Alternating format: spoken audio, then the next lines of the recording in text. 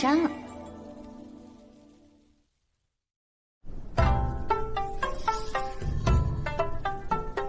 目标1：天道院，神都最好的学院。能开门入楼者，获得比试资格。哎，快看那家伙！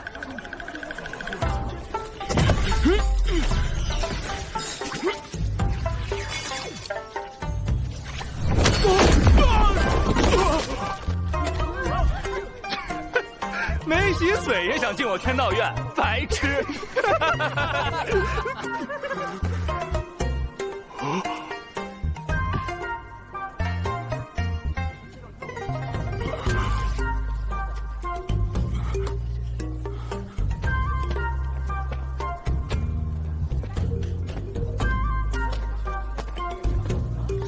哎，慢着！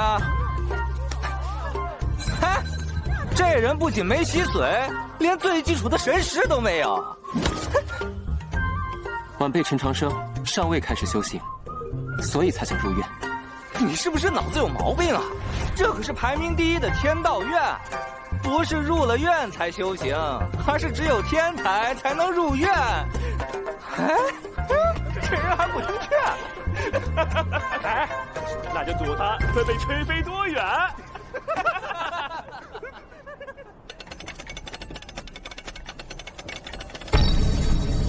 哎呀，是不敢了吗？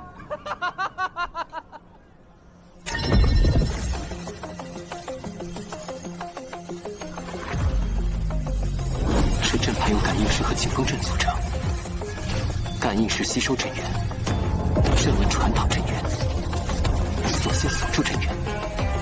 如果阵源强度不足以顶开锁线，就会激发景风阵。能同时满足这些功能，应当是柳州奇门的出风盘。我记得解法是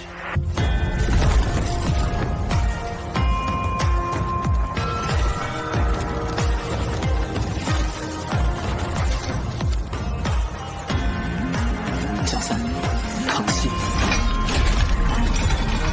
第6放肆心就说他有毛病，没修行纯瞎按要能打开，我脑袋给他当球踢。回应击球。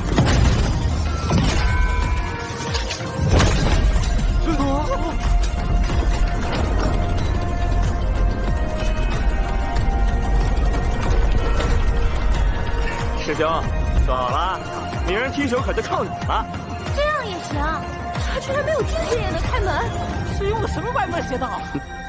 有趣，竟敢坏规矩，找打！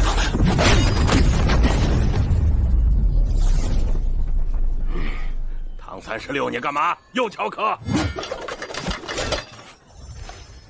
老曹，你干嘛欺负一个没有境界的人？好意思？你，老曹啊，脾气别这么暴。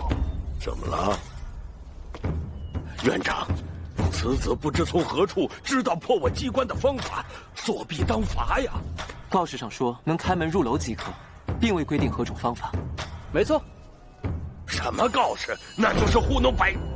反正这黑石盘就是为了抢凡俗境界而在。你连洗水镜都没有，就不能入我天道院大门。卡凡俗境界，既如此，何不光明正大？弄个假告示，只会惹人失望。而且，依据天道院院规第17章第4律第8条备注下，入院招生的试卷是唯一的标准，而非是否洗髓。11年前青律司也曾经有过判例。胡扯！老夫在天道院执教数10年，从未听过此条院规。确有此条院规，你这小家伙懂得倒是不少。进去吧。多谢前辈，也谢谢你。刚才，嗨，没事儿，先去考试吧。那他也可以参加比试吧？哦，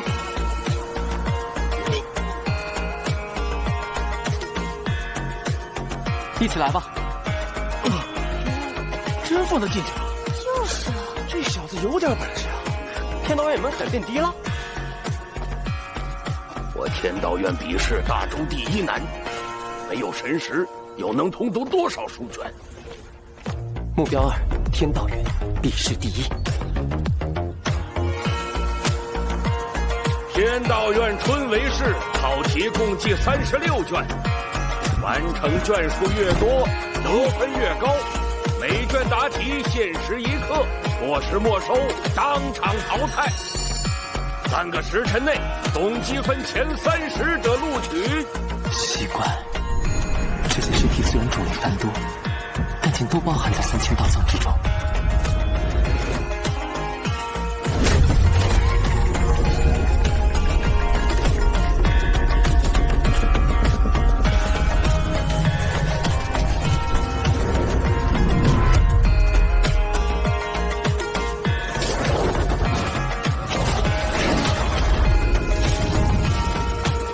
师父从不教我和师兄修行，只教我们通读古书。迟早料到会有这天。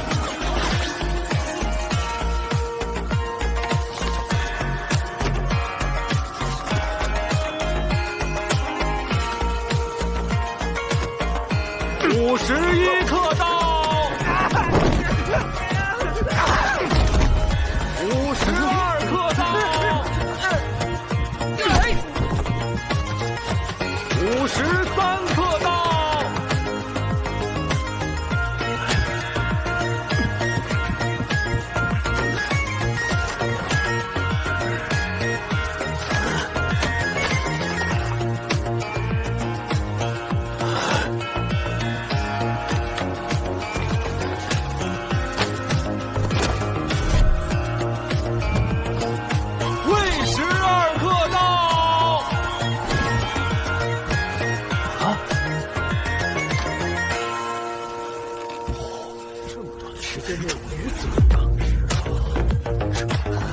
天道36卷自从创立以来，从未有人解答出全卷。太厉害了！居然1个半时辰就答完。你叫什么名字呀？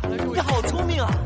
上一次能以普通人进天道院的是那个传奇王之策，他也会成为传奇吗？曹教育，哎呦，这不是神将府的双儿吗？我家夫人托我带给您的。徐夫人。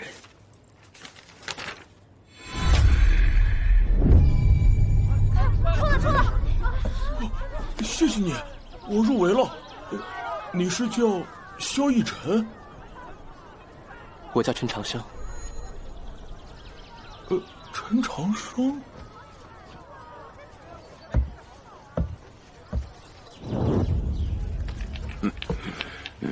老师，我想查卷。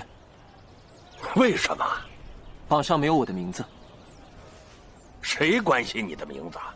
又为什么要有你的名字？因为他答对了所有的考题。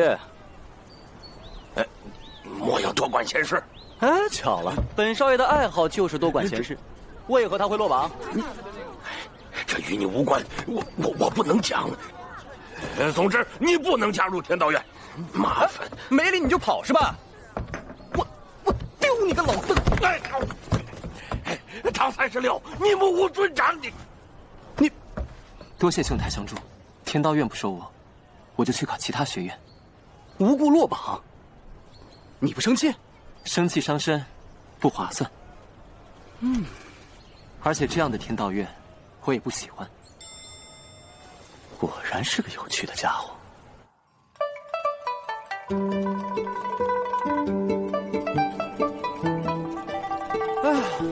我也不喜欢天道院，虽然我是里边的学生。我叫唐36，尔东辰，陈长生。哎，你学问不行，名字倒是挺普通的。我觉得意头很好。倒是你的名字，难道在家中排行36？是青云榜排行36，我觉得很丢人，所以改名，以此自勉。青云榜，你不知道？就是那给整个大周年轻一代排的榜单，排位越高，就越有机会拿大朝市首榜首名。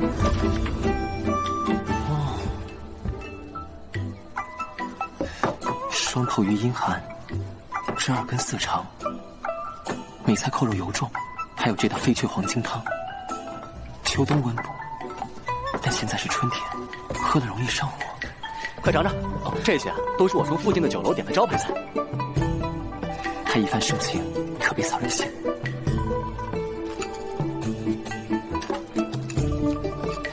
肥而不腻，贼好吃。你看上去不像神都人。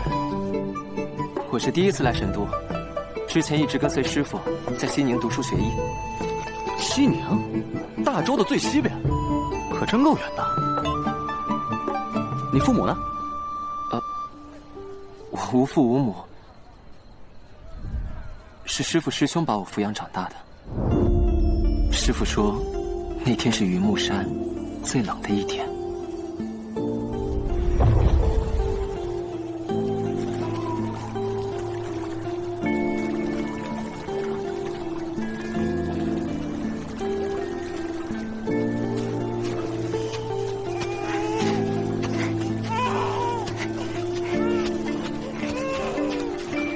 那天的空气很冷，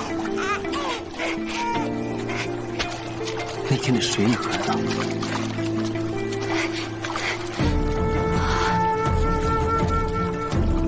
看愚人师兄的手很暖。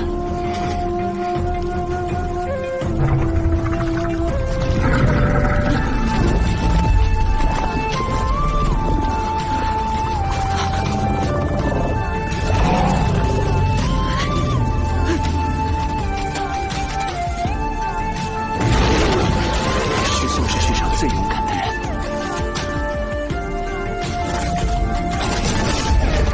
能教出师兄的师傅，自然是世上最厉害的人。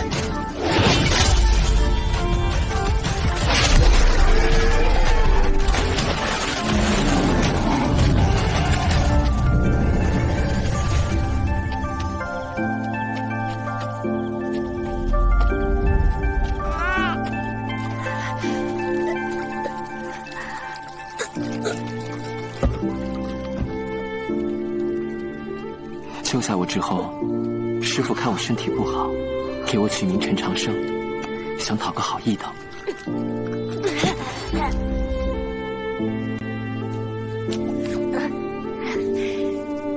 师傅便也从不教修行，只教我和师兄3000道藏。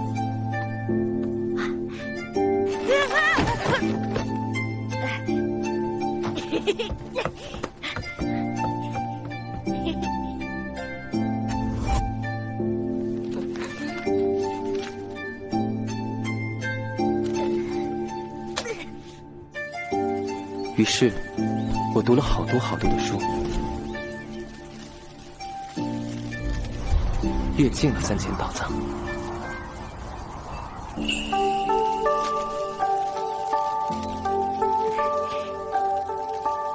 有天，西宁桃花开时，白鹤送来了一封婚书，说是因为我师父救了他祖父。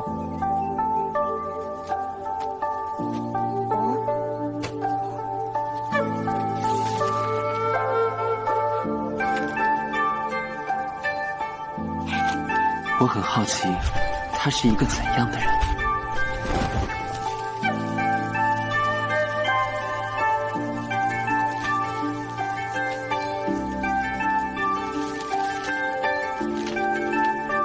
小道士，等你长大了来神都找我，这里好吃好玩的可多了。我带你去吃炖牛骨，逛天书陵，看奈何桥。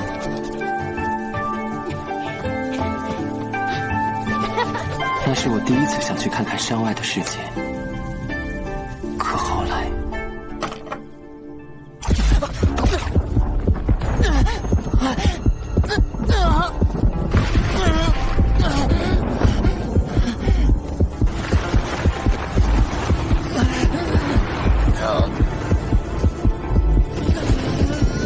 那是我第一次发病。师兄说，满院飘香。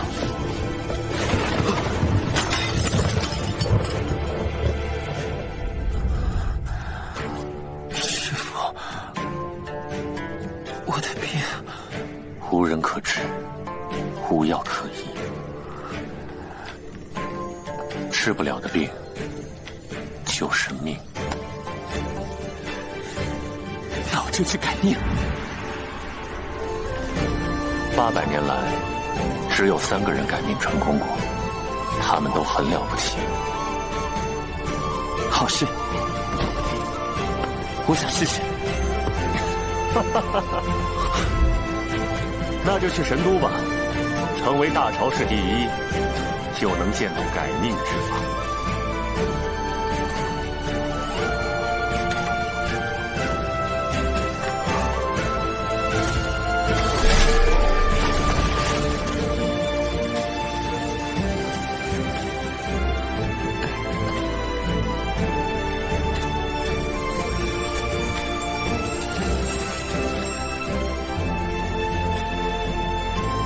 师兄相信你，加油！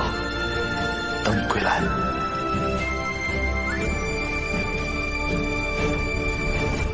原来如此，陈长生，佩服！往后在神都，我就是你兄弟。哎，不过你一山里来的新人，这天道院为什么要针对你呢？难道跟你刚刚说的那个婚约有关？是哪家的小姐？他的家应该就在神都，他叫徐有容。徐有容，你认识他？徐有容，10岁觉醒真凤血脉，被誉为大陆第1天才，10任青云榜首，未来的圣女。你的婚约竟然是他，没弄错吧？在我记忆中，她只是个爱吃爱玩、喜欢写信向我需要的小姑娘。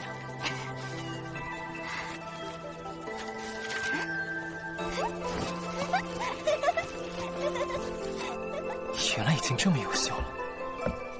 哦，难怪天道院不敢收你，一定是神将府的人知道你来神都了。神将府乃神都大户，若是被人传开徐有容跟你这穷乡僻壤的小子有婚约，那他们家的脸面和大业可保不住喽。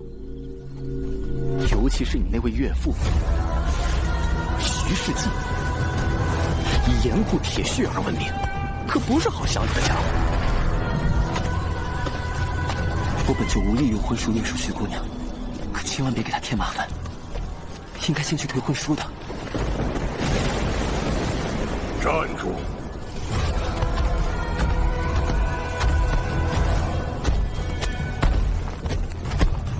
交出婚书，滚出神都，否则让你见不到明天的太阳。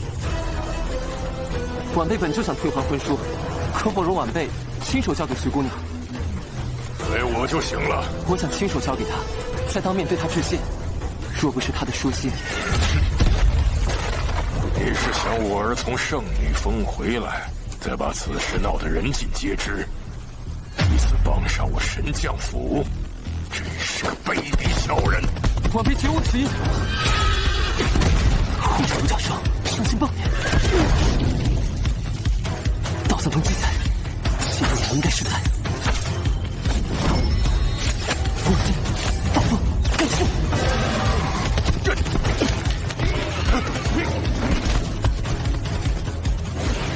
只会些无耻手段。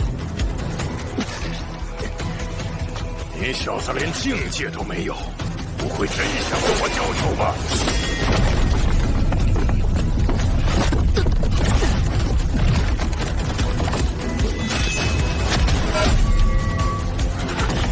修玉破阵道已经施展，道气就同时出现在四方，避无可避。给你最后一次机会。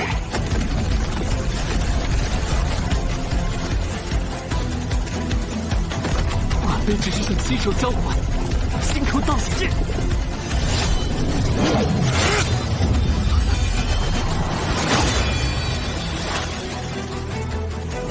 3000道藏包罗万象，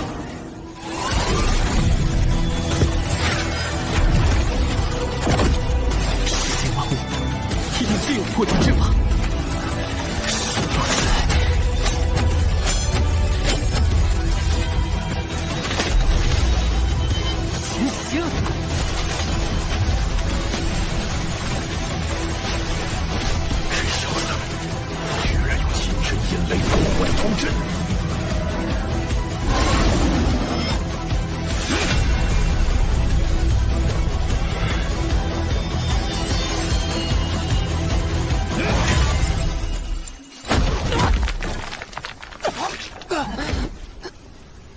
那柄短剑，那把剑鞘，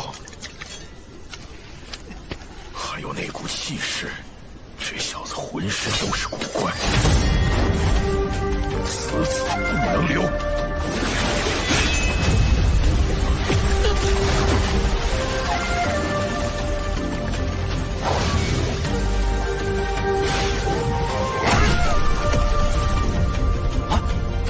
徐世界的星域闹这么大，糟了！我家女儿有真凤血脉，世间独一无二，所以我就该死吗？每个人在世界里都是独一无二。我本就想退换龟兄，但现在我能破你刀剑，就能破你星域。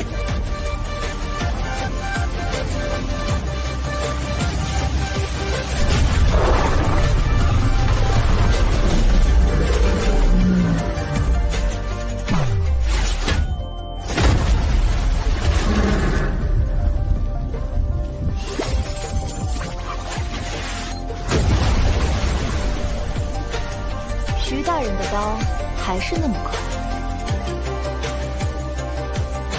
差点我就没赶上你。墨雨姑娘，徐某只是处理一点家事，倒是莫姑娘，你为何插手？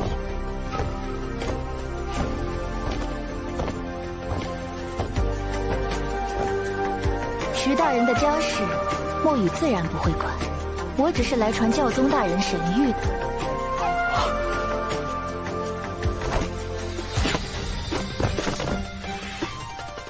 神都教宗有旨，宣西宁学子陈长生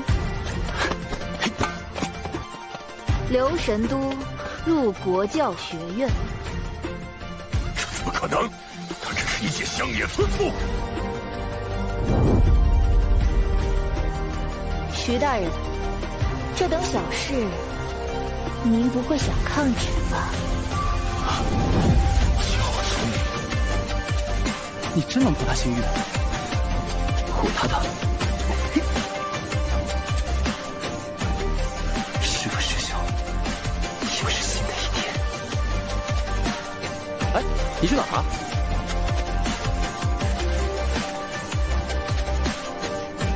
去看新一天的朝阳。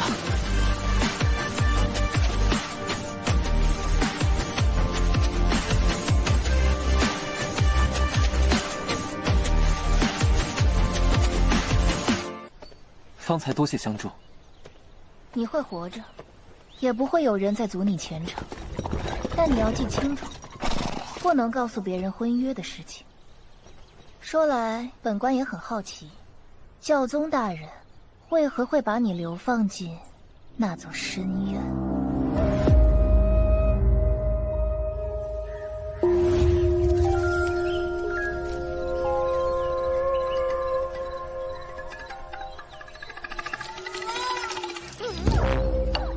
怪不得徐世纪连个屁都不放就走了，原来是崩到这儿了。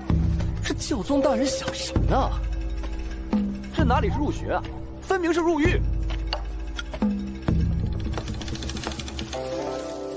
我大周已教立过，国教学院应当是天下学院之首，怎会如此破败？亏你满腹经纶，居然不知道这事儿。我读的3000道藏里并未有记载。简单来说，20年前，国教学院院长商行周不满天海家圣后统治，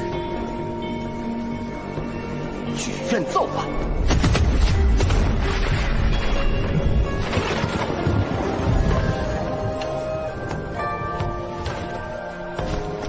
国教学院敢为社稷，恭请娘娘即刻退位，还正统于天下。这惹恼了那个通天的教宗。商，你越界了。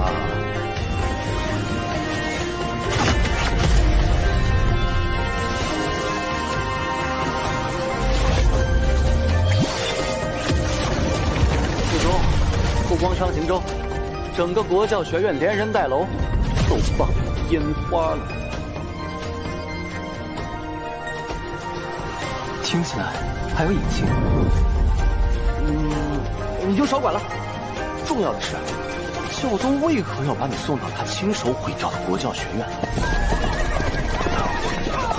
他明知天海家还联合其他5人，对国教学院进行了大清理，这岂不是把你往火坑里推？讲了这么多，你还要留在这不祥之地吗？既来之，则安之。这里很像我在西宁读书时的旧庙，安静、自然。我喜欢这里。师父说，只有参加大朝试，才有机会获得改命之法。以国教学院身份去参加，是我唯一的选择。可你连修行都没有。我是没有修行，不是不会修行。啊？参加大朝试的可是全大陆的天才，莫非你是能快速冲进的先天修行圣体？快让我看看你的经脉。前所未见，前所未见呐！没想到啊，你的经脉这么稀碎。大朝试只剩3个月，现在修行还来得及吗？师父也说过，我的身体与常人不同，但他还说过，文道有先后，未必不能后发而先至。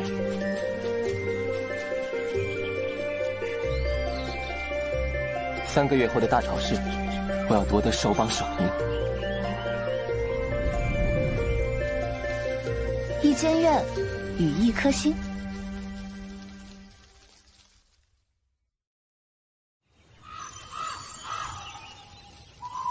这么破烂的地方，居然有一座完好的书阁，甚好。修行就从打开这座书阁开始。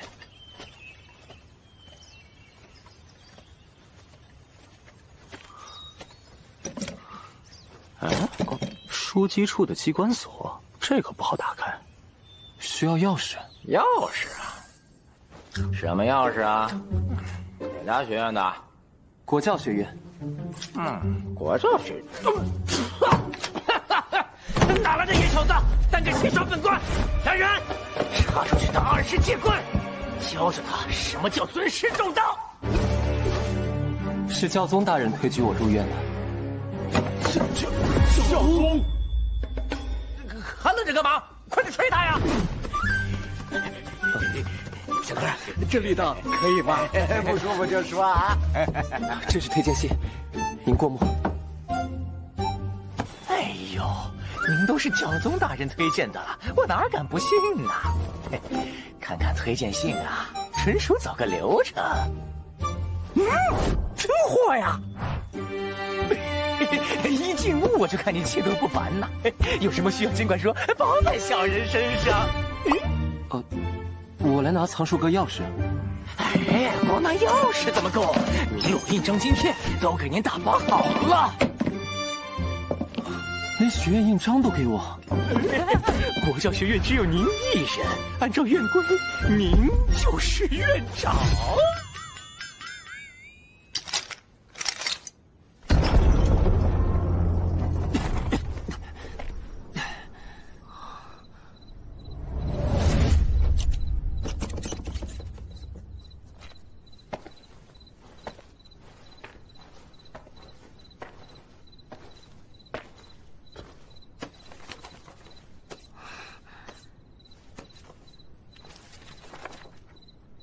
这些书与我读过的3000道藏不同，而且竟都保存完整。曾经的国教学院该是多么辉煌美好！吾辈读书，再修明德。好，说得好！书阁内禁止喧哗，哪个办法？如果能重新看到那些画面，也不错。小陈院长，这等粗活，小陈院长完全可以吩咐我的来做吧。我挺喜欢打扫的。巧了，我们也爱打扫，也爱打扫。您是教宗大人钦点之人，想必天资惊人，可有做照镜啊？不曾做账。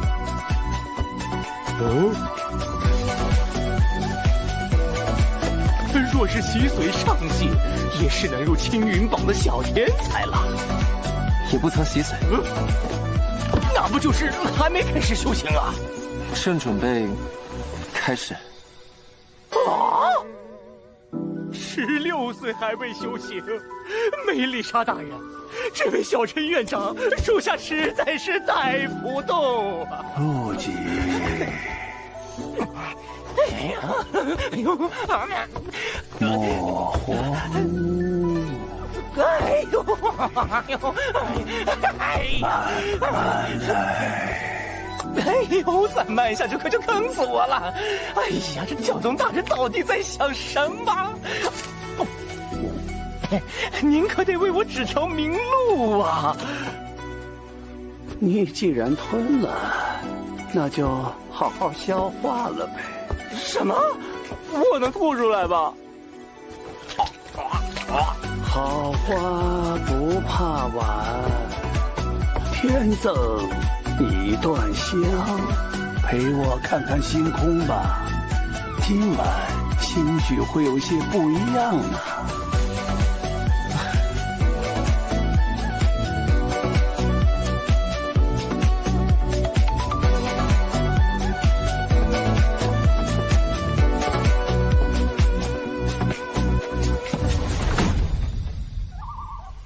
3月19日，春分，修行的第一天。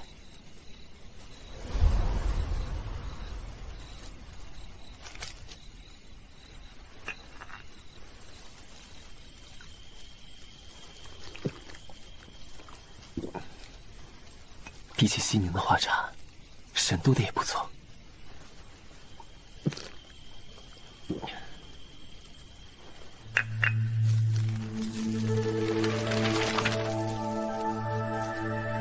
修行境界自下而上，分为习髓、坐障、通幽、聚心、从圣、神隐。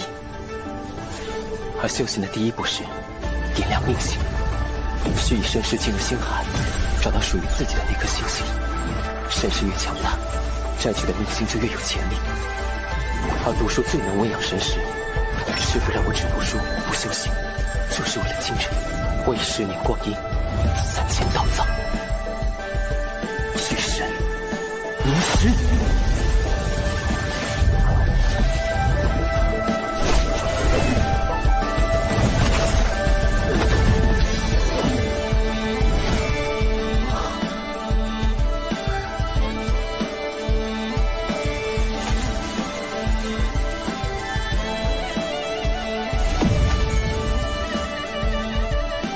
这就是星海。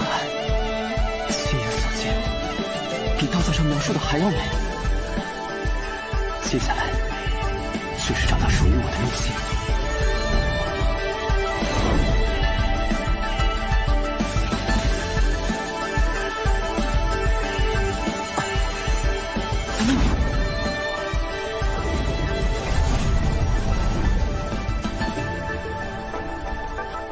哦，这么大阵仗的命星，我还是第一次见。在国德学院，我是小陈院长吧？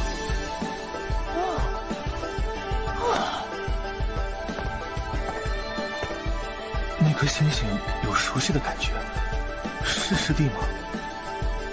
他的命星很强大，也很遥远。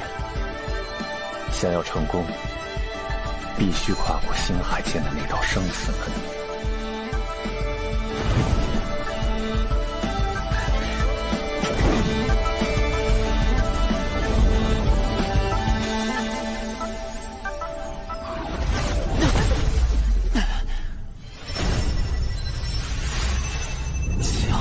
星海里居然有一堵墙，道藏中从未提过。可是我的星星在指引我过去。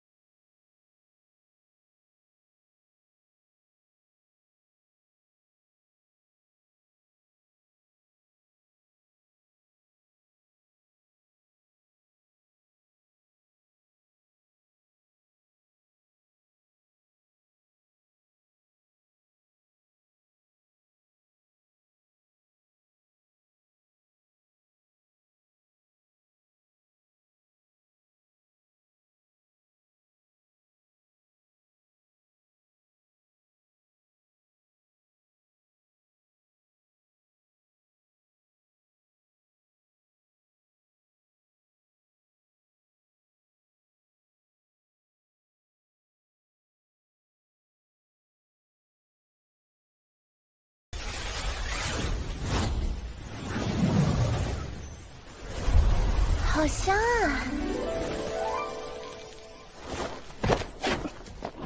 小姐，秘辛这么厉害，神识一定很强大，说不定他能治好我的病。小姐，您先下来吧，高处危险，您别摔着了。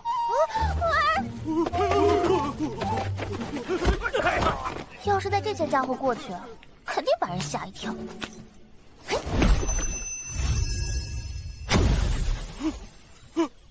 不好了，小姐不见了！我去找小姐，你们赶紧上报。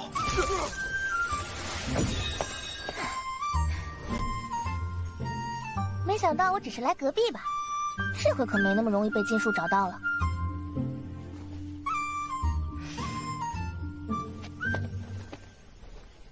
是他。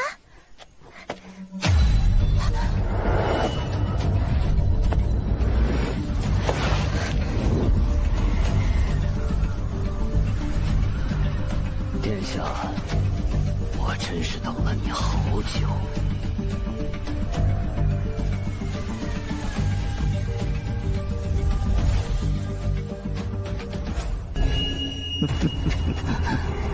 公主殿下，我终于等到你孤身一人了。自从殿下跨过红河，我就一直在夜色中度10年。头生双脚，你是魔族？如果妖族公主死在人族都城，人妖二族的联盟必将瓦解，届时就是我族北下之日。别挣扎了，这烟罗空间出自魔君的武器，即使是巨星境强者也破解不了。叫什么大话！反细胞排名17的落雨鞭，就凭你那御邪的经脉，杀你不过10息之内的事。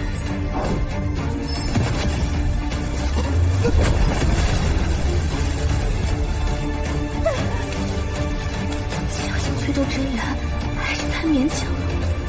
您带的法宝可真多，不过我还活着，那您就死吧！可恶！如果我能用真气就好了。天心应付，终身风雨剑剑拳，真元随意，平万玄间，风与你。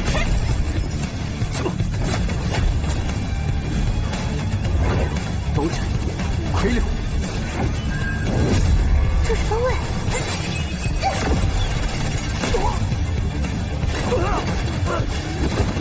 小叔唐位。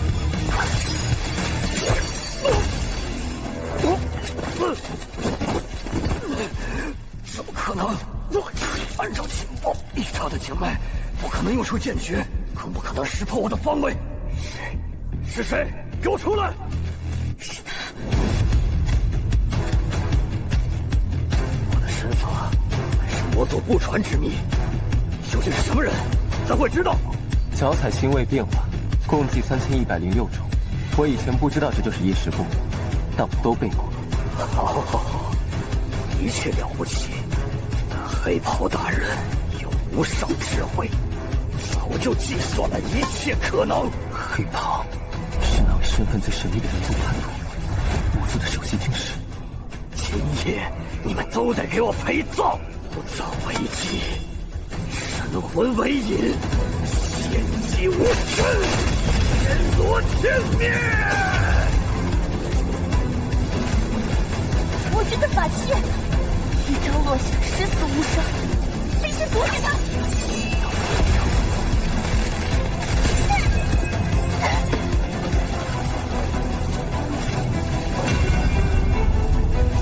魔军法器掠夺，曾位列排行榜第3，现在却是19，因为曾被一位绝世强者眼中所坏过。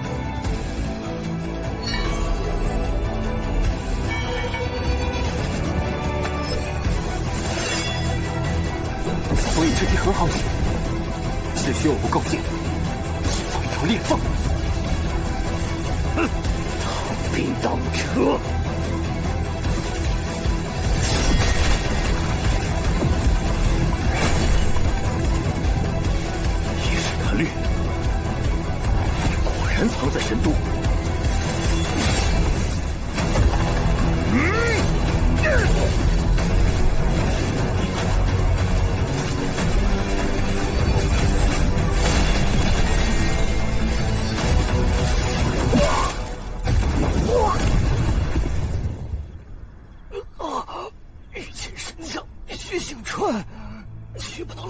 手里。伤了我家小姐，还想一死了之？我要你后悔来到这世上！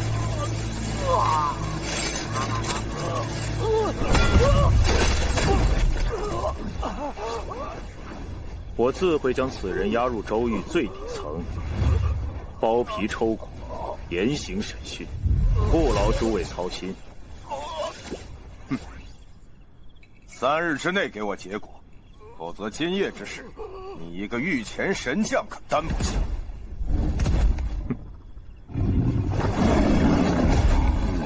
金将军，薛某记下了。面对御前神将也不落下风，有这位金将军在，他应该安全。公子请留步，您救下我家小姐，请受金某一拜。魔族在前，这是我应该做的。这玉蝶可在任意钱庄兑换黄金10000两。不必了，晚辈还要读书修行，告辞。有趣的小家伙，你可知你错过了多大的机缘？中巴之东发东山，江水开辟流其间。白帝高为3峡镇，瞿塘险过返牢关。我的小洛洛背得可真好啊！娘，我长大以后要继承爹爹的白帝城和800里红河。好志气。陛下，若恒殿下的经脉混合了人族与妖族特性，恐怕终身只能止步于巨星境初期。我可以给你3年时间胡闹，3年之后，若不能突破巨星境，便与下一任继承人成亲。洛洛不要去和亲，我一定能成为最厉害的白帝。殿下，您还有伤在身，他没事吧？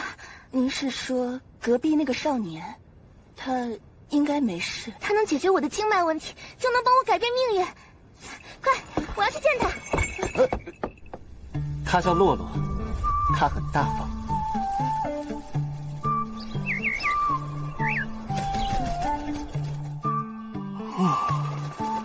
昨晚这么一闹，不但错过了吸收星辉洗髓的时间，还没睡好。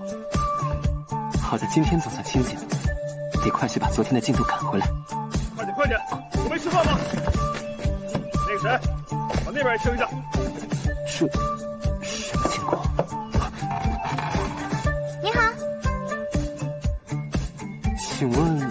谢谢你昨夜救了我。不客气，你能专程来表达谢意就够了，请回吧。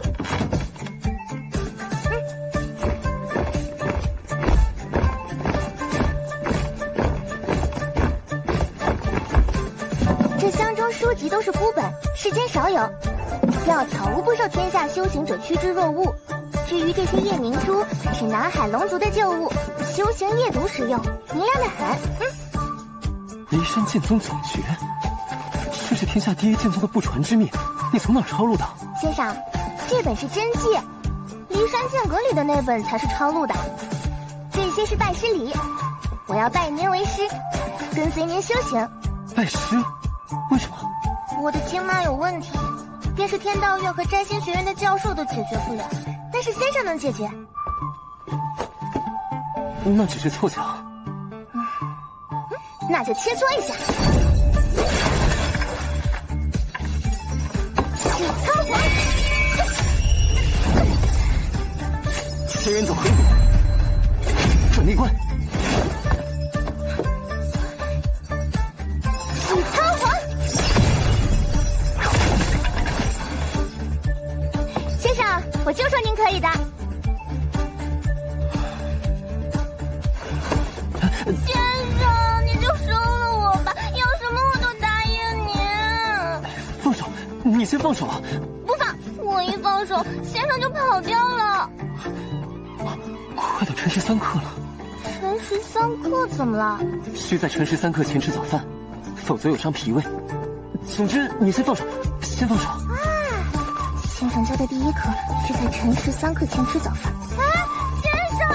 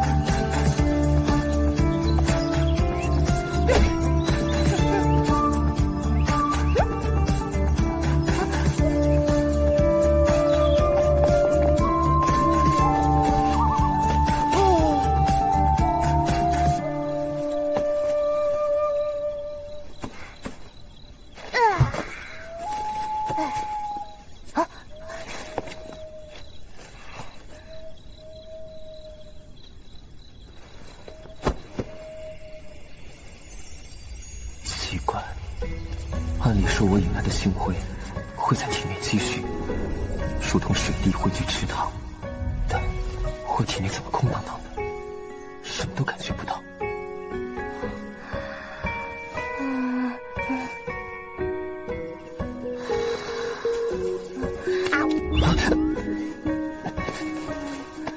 果子，你去哪儿？果子？不好意思啊，先生，你太香了，我梦见在吃长生果。啊，先生，别再跟着我了，我没资格教你，也没时间教你。我要读书、修行，有很多重要的事情需要去做。先生，你为什么这么着急？我要参加大朝试，而且我一定要拿兽榜首名。啊？你不觉得这个目标很可笑吗？至少有些吃惊。为什么？先生参加大朝试，当然要拿兽榜首名呀。总之，我们不是一路人，回去吧。以后不要再来。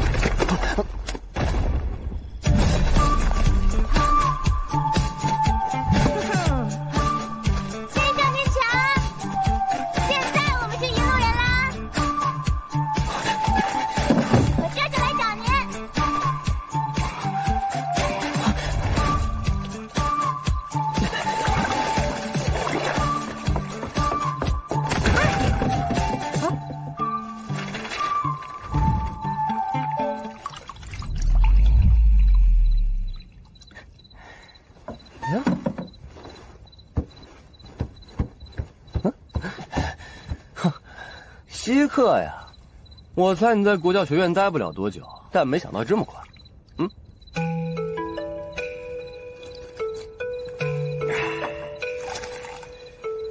听了半天，我还是不明白，国教学院乃是反叛天海圣后的不祥之地，难得有人拜师求学，干嘛不收你？你又不吃亏。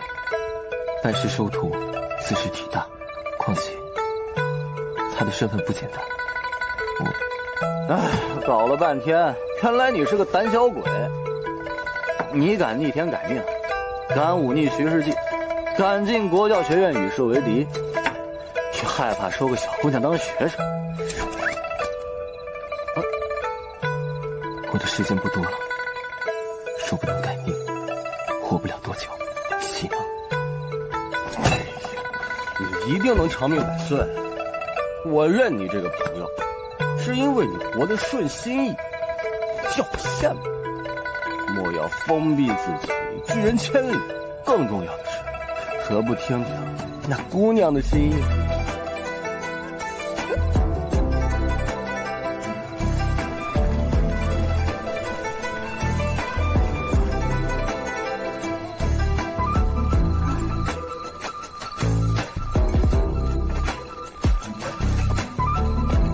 先生这么久没回来，看来是真的生气。他诚心的，就是不到。殿下确定要走吗？先生对我有救命之恩，我不想让他为难。可他是您唯一的希望，就算用绑的，属下也要。我可是白帝之女，这点气度还是有的。走吧。而我却一再回避，是我太自以为是了。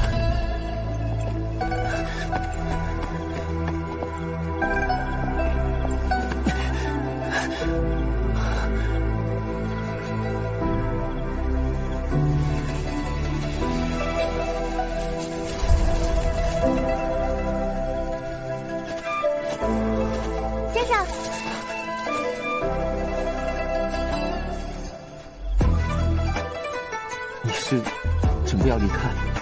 待会儿就走了。我记得先生爱吃透花瓷，就让人做了些，打算留在书阁门口。你的经脉，先生施过针，已经好些了。按照周律，国教学院空置将满20年，是该注销了。但恰好这最后几天，恰好多了一个学生，所以这废院就该彻底消失。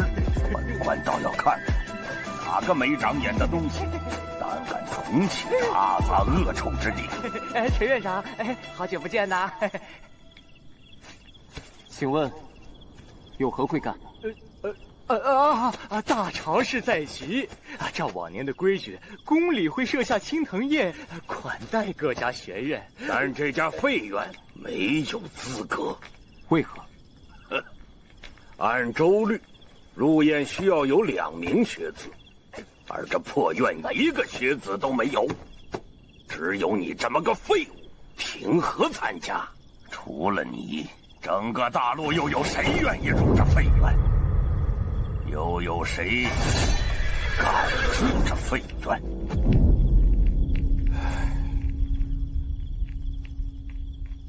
我愿意。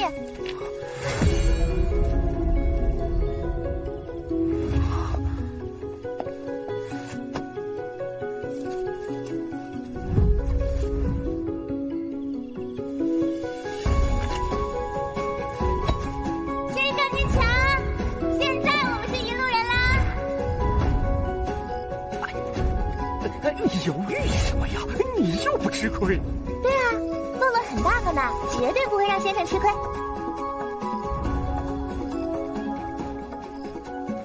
我可能教不了什么，甚至你还会承受很多羞辱和打压。先生，我不怕，没人敢羞辱我。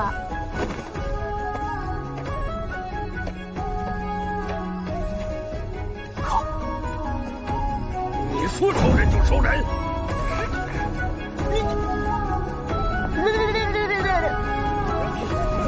先生，请稍等。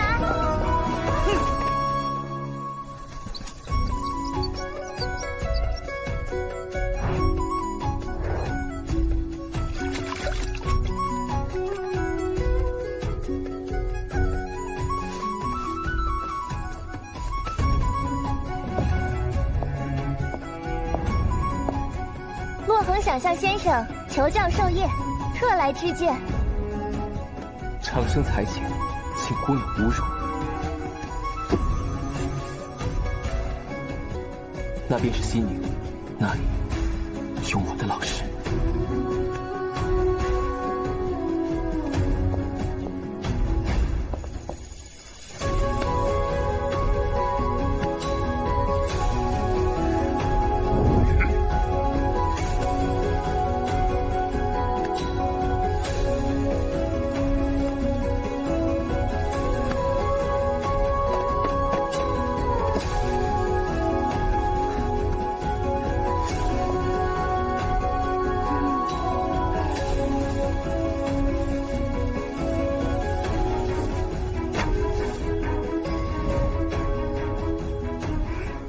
现在我们有2个了。2个。好，好，好，你们这是要自讨苦吃。曹某定要让世人知道，这间废院只配当坟场。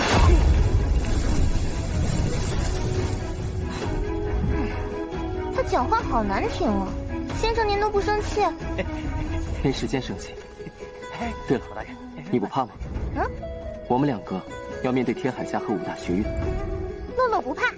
好，那青藤宴只是开始，我们一起把国教学院的名字留在大朝氏榜首。好耶！我们要成为大陆最强的师徒。哼！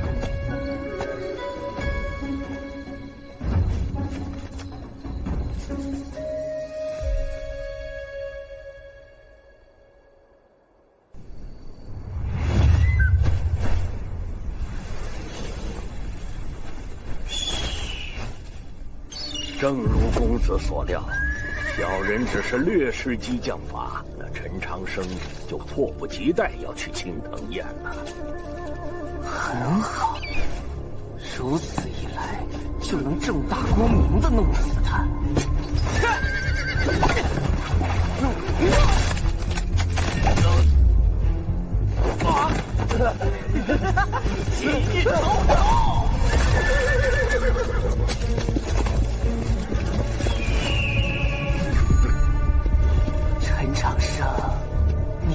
老死，够硬了。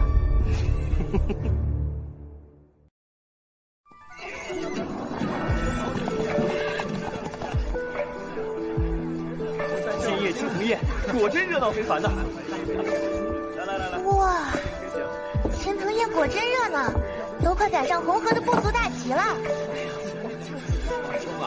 又突破了！大周朝最尊重传统，自然会隆重些。只有青铜学院联盟才有资格入内。你是哪家学院的？我们是国教学院的。国教学院？难道是那间废院？听说近日招了一个没有修行的废物，就是你。睁大眼睛看清楚了，这儿可没你们的位置。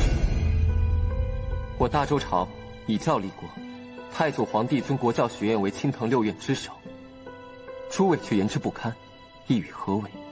就凭你也敢狂言六院之首，找打！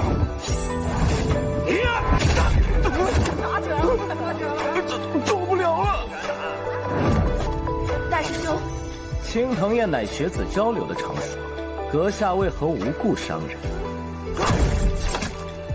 这位师兄面部充血，口舌生疮，是为肝火郁结之症，我为其施针降火罢了。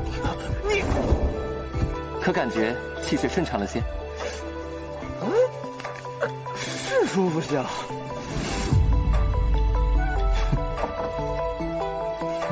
故弄玄虚，师妹，你为何会和这穷小子在一起？你是？哼，我是庄汉宇，院长讲课时，我坐你隔壁。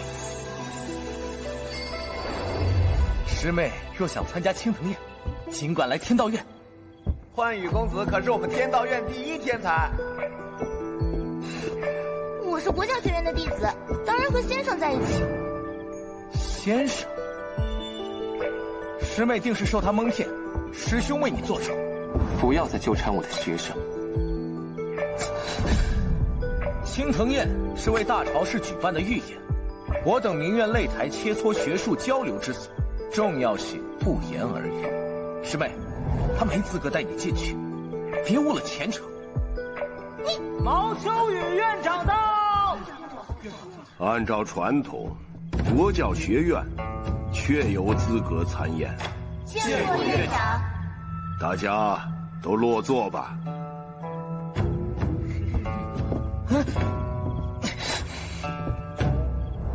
糕点都没有吗？哼，居然给先生安排这么小气的桌椅。无妨，既来之则安之，先看看再说。好，我听先生的。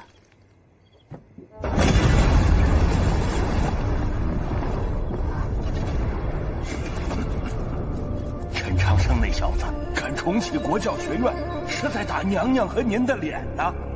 听说有个乡下来的泥腿子，没有修行的废物，重启了国教学院。那可是我姑奶奶天海圣后废掉的院子，这么干，是在打我天海家的脸呢。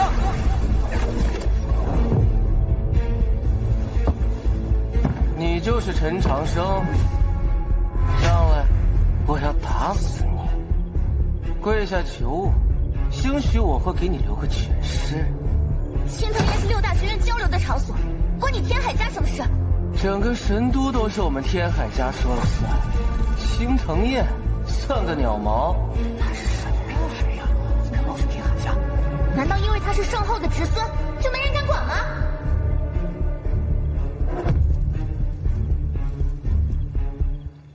原来大州长已腐朽至此。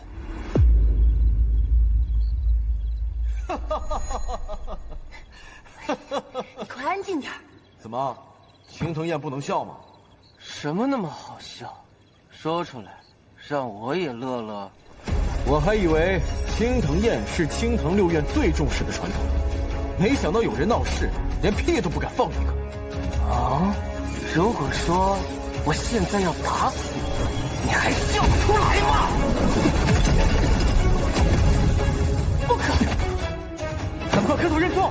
他可是天海家的人，你可别连累了我们。就是。我进摘星学院，是因为摘星学院风骨最硬，你们怕他，我可不怕。兄台请留步，方才多谢了。但他的确是圣后的侄孙，这一去会给你惹麻烦的。我来自红河大山，山民从不怕麻烦，也从不向小人低头。我也来自山野，两个山里来的泥腿子，信不信我把你们山都烧了？放心，他是左召见，我也是左召见。你没有境界，我上去会会他，我有信心能赢。他要是天海家，前不就完了？摘星学院，轩辕破，赐教。我最喜欢硬骨头了，越硬我打碎的时候就越爽。找死！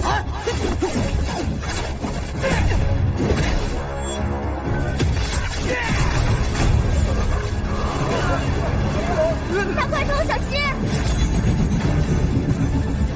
不过是个坐轿出境的废物，妄图和我斗。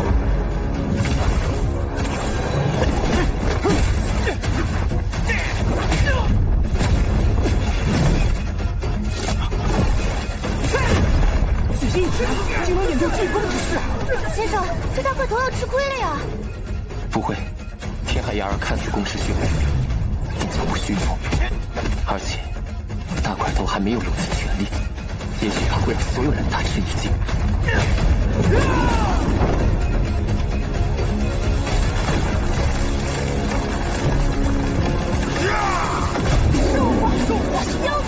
消化躯体，力量倍增，这是妖族独有的战技。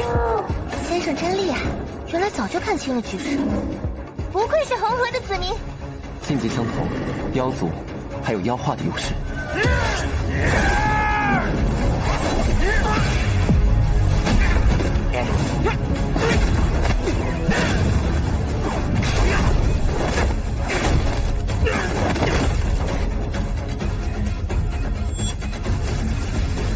妖族好啊，生命力强，怎么起来才得劲？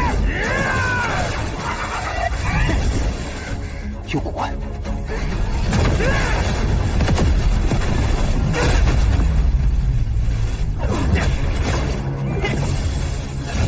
你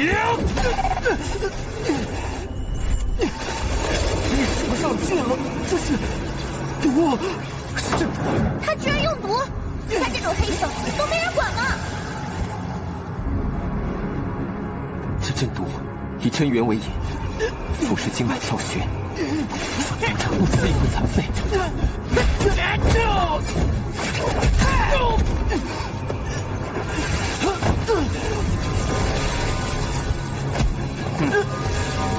今日头朝！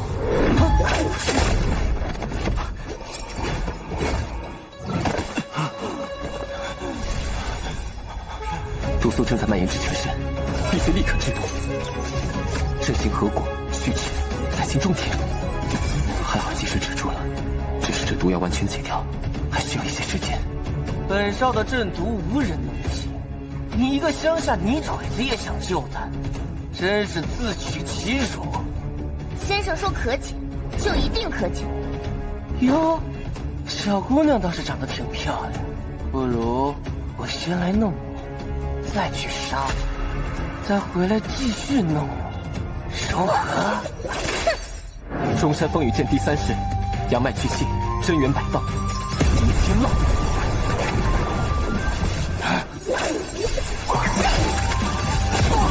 恶心的东西，搞不出来你的臭嘴！怎么可能？第4式，气海轮转，真元玄仙，劈雨连。第5式，幽府通玄，真元内转，劲风雷。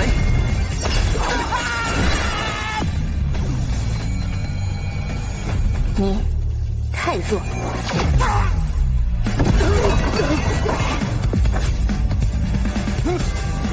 公子，三世打败了青云榜排行30的天海鸭。他究竟是什么人？这怎么没听说过？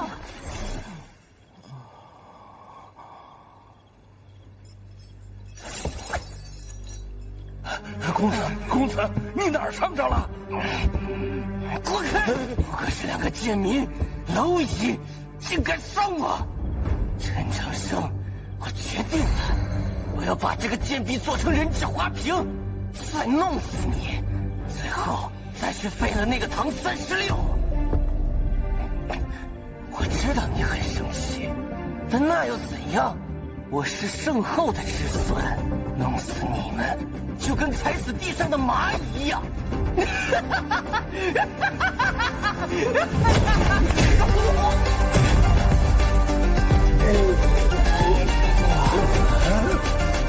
你说错了2件事：第一，我不是没有修行；第二，你想废了朋友和弟子。不管你是谁，我都要废你。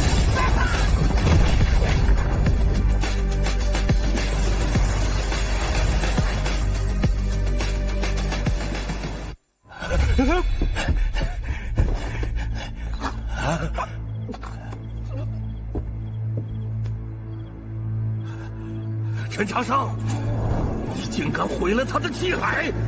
来人，将这2个忤逆之人给我抓起来！都退下！青藤学院、闲杂人等不得放肆！你为一己私欲，不惜挑唆利用天海牙儿，这等低劣手段，你以为娘娘看不清吗？我只是在为娘娘分忧啊！愚蠢！圣后娘娘慧眼如炬，若没她允许，国教学院岂能重开？此事谁来负责？你该清楚。神都的夜可是很容易死人的。那一夜，青藤宴不欢而散。虽然国教学院重归青藤6院，能参加大朝试，但没有人开心，仿佛做错的是我们。在深夜的武馆，真的无人在意吗？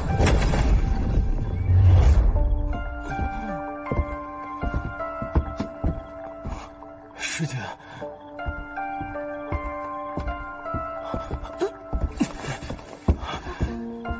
大块头，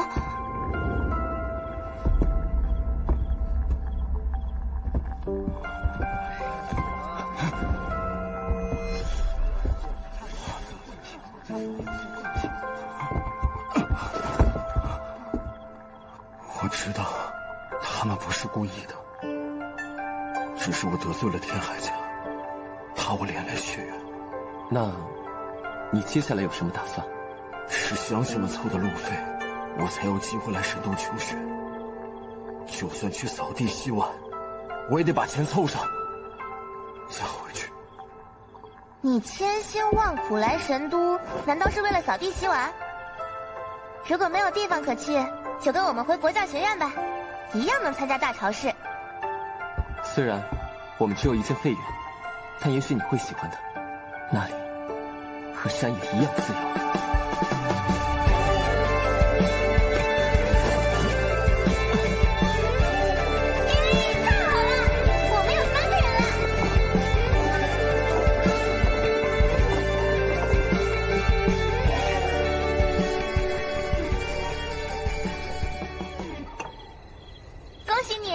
成为了国教学院的第3个学生。入院可有什么规矩？先生说的话就是规矩。没有院长或者老师？先生就是院长，先生就是老师，先生也是学生，3位一体，所以先生就是国教学院。那我跟他学习。我教你，先生是我师傅，也就是你的师祖。听说你把天海牙儿给废了，干得漂亮，值得服一大白。几日不见，前庭兴旺，又收学生了。这位是我朋友，汶水唐将，唐36师爷。你好，你可以叫我洛洛。在下轩辕破。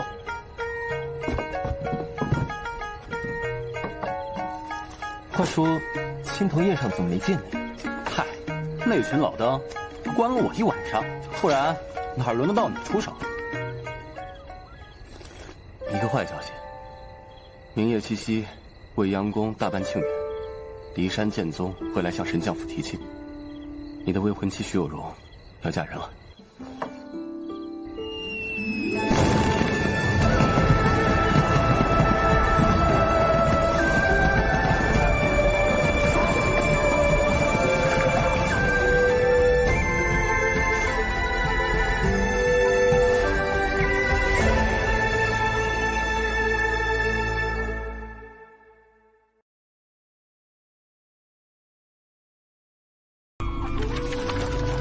中土大陆，人妖魔三族共存，其中魔族最强，视众生为食物与奴陪。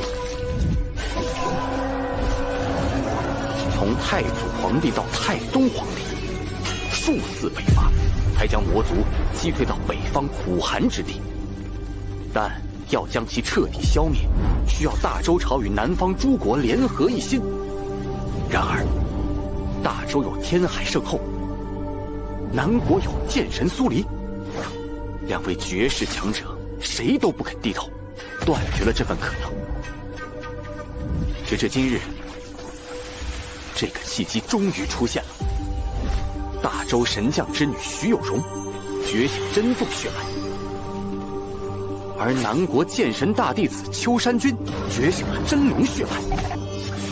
世人都说，这真龙与真凤是天造地设的一对，若二人结成连理，便能推动南北河流。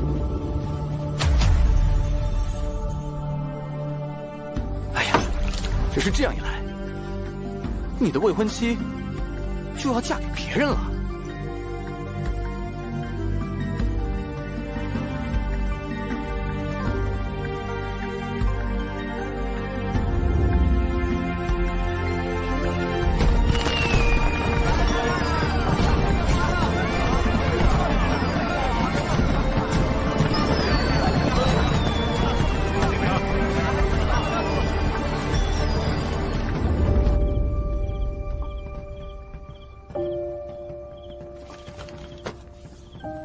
我本就活不长，能否改命还尚未可知。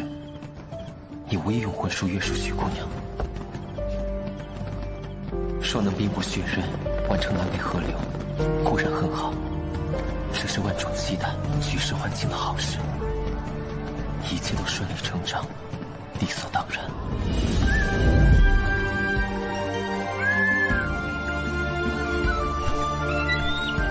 可不知为何，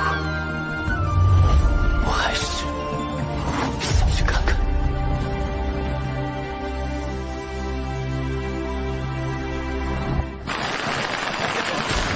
七夕夜，七夕，南国那边真是选了个好日子呀！毕竟是关乎南北河流的大事，各家都赶着来贺喜，想亲眼见证一下。整得还挺热闹，平时不出血的老狐狸们都来露脸了。陈留王到！连陈氏皇族都来了。王爷，身后特派皇储陈留王来做证婚人，你可千万别给我们天道院惹祸。徐某有失远迎。我大周真凤与南方真龙秋山君喜结连理，象征南北河流。今夜过后，便要称将军一声徐国柱了。小女的婚事能为我人族谋利，是我徐家的荣幸。大主教到！大主教，老夫出门前算过一卦，今夜的确是个好日子。好，整个大陆有头有脸的都齐活了。陈调香，你到底来不来？南国求亲使团到！快看，南国使团！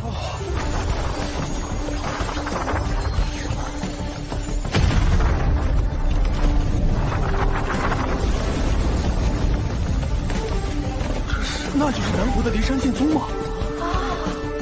据说骊山剑宗有7个弟子天赋绝伦，并称神国7律啊！今夜光是7律就来了4个。秋山君来了没有？我怎么没有看到秋山君啊？果然是不同凡响，真是大开眼界啊！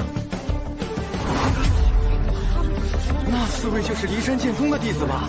青云榜前10便被他们占据6席，我大周也只有徐有容才可以跟他们一较高下了。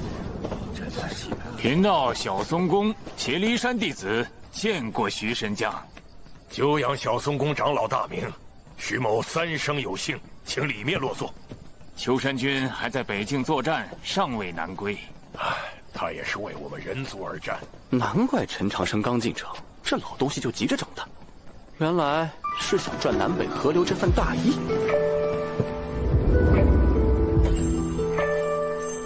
不愧是先生，穿国教学院的院服也很好看。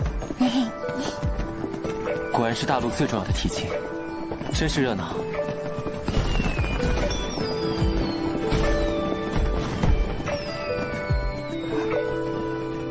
平国公主有要事请您相商，可否一步？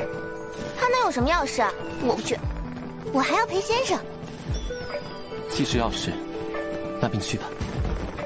那我去就回。快点，快点！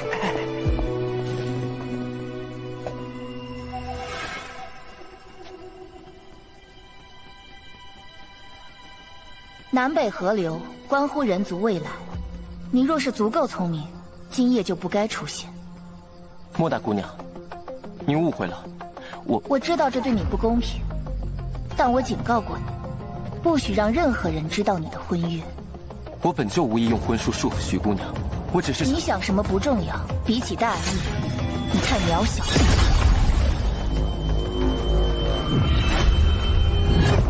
什么？让我来就是为了叙旧？如果这就是你说的要事，恕我现在不能奉陪。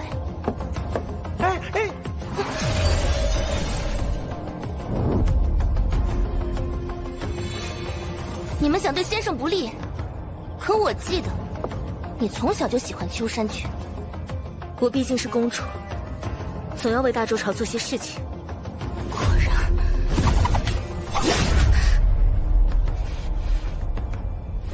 我是打不过你，但在这里伤了我，你白家承担得起吗？如果我在这里出事，你也担不起吧？你疯了！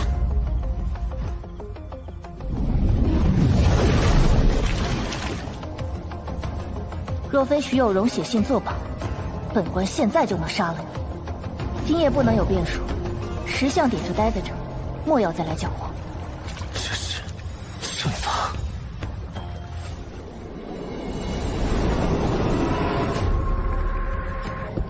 恭喜徐师伯。殿下，我敬您几位，敬我们的河流大宴。恭喜恭喜啊！来，敬你一杯。为什么每个人都在防着我？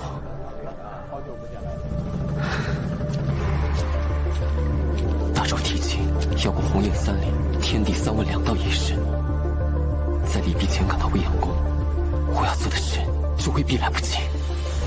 拜师、美术、寒潭，莫非是同宫大阵？书店员后论，正本类朝和南柯记中有过相关记载。太祖逆前朝时，将一代帝王生生囚死于同宫之中，时任教宗以此为名，创下同宫大阵。找到了，太宗陛下治国时，曾提出过改良此阵。执行者是24圣贤中的王之策。我要找的逆天改命之法，也与他有关。从圣境之下，无法破阵。但500年前，有位大主教应太宗皇帝之要，破解过此阵，并留下了一句点评。真是怀念呐！当年有故人邀我破阵，我在阵眼处种下一棵梅树，如今也该开花了。罢了，你走吧。不过你现在去也无济于事。那陈长生恐怕已经赶不上这场宴席了。无论你们做了什么局，先生都会破给你们看。走着瞧。他说：“双目成林，点星为灯，风生水起，可见生门。”美术就是阵眼，也是提示。以夜空中的星辰为点位，就能推断出生路。丹木为始，为数是木，木生大火，形成星宿，星宿出火，火生后土，再至斗宿，待见双门，即可入生门。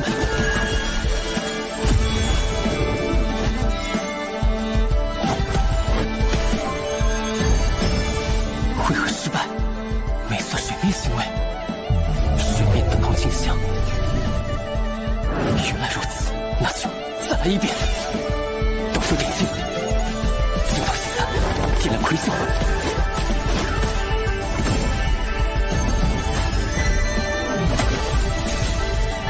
再来。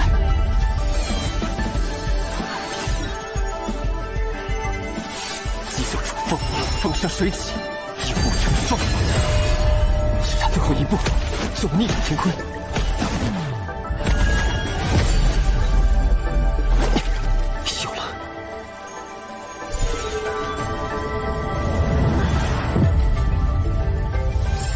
双目成灵，双门在此。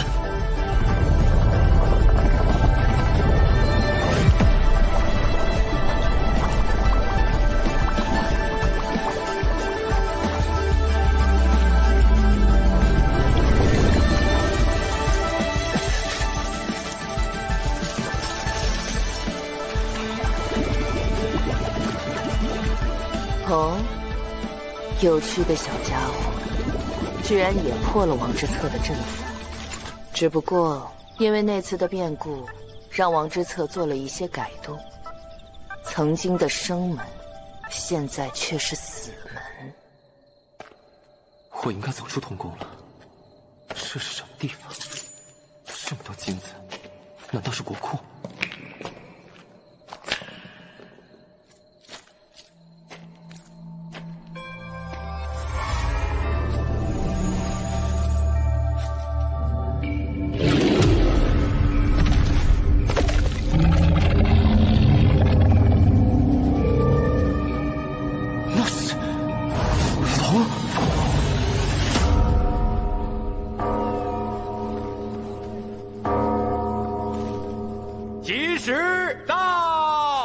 本殿邀请在座诸位共同见证，订婚仪式现在开始。提亲为始，在下小松公代表南国骊山剑宗特来提亲，欲替剑宗弟子秋山君求娶大周神将府贵女徐有容。鸿雁为礼。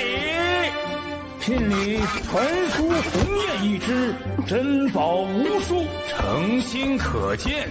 男女双方缔约为书，黄印为证，天命为媒。一大府人族南北河流，北伐魔族攻破玄老城指日可待呀！是啊，恭请天地3万。天地3万后便算礼成了。陈长生，你到底在哪儿啊？再不来，可就真的来不及了。3000道藏记载，都为死者。看来师父说的没错，我的命果然不好。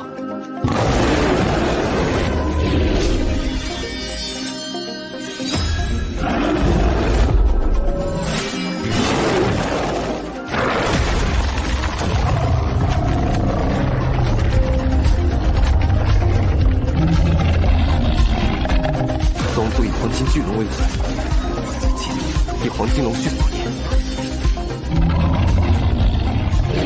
莫非是同族间的危机压制？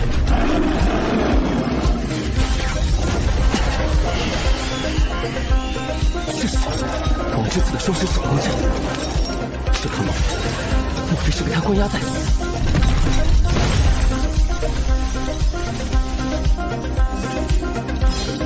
射出龙巢连通神都地脉，那里就是出口，只是太高了些。山，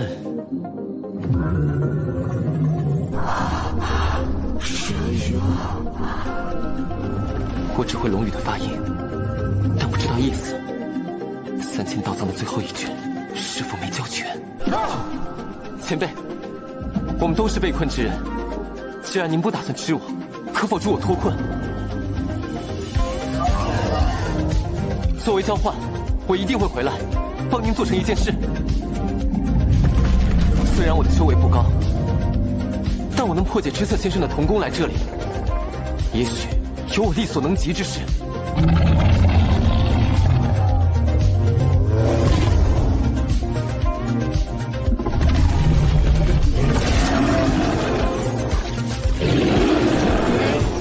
原来如此，多谢前辈。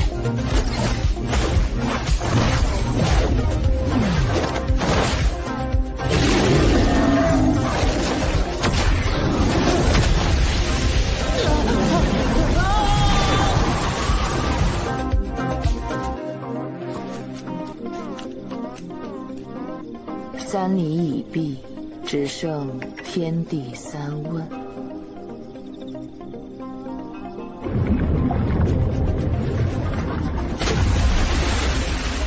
是王光，我出来了。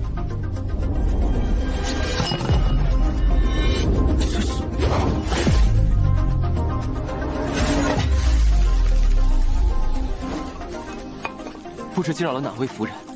晚辈还有要事，抱歉。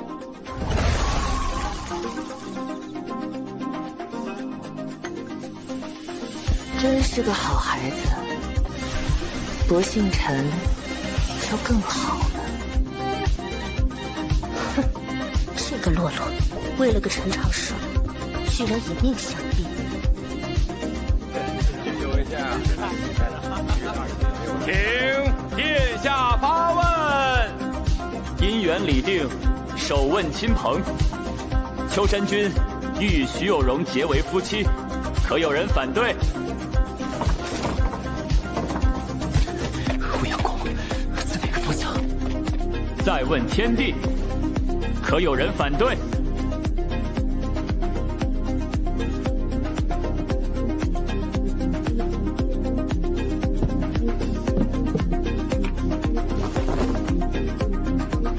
三问世人，可有人反对？好，赐黄印。我反对。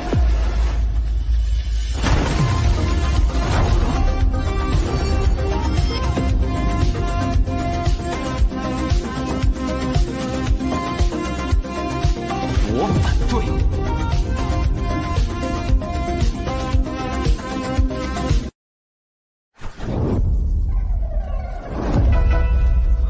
我反对。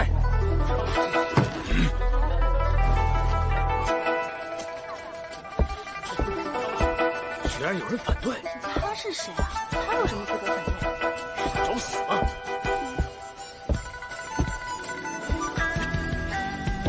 哪里来的混账东西，敢在宫内喧哗！来人，把此人给我押出去！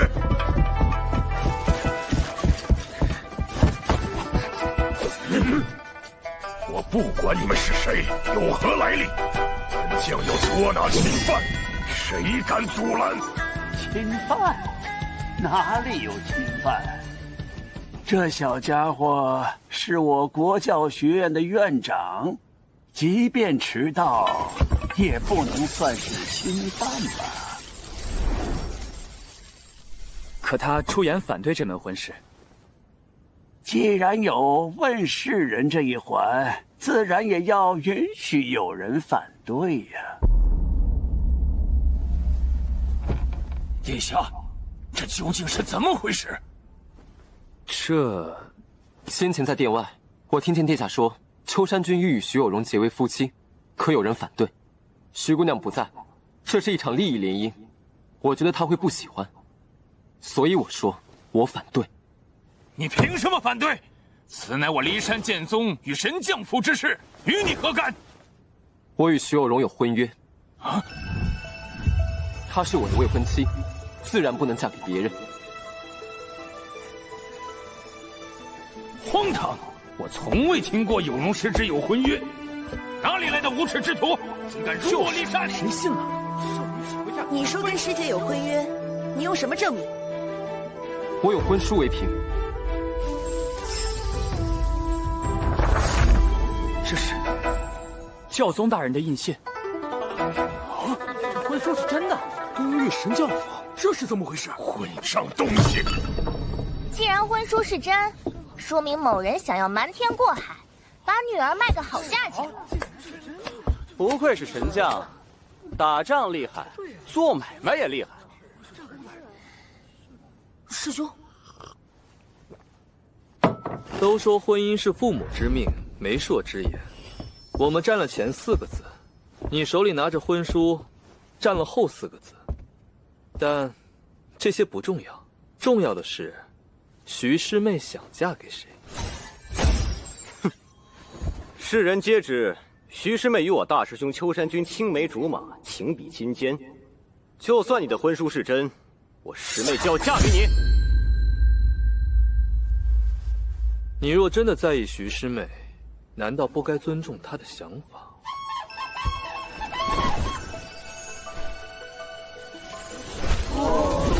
白鹤吗？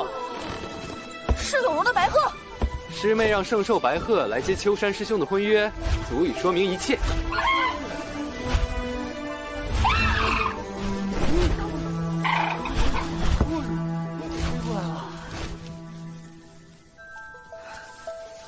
好久不见。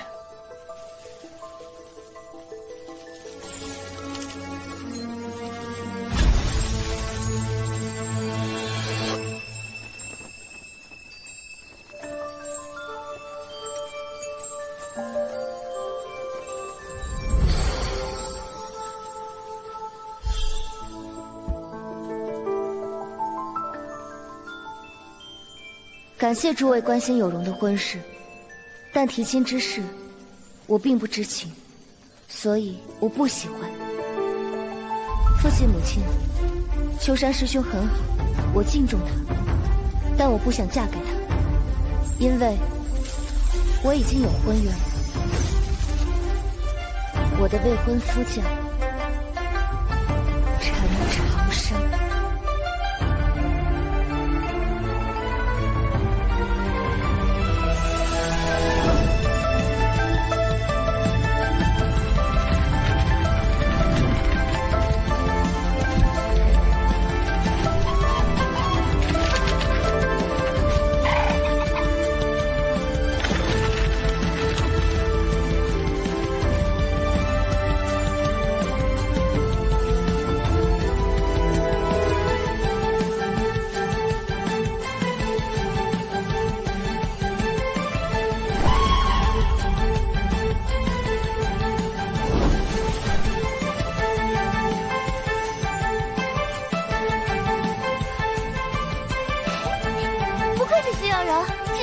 青梅竹马，情比金坚。我看是自作多情吧。放肆！徐有容是天凤圣女，秋山君是真龙将士，南北河流何等大事，为了抵抗魔族，个人做些牺牲又算什么？就是南北河流乃人族大义，别因是圣女的责任。这个废物想把圣女占为己有，真是自私自利。人类原来真的很无耻，你们要脸吗？不必和这些人做口舌之争。啊，不，骂人方面咱不能说。可这方面我确实不擅长。你想学？我教你。放肆！放你妈的肆！你算什么东西？胆敢否决教宗大人公证的婚约，是瞧不起我大周吗？你还抵抗魔族？你们小宋家压根儿没上过前线，挑拨南北关系，从中获益，倒是比谁都勤。你这个小东西，你个老东西！满嘴大义，实为人间，厚颜无耻，老不要脸！3个小东西，真的出言不逊！今日我就替你家长辈教训你！不可！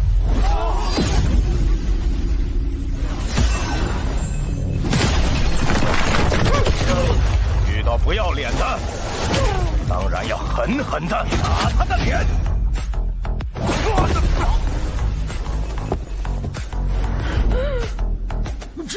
知日，你怎么会在这里？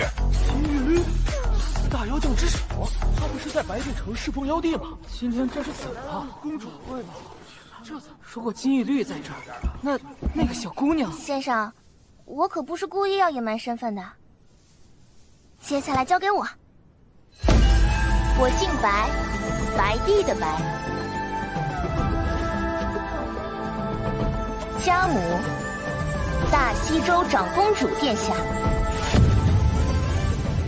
家父，白行业。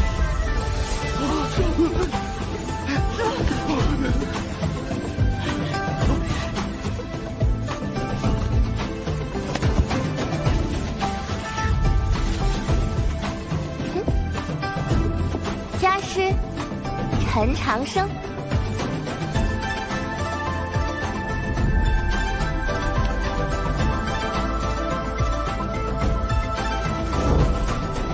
要论大义，诸位别忘了，当年太宗陛下北伐魔族，大获全胜，是我妖族与人族并肩作战，180万儿郎血洒北境。人族妖族生死同袍，万世同盟，共治天下。大义，本殿下就是大义。你们用大义威胁我家先生，真是可笑。请问，我家先生哪里比不上秋山君？为了南北河流，所以徐有容必须嫁给秋山君。就因为所谓大义，便要一个女子嫁给他不想嫁的人，便让我家师娘嫁给别人。我真的怀疑。你们是不是魔族的奸细？你们，先生，我们走吧。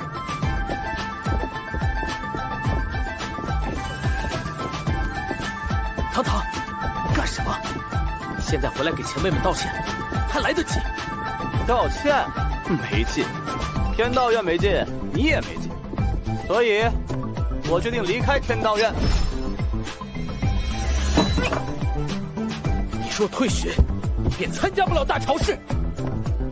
哼，那时人们无法理解国教学院的少年少女们为何如此荒唐不羁，把这场本该改变历史的盛宴变成了一场闹剧。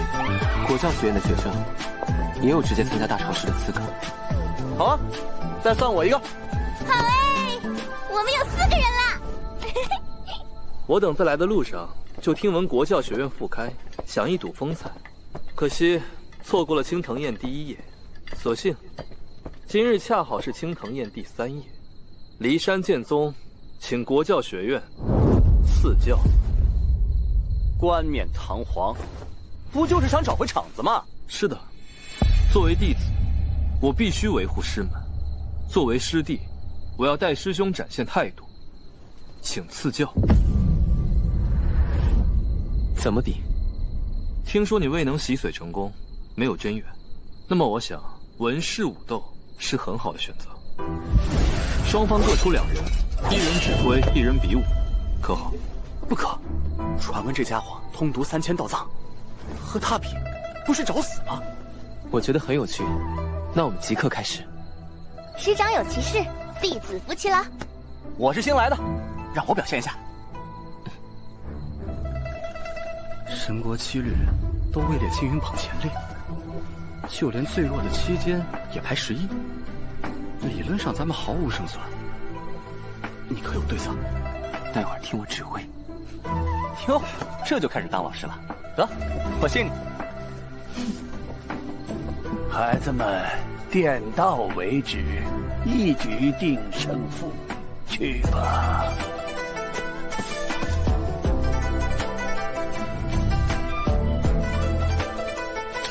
唐家秘宝问水剑，这是骊山剑宗1000年历史的铁齿法剑，真是令人期待呀！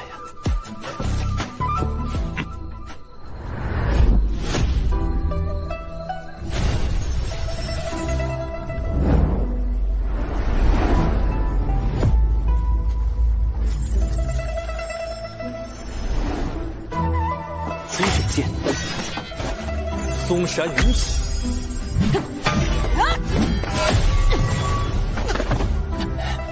好强！山鬼分岩，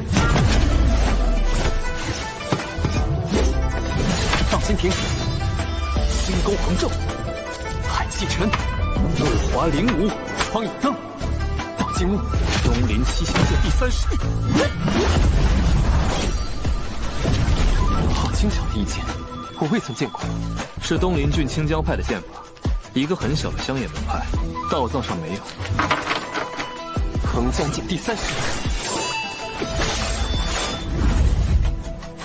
竟有这种解法，只是这两剑的真元运用应该连不上。我自幼身体不好，学过医术，略懂经脉。原来是融会了剑术和脉术，佩服。当年周督府与太宗陛下一战，也不过如此了。院长何出此言？论修为，他们当然还比不上，但能将不同流派的剑法融合得如此精妙，这两个少年才多大，真是了不起。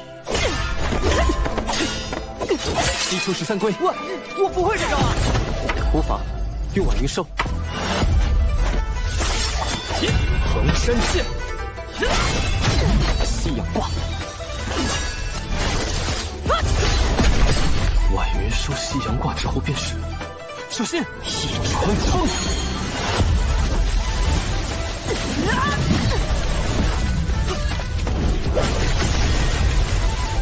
这是汶水剑最强的3剑，消耗极大，只要守住就赢了。不对，不能守，快以远山剑突围。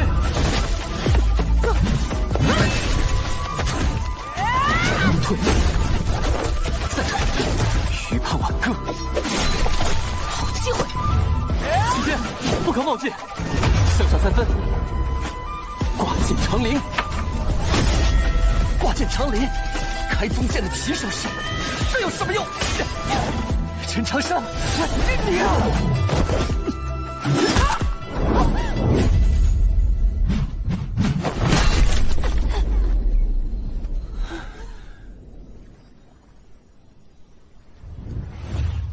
我输了。哭什么？又不是我赢了你，是国教学院赢了。国教学院胜。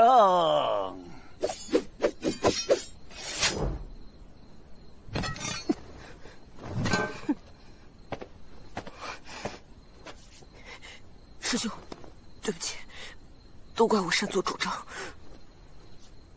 没关系，大潮市赢回来便是。一场游戏并不能代表实力，敢不敢与我们真打实斗？3局2胜。怎么，堂堂骊山剑宗输不起？殿下不过是青云榜第9，我可是第4，4和9，天壤之别。哦，坐招上京。那是关飞白自创的飞白剑法，你不担心吗？那可是神国7律的第4律。若只看排名，青藤宴何必举行？大潮师又有什么意义？什么？短短数日，殿下也已坐诏上前。中山风雨剑，蓝雨入怀。什么？上主怎能参透人族功法？这，没想到，韩师兄已是通幽境。我也没想到，洛洛殿下在你的教导下，不但进步神速，更能突破血脉难关。陈长生，这院长之名，你的确当得起。听唐36说，你通读道藏，是个很了不起的人。我唯一会的便是苦读，读书就是我的修行。刚好，我也喜欢读书。我也会参加大潮市，在那里，我们再分胜负。他已通幽，是为你进阶压人，是个君子。想什么呢？今夜大胜而归，岂不快哉？是啊，先生，咱们可要好好庆祝一下。这都打起来了！谁敢辱我国教学院？人呢？你们这群小辈，知不知道自己做了什么？罔顾大义，荒唐放肆！后来，唐36他说，真正的少年，看着春风不喜，看着秋风不悲，看着冬雪不叹，看着夏蝉不烦，看着喜欢的才喜，看着厌憎的变烦，看着不公平的变叹，看到夕阳下的壮烈背影，才会悲。喜欢就是真喜欢，不喜欢就是真不喜欢，所以他们不在乎。先生，这么开心的日子，许个愿吧。哎，我知道，院长的心愿是登顶大潮市。我改主意了，我想，我们一起登顶大潮市。好。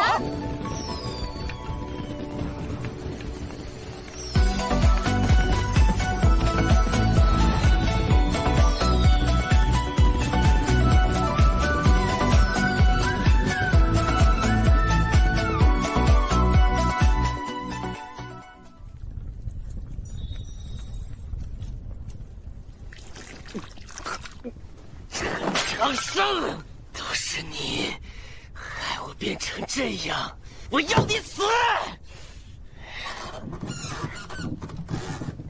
今天先拿你开刀，明天老子要活刮了国教学院那群杂碎！哥，你不是在北方战场吗？怎么回来了？杨二，从小我就告诉过你，天海之名不容外人欺辱。一个白洛恒就能让你束手无策，你的废物就待在此地，烂掉吧。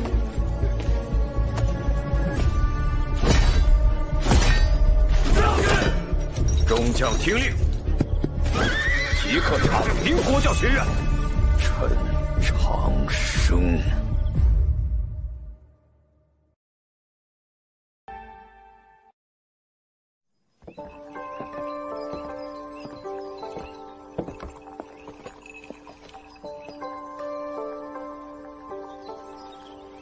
非走不可吗？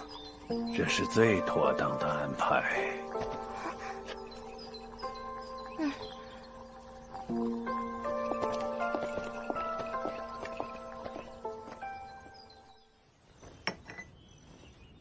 院长，我刚听卖花灯的神婆说，李公一清早把洛洛殿下给接走了。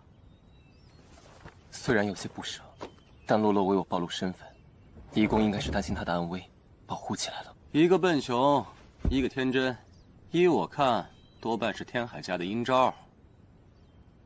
有洛洛在，他们不好动手。若是把这尊大神请走，就能肆无忌惮的来报复了。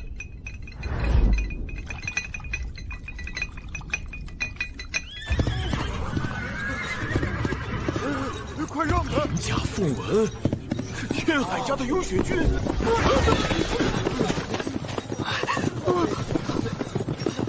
是冲着国教学院去的。院外兵马喧嚣，来者不善。哦，那正好可以解解闷儿。最好是能打一些。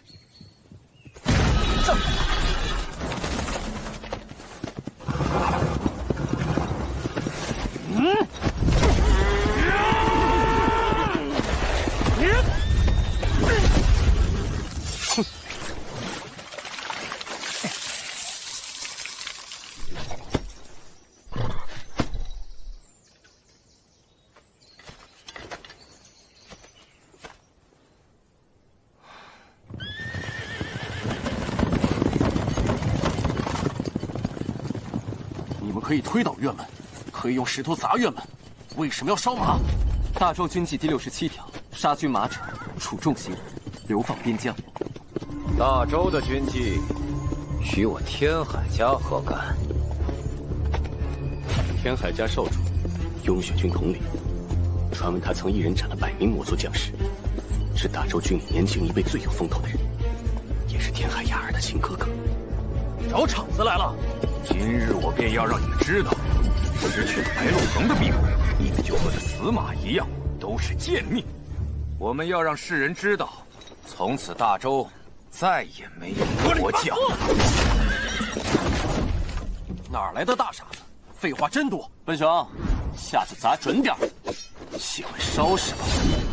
西洋挂，让你烧个够！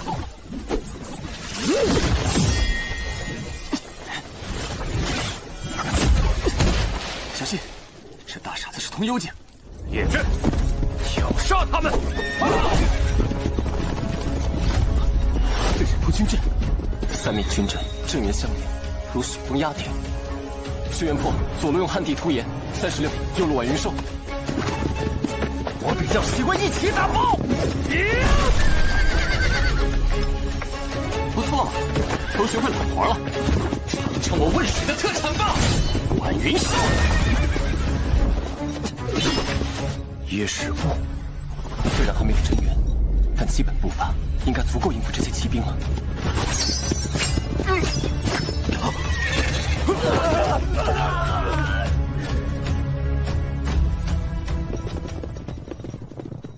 能够击溃雍雪军的战阵，难怪雅儿会栽在你们手里。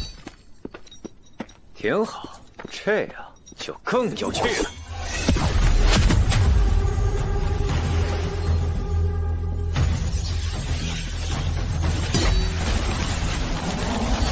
我去，这又是什么阵法？是来给我们降火的吗？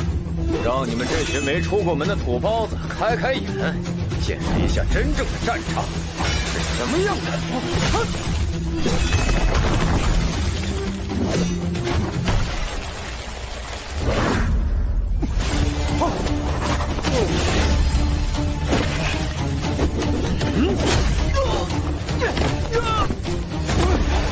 我去，他的阵源很强，不能硬拼。他就是用这个阵法捉杀了那些魔族吗？我不介意多加上你们几个，让你们见识下8尺风雪真正的样子。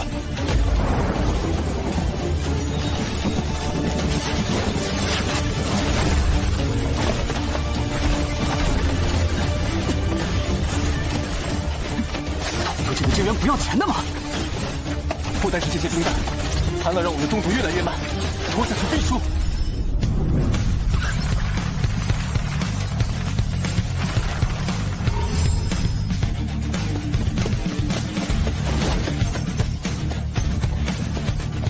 确定要这么做？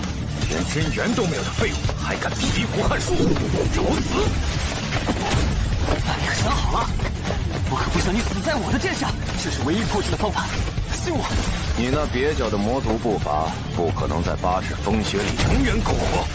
给你一个了断吧！就是现在！轩辕，好，横三飞渡！这是我最后的真源了！打爆他！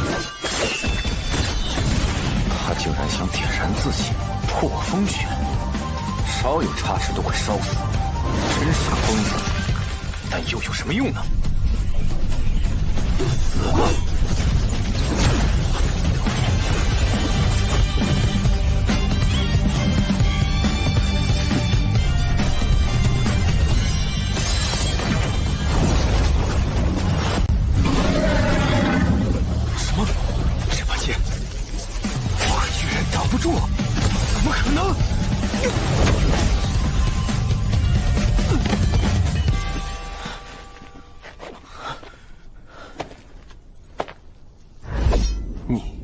输了，赢了！我们赢了！真有你的！这是什么剑？竟能接住火势，破8尺风雪？只可惜，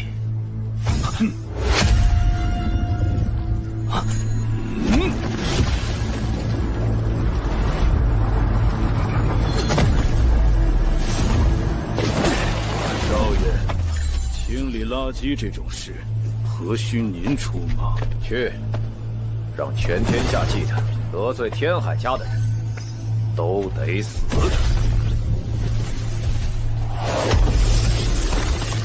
好个巨行境的老狗！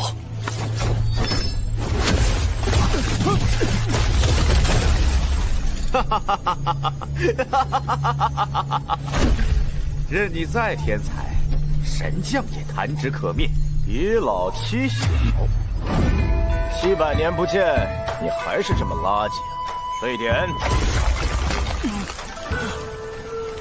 绝玉律，你不是应该在离宫吗？托你们的福，洛洛殿下在离宫有教宗大人保护，自然安全，所以才有机会叫我回来看看。读书最重要的是清静，听说你们缺个门房。缺，价钱随您开。与天海家作对的后果，你担得起吗？这一巴掌打得真痛快，好厉害啊！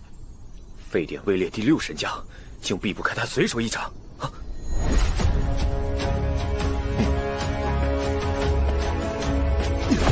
白帝陛下也同意把洛恒殿下交给教宗大人管教，不再庇护国教学院。你身为臣民，难道想违抗白帝的旨意？老夫几百年前就辞官不干了。白帝与我何干？我现在只听殿下的命令。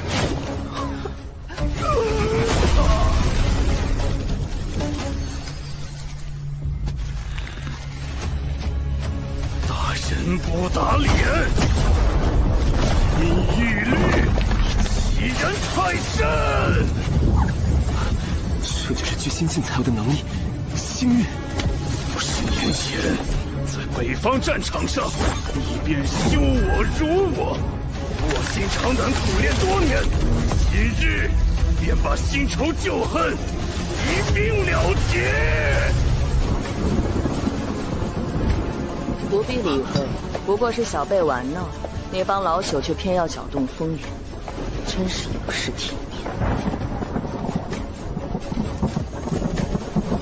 哇，神将之间的战斗原来是这样的，幸好不是天天有，不然这神都可就……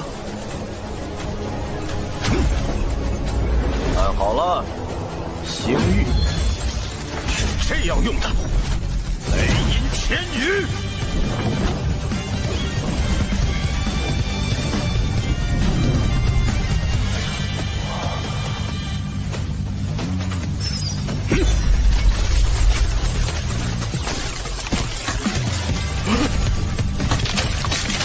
我苦修50年的星域，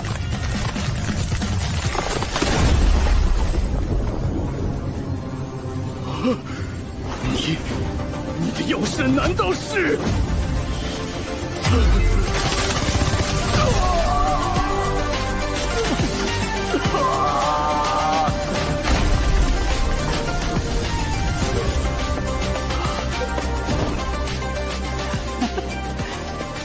太帅了！您当门房太屈才了，还请留下来给我们当老师吧。神将老师，我想学刚刚那招。前辈，难道还能一直守在国教学院？有何不可？那就赌上天海家的荣耀。来人，调遣御林军！我今天要跟国教学院不死不休。陈留王到。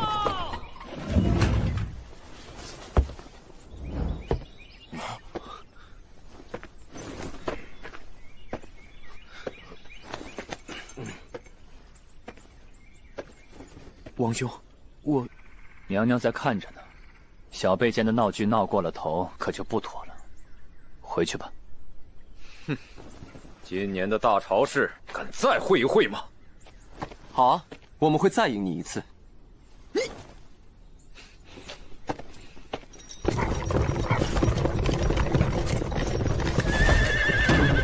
少神院长，少神院长，少神院长，少神院长，少神院长，你可伤到哪儿了呀？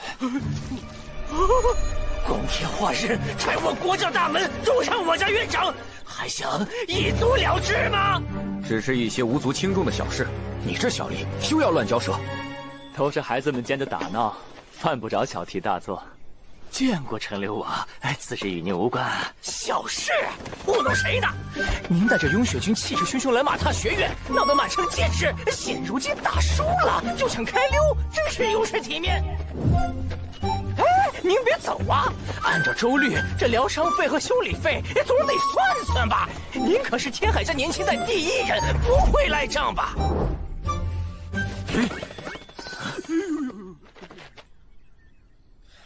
好，不就赚来了泥扇破门吗？给你修便是。对，你们也就只打破了一扇门。哎，不对呀、你来的时候不是说要踏平国教学院的吗？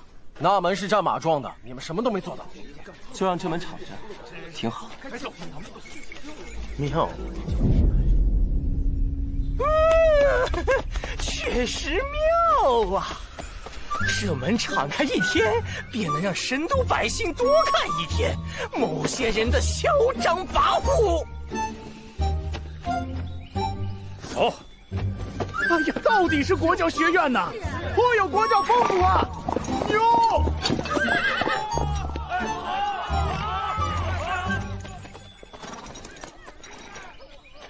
不必感谢我，往后有事情就通知我。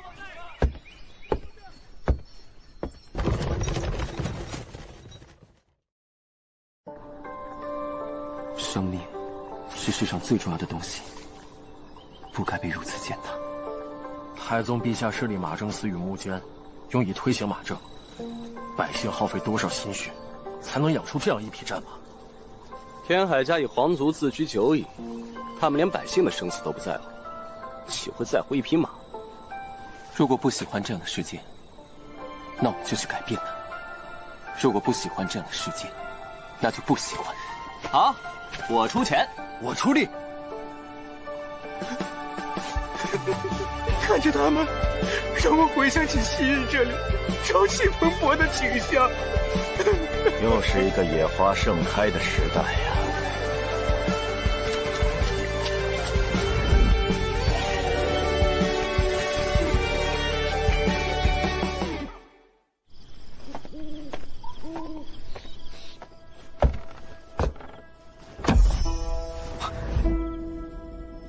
请师父被处罚。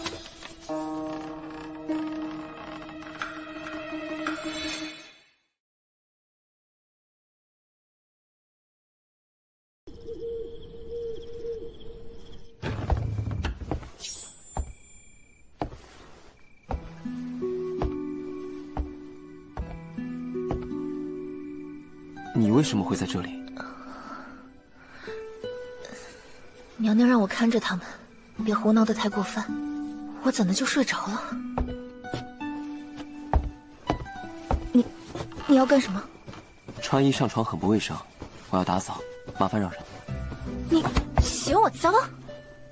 要不是这一屋子奇怪的香味引人犯困，谁会躺在这里？你不是犯困，你是有病。你才有病！看不出来，你还挺在意外表。房里放着这么大的铜镜，铜镜可以正衣冠，可以正心意。给，忧思难眠，肺火盗汗，阴阳不调，这些症状可有。一米熬粥混3七后切，可安神助眠，减少盗汗。拿去吧。我的身体状况还用不着你来管。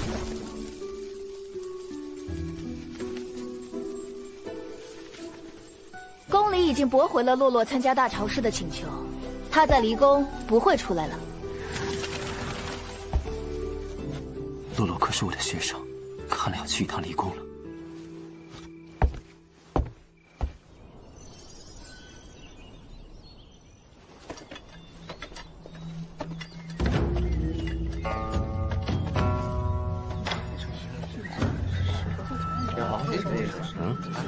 这些人好像都没什么善意。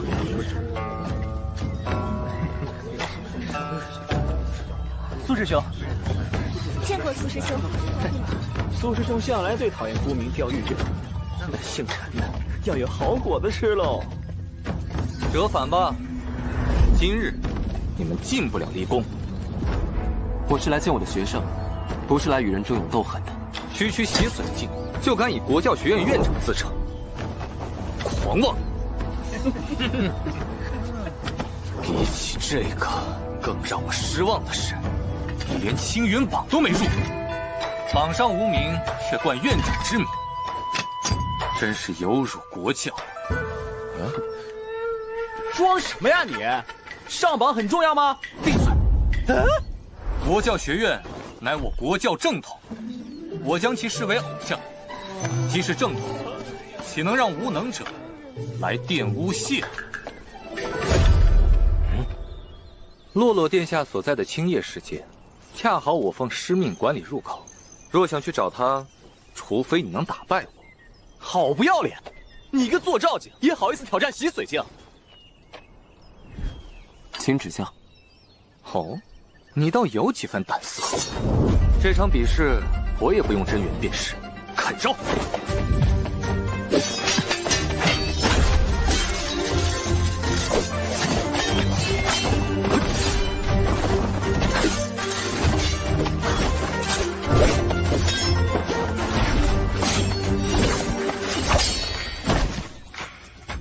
这家伙的剑法有古怪，他在以剑单柄，用剑痕勾连出离光剑阵。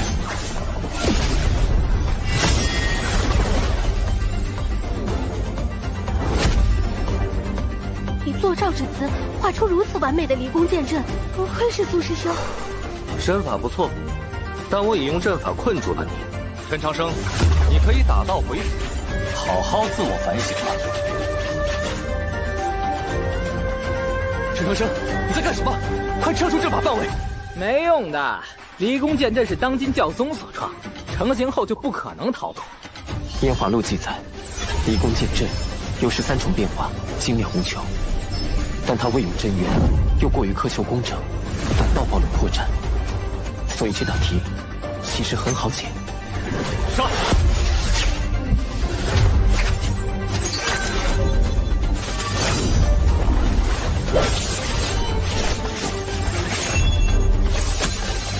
小心天上！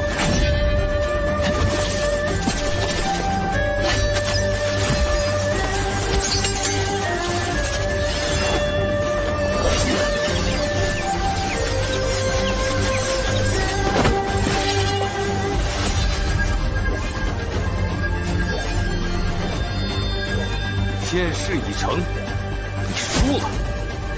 当真如此吗？最后一击！什么？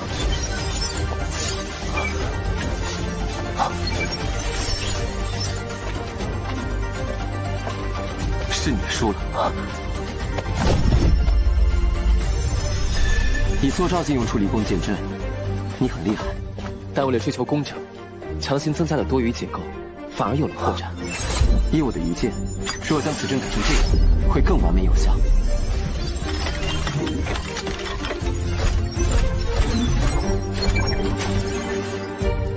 他不但看出了我的破绽，还在战斗中优化了我的阵法。更重要的是，他改良后的阵法更具有简洁工整的美感，真是妙啊！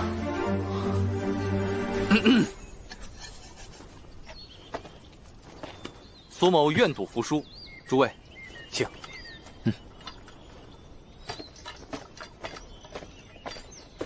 陈长生确有院长之子，教宗大人，您的眼光实在独到。接下来怎么走？就在前方，青叶世界可是教宗手中午夜花所化的小世界，入口自然非寻常途径。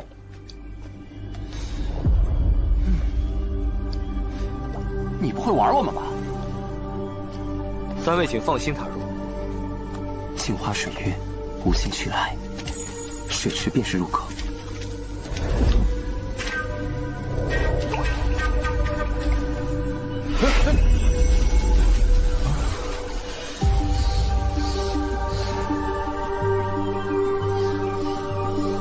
想不到一片小叶里竟承载了这么广阔的世界。走吧，去找洛洛。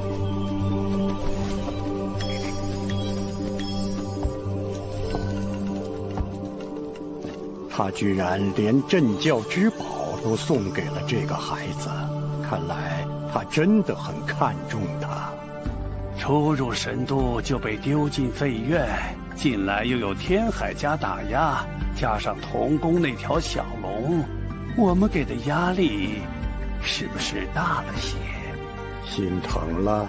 他可是一颗好苗子。还不够。既是那个人的弟子，这些磨难便都是必须的。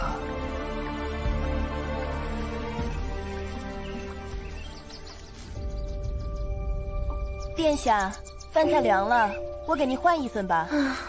不想吃，放那儿吧。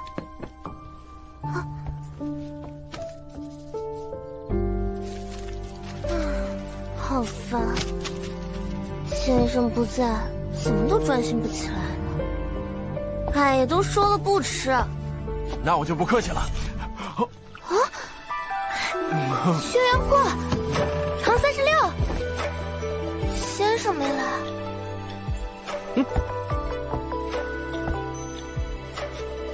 先生，洛洛，你们来啦！学生白洛恒，见过先生。看你好像又有经济，最近过得怎么样？我呀，这里典籍宝贝又多，饭菜也可口，过得可好了呢。可你好像一口都没吃啊！敬爱的华殿，团团，不许乱跟别人尊敬的先生，你还好吗？我在青叶世界，这里很大，风景也很漂亮，但好像没有了你们，世界越大就越孤单。还给我！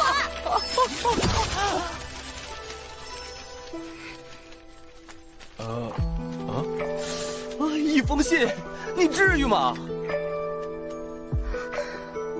我不是恶意的，我只是有点想你们。我们来接你参加大朝市，你想去吗？岂止是想去，路都找好了。跟我来，这边是捷径。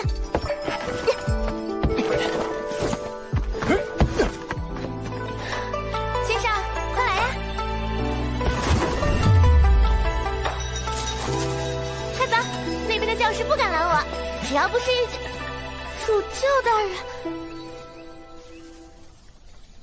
主教大人，我是来接洛洛参加大朝市的，国教学院需要他。放心，离宫不会限制殿下的自由。大朝市当日，我亲自送殿下过去，如何？多谢主教大人通融。你可知你缘何会在此地呀？既然离宫，并未为难洛洛，难道你想见的人其实是我？不错，你很聪明。我们给你安排了一个有趣的考验。什么考验？已经为你准备好了。走出这里，你便知晓。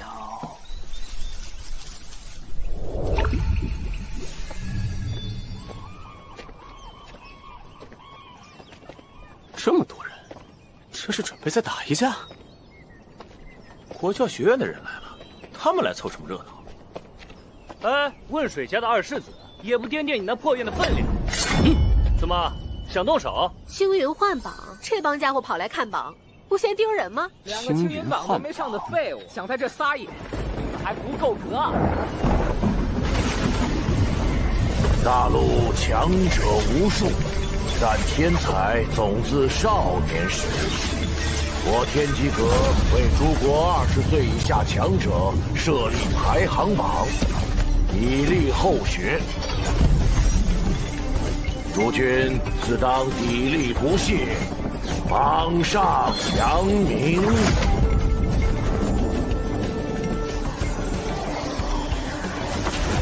听机漏人。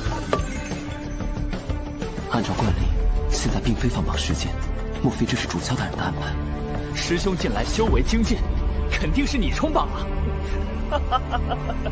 简单简单，快看，苏师兄排名33，稳压唐36啊！应该是这次进步最快的吧？诸学子步步高升，可喜可贺。不过接下来的事将与国教学院有关，在此公布新上榜者。国教学院轩辕破，不可能！啊，他放弃了我们占星学院，怎么可能入榜？排名148。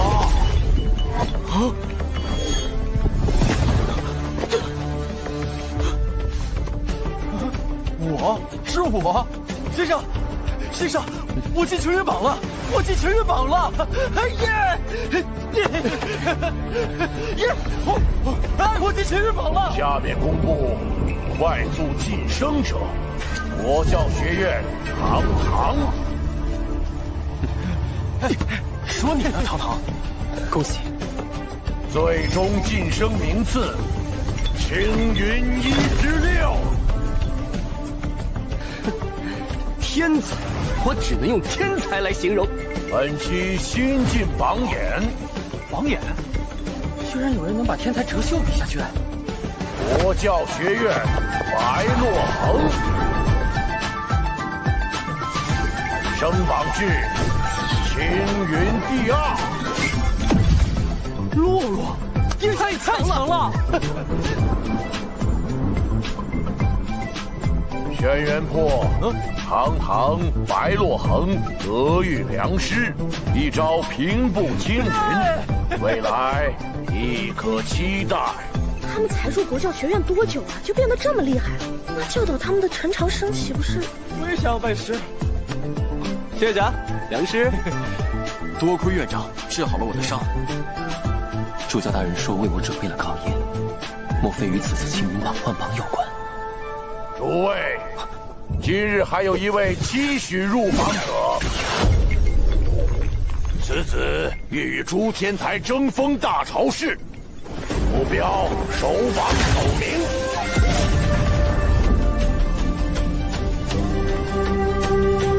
他就是国教学院陈长生。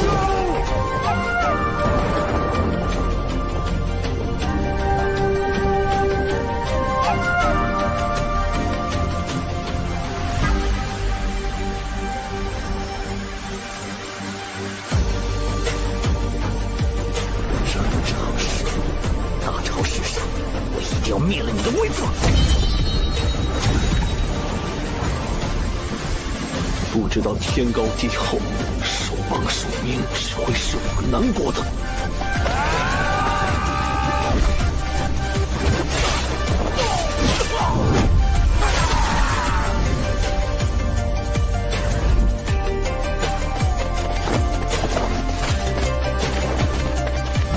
这陈长生胆子真不小。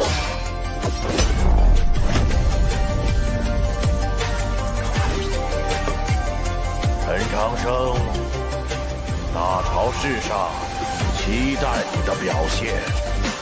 洗水晶影响他首榜首名，真是嚣张！你是在羞辱我等吗？在羞辱我等吗？此言一出，我在大朝市上将成为众矢之的。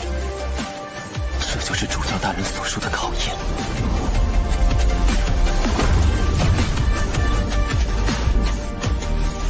青藤燕只是前菜，大朝市才是正戏。你能走到哪一步，陈长生？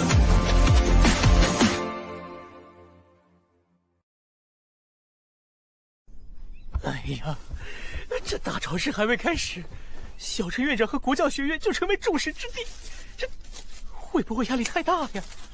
只有八方云集，万众瞩目，才能帮助他尽快成长起来。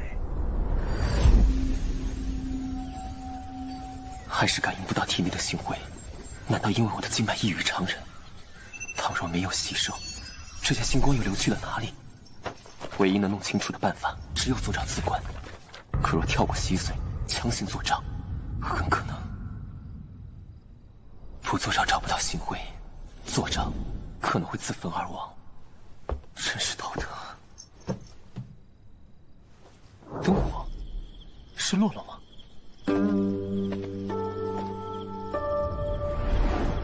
是那位寒潭边的贵人。晚辈以为是故人回来，多有唐突，还请前辈恕罪。难道他和师兄一样是聋哑人？难怪上回花盆落下，他没反应。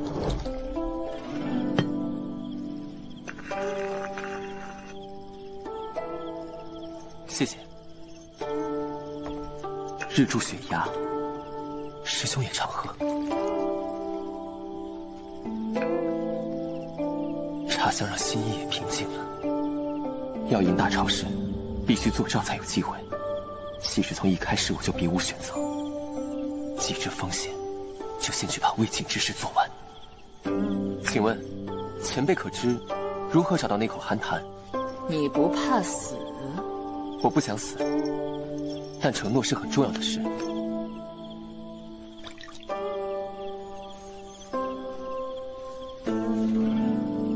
各位看官，甲辰年大潮式押宝开始啦！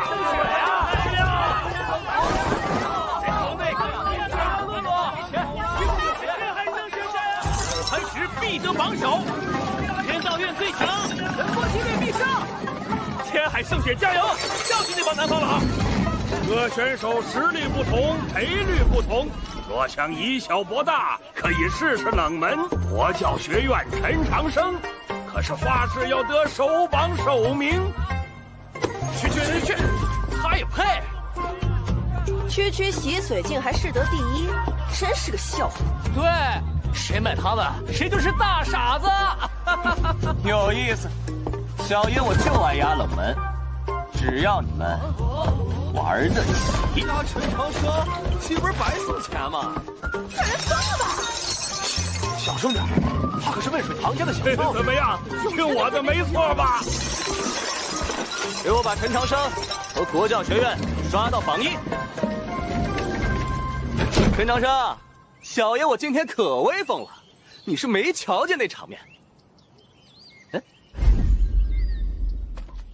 哎，先生出门赴约去了，你能不能别瞎嚷嚷？赴约？他在这城里还有我不认识的熟人。兵，在神都这样的大城很常见。我本以为很难找到线索，没想到一提到兵，所有人都会告诉我同一个地方：神都最大的兵室西市胡同北新桥，那里的一口古井入口，居然就在光天化日之下。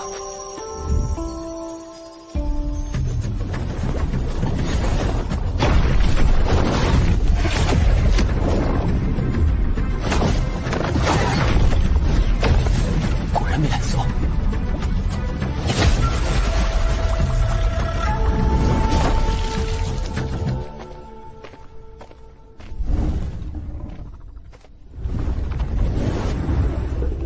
前辈，是我。按龙族的年龄，应该叫龙大爷。晚辈陈长生，前来赴约。难。前辈，不要动怒，是我哪里冒犯了吗？去！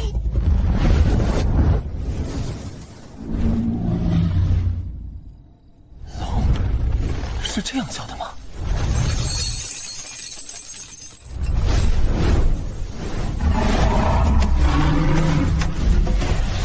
看在你守约的份上，刚才的冒犯，本尊就不计较了。原来是个小姑娘。也对，龙族寿命悠长，是我先入为主了。之前多谢前辈相助，有什么我能做的，请说。喏，上次我助你脱困，这次轮到你助我脱困啦。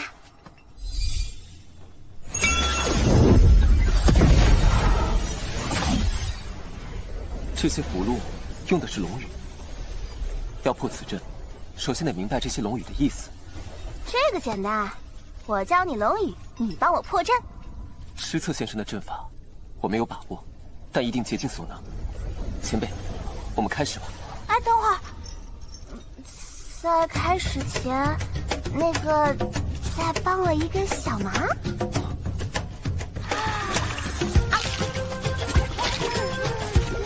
500年了，终于吃上肉了。这孩子究竟犯了什么事，能让知策先生关他这么久，还不给肉吃？对，饱了。来吧，破了这阵。第一步，龙语发声训练。不对，用腰腹发音，鱼起。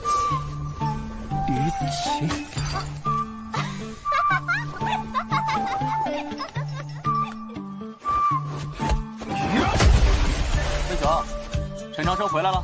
院长刚洗完澡，换完衣裳又出去了。啊？又走？还有半个月就大潮湿了，他在外边鼓捣啥呢？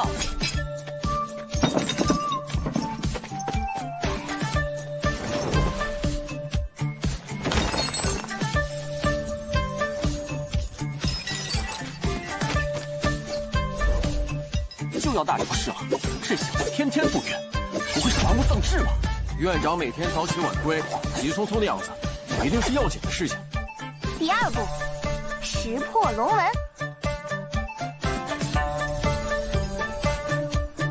Lock。举起龙。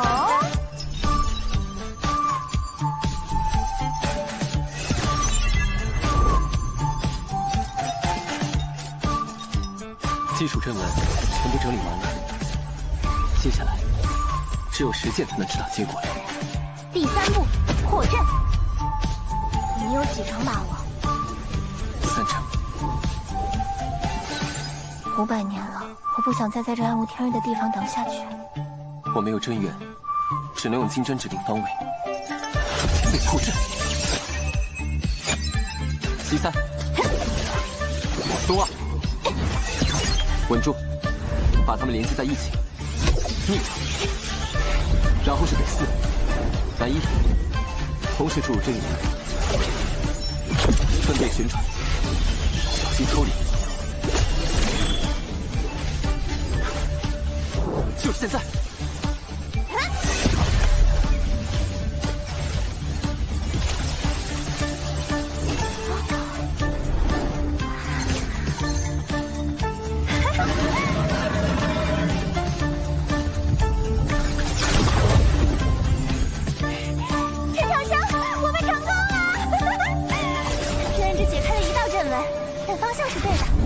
只要继续尝试，我就能自由了。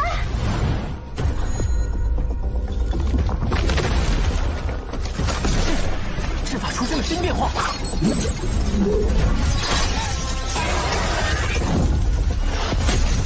前辈，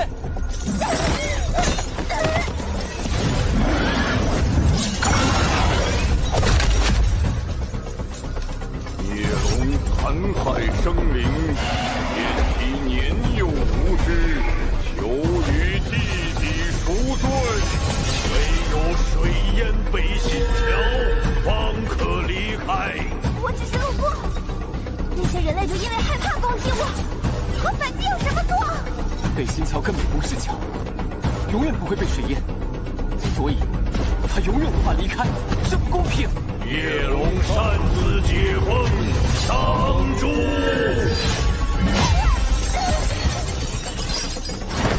果然只是机关石像，说了也无用，我来想办法。阵书，只要破坏阵书，就能让石像停下。可恶，果然没有真元还是不行。陈长生，没有真元，要赢大招式必须做招。其实我从一开始就别无选择。不，我可以选，在这里做招。书上说，坐上此关会看到一个池塘。星辉融化成池水，池水顺着小溪流往身体各处，而这是我体内的景象。我的星辉在这里吗？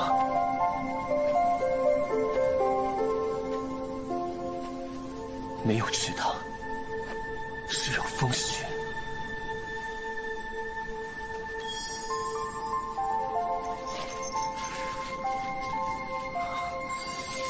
原来如此，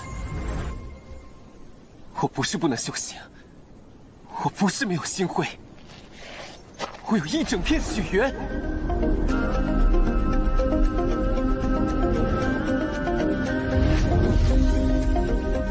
做招，燃星。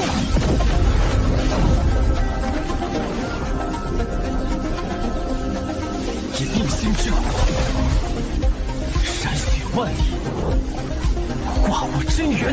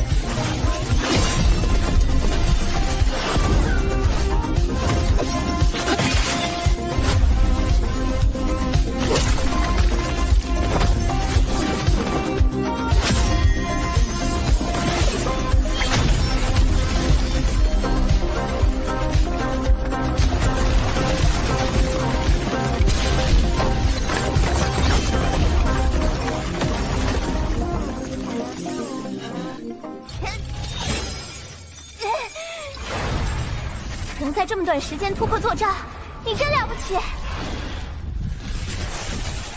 可惜我经脉断裂，忍不住真元燃烧转化。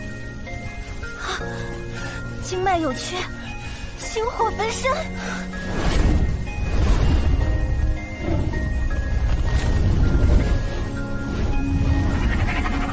好不容易才看见那片血缘，不能放弃。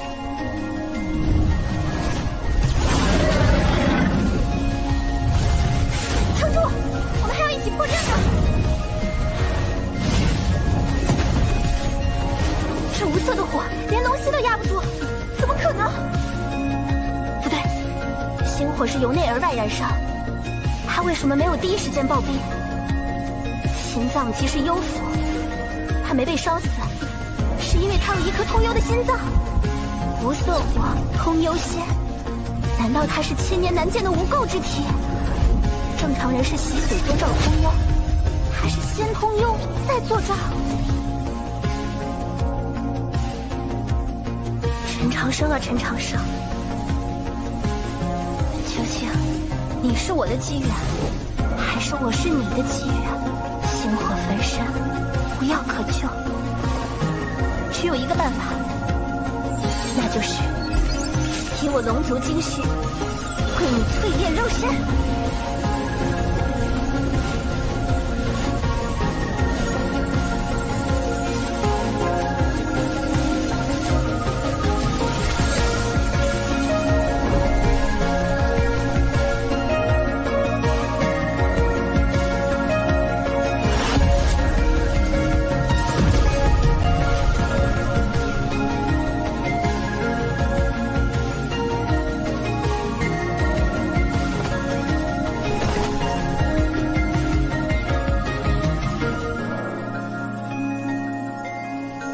燃烧的少年与龙，这样都能活下来，看来这死地是你的福地。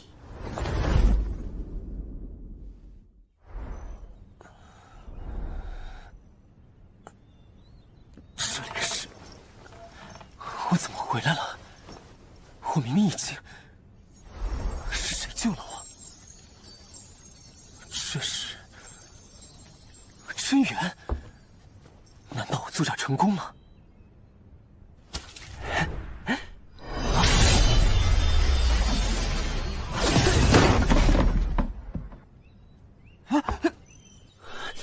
谁偷袭本少爷？是从陈院长房间出来的。抱歉，我只是想试试这股力量。难道你作战成功了？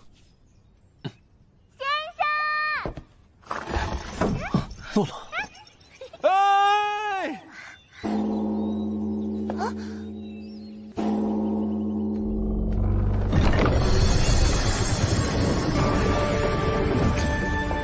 诸国学子入城的重赏，是大朝士。师父，师兄，终于到这一天了。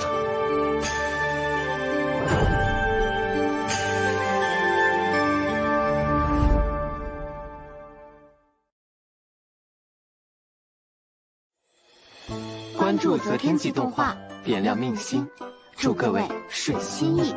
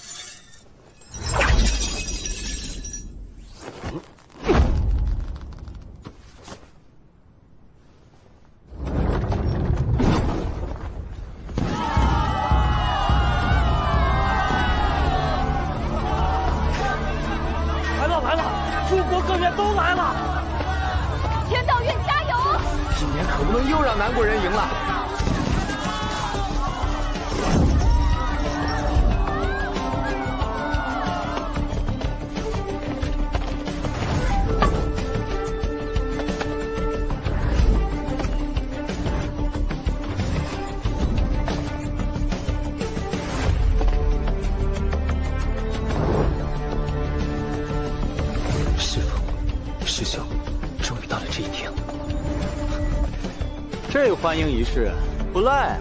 真连青云榜都没上，就扬言手榜首名，胆子可真大呀！听说温水堂家的独尊脑子坏了，在他身上压了重注。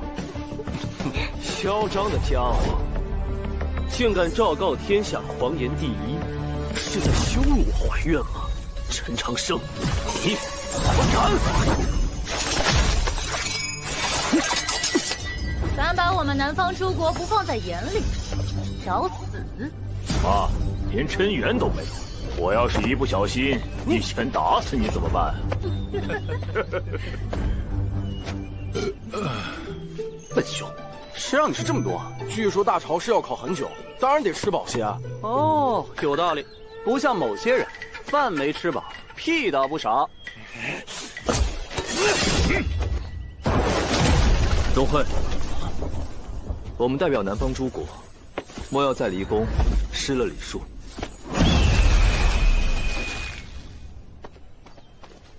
约好了一战，你可不要失约。一定。哼，希望你们的骨头比嘴硬。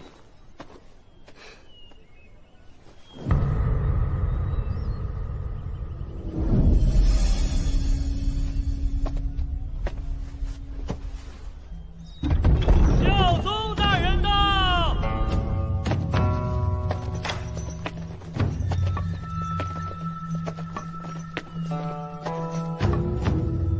教宗大人毁灭了国教学院，却让你入院，现在又要在大朝市上考验你，他到底想做什么？不知道，但无论他怎么想，我都必须赢。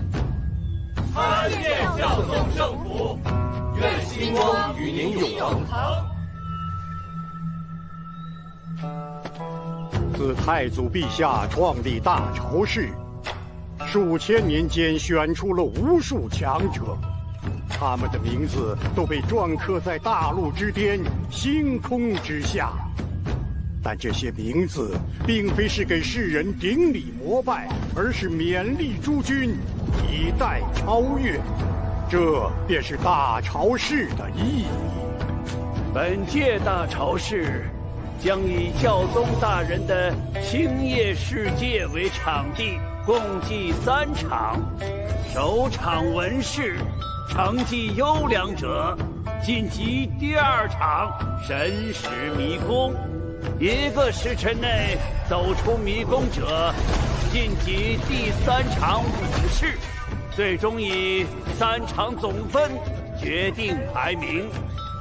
前3甲者可入天书陵参悟天书碑，首榜首名可入凌烟阁见圣贤传承。逆天改命之法就在凌烟阁中，只有赢得大朝市，你才能见到。吉时已到，大朝市开始。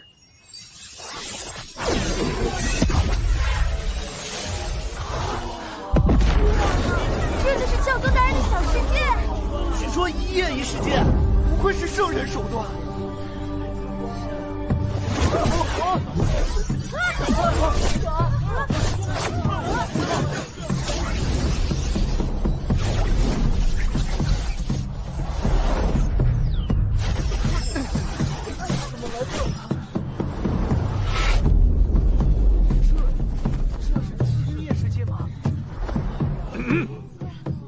我是本届大潮市主持者莫九，接下来由我为大家讲解考试规则。本次文试共计36卷，完成试卷越多，得分越高。完成答卷后，你们左侧的通文兽负责审卷。各位，4时已到。这是，了不起，你通过了。他凭什么可以免考？就因为那块一等驯服，传说只有在魔族战场立下特等军功者，才能得此殊荣。大超市果然卧虎藏龙。诸位考生，文试开始。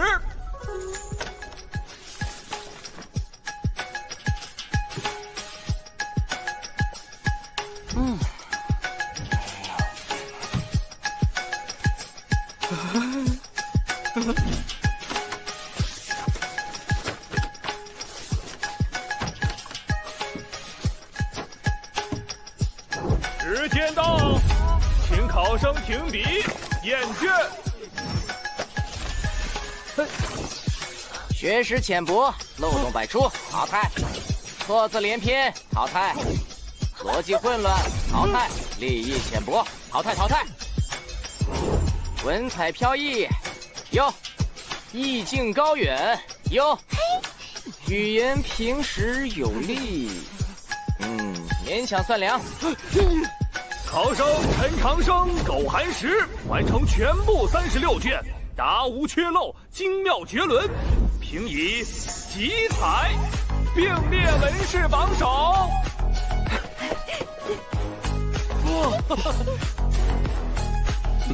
很好，你晋级了，咱们才有的玩。这陈长生确有几分才情，难怪有容师侄会偏袒他。文试再好，也只是纸上功夫，接下来2场才是关键。大潮市第2场，神识迷宫，限1个时辰走出迷宫，到达武士场地洗尘楼，方可晋级。第1轮文试就淘汰了4成考生，仅剩120人。这第2场神识迷宫又会淘汰多少？迷宫地形复杂，神识越强，感知范围越大，就能越快找到出口。出口在那边。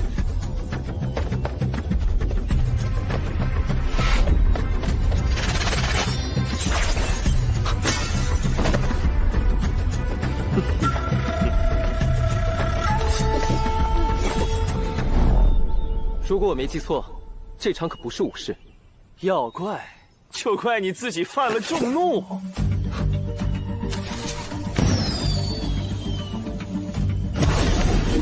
是信号，走，教训那个狂妄的家伙。在迷宫之中动武，从未有过先例，但也未说不可呀。这是他自作自受。烽火击心之下，怕是一触即焚呐。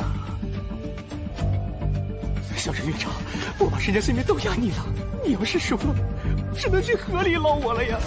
最新消息，陈长生被考生围攻了，坏了，情况紧急！我刚刚压了他一大单，那你可要亏惨了你。让一让啊！少爷说了，汶水唐家继续押小陈院长和国教学院营，这一单你们还敢接吗？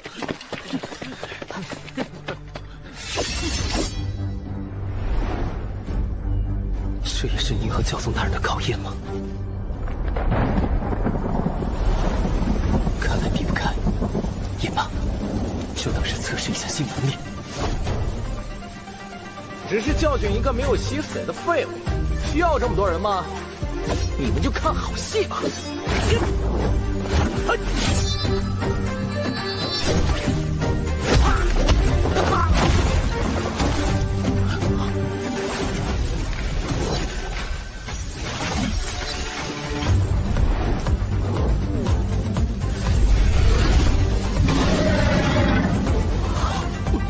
小伙怎么可能？这是什么妖法？管它是什么，林有真元就是个废物，大家一起上场！虽然练习过，但云有真元还做不到收放自如。时间紧迫，速战速决。上！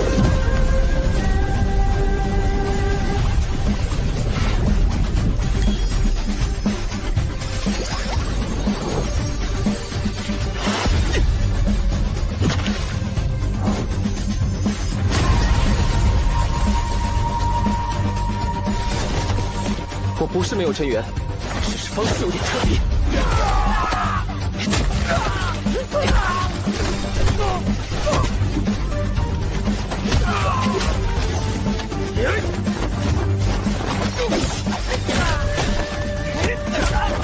他居然能连续出招，强行燃烧真元。不知他用了什么妖法，但这无异于引火四焚。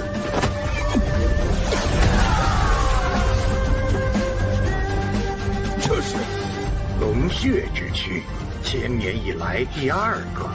您是说，陈长生用龙血洗练过身体？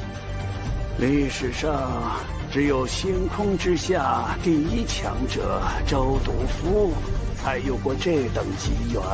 看来这小家伙在同宫地底有一番奇遇啊！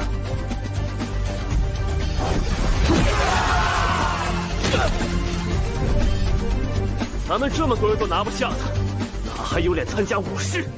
上！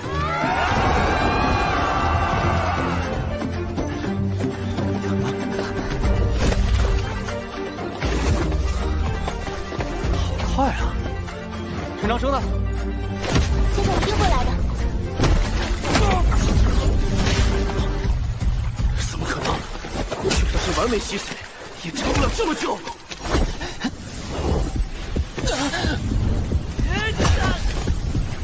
燃烧了太多星辉，体温过高，身体快要到极限了。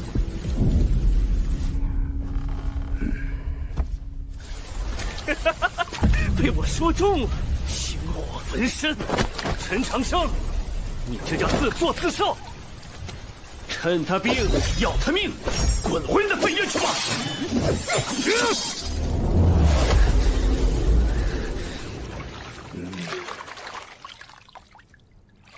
哎呀，年纪大了，总是忘记浇水。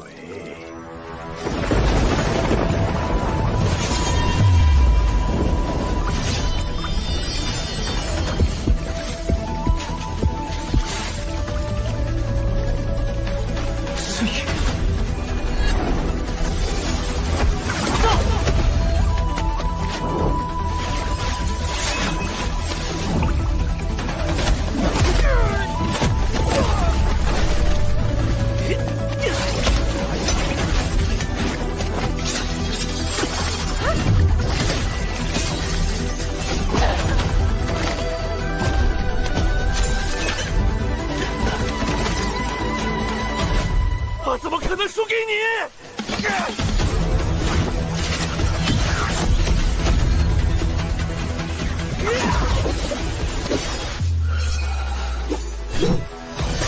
天剑！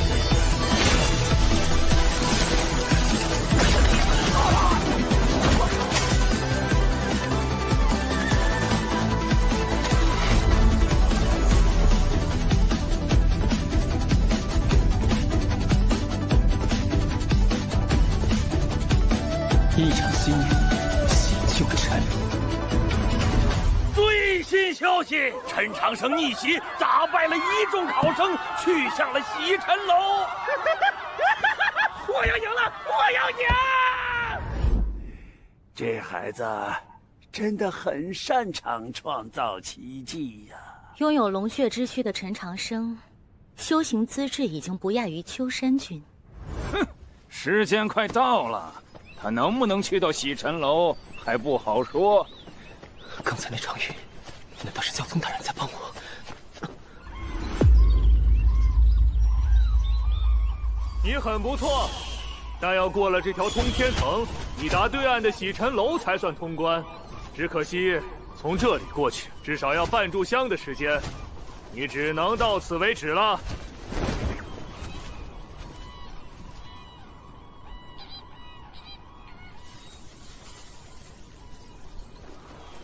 陈长生，你倒是快点上来呀！看来陈长生来不了了。先生一定会来。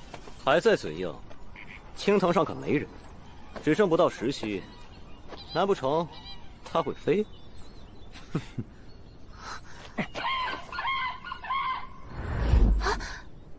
那是有容的白鹤。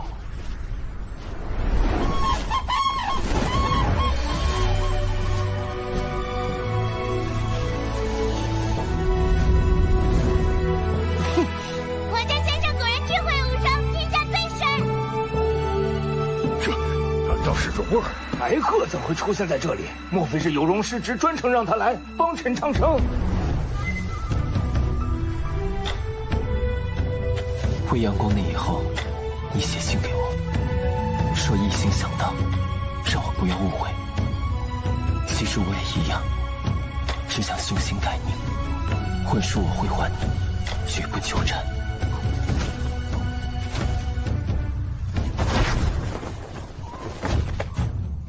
多谢了，前辈。时间到，本届最大黑马来自国教学院的陈长生，他以一己之力淘汰近100名考生，仅剩16名学子晋级5试。就让我们共同见证，他们中谁会成为本届大潮市的首榜首名。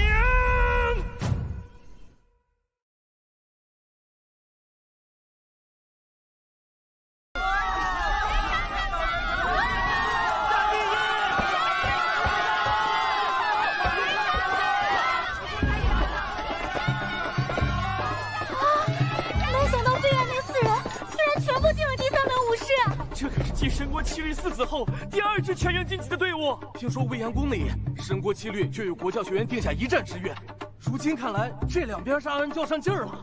能出现在这儿，首先恭喜诸位，但接下来的考验就是会更加残酷。16名参赛者，16扇门，每一扇门后都是一方小世界，唯有决出胜者，传送之门方可再现。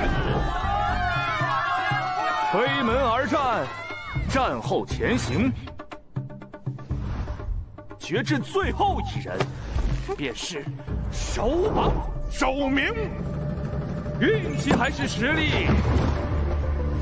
尽在诸君手中。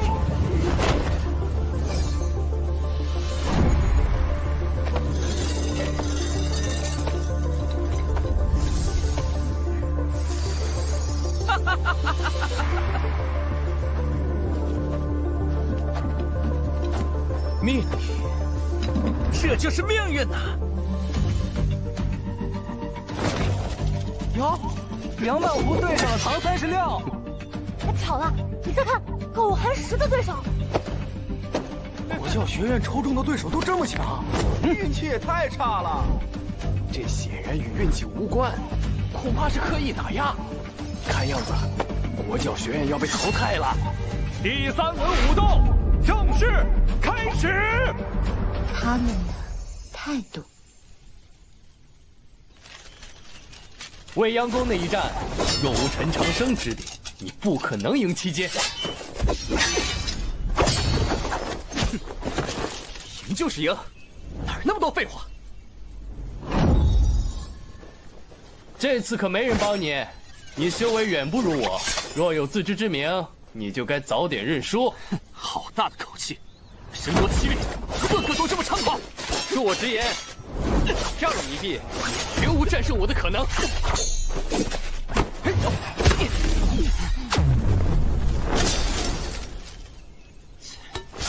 真有够装的！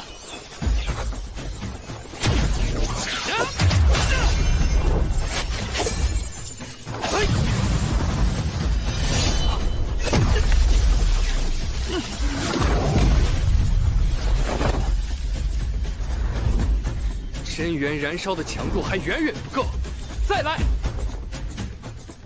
他的每一招都克制我，看来狗还是指点过他。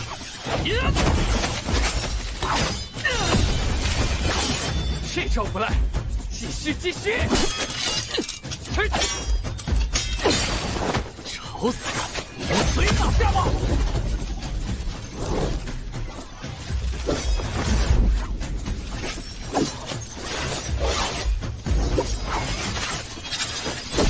移山剑法，鹤影清丽。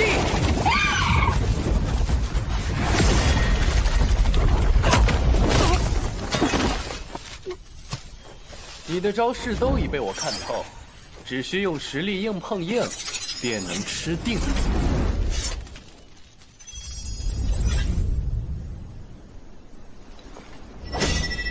看来殿下的运气不太好啊，毕竟千百年来从未有过坐照境能战胜通幽殿。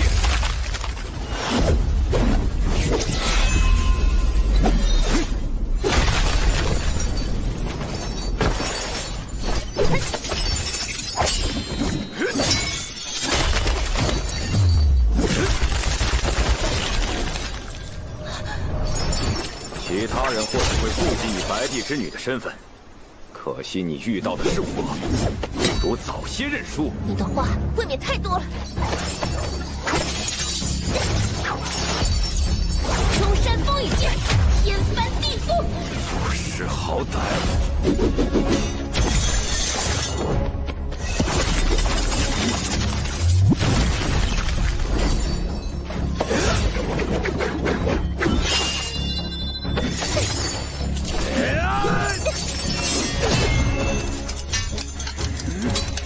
这就是通幽剑的实力吗？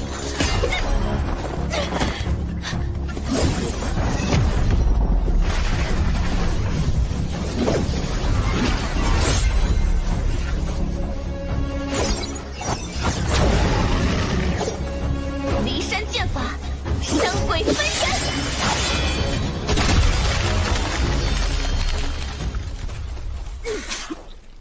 我离山剑法中的最后一式，他竟能全数参透并使出。那可不，小陈院长所教，那必是卓越非凡。呸！一个废物而已。但殿下只是坐照境，坐照同幽仅一境之别，实力之差1000万。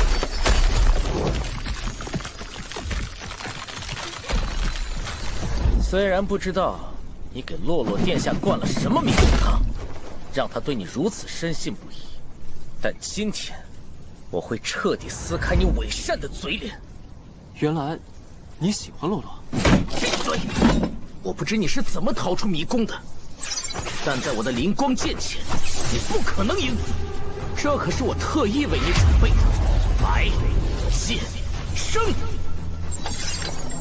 灵光剑阵，此乃天道院庄副院长的佩剑和成名绝技吧？拿来比试，你们周人还真是舍得下血本。听诀行随，剑意随风。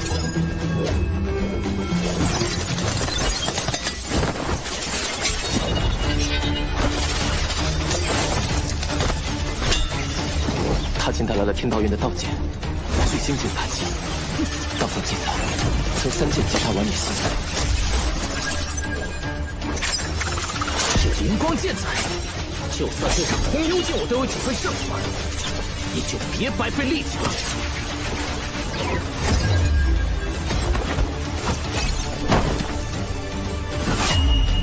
去死吧，陈长生！此局已无悬念，教士尽早宣布获胜结果吧。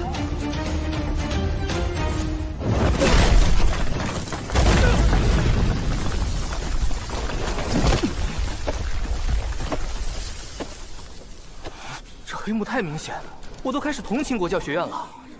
要我说，不如直接认输，至少还能体面些。连续2场针对国教学院，这模样真不好看。哎，大朝市乃天下盛事，毛院长请慎言。归根结底还是得看实力，实力不足，怨不得他人。且先再看看吧。好了，我要输了。这教宗大人，这没了动静，这招双凝寒露深入骨髓，一旦冰封，无人可刮。看来洛洛殿下将是国教学院第1个被淘汰的。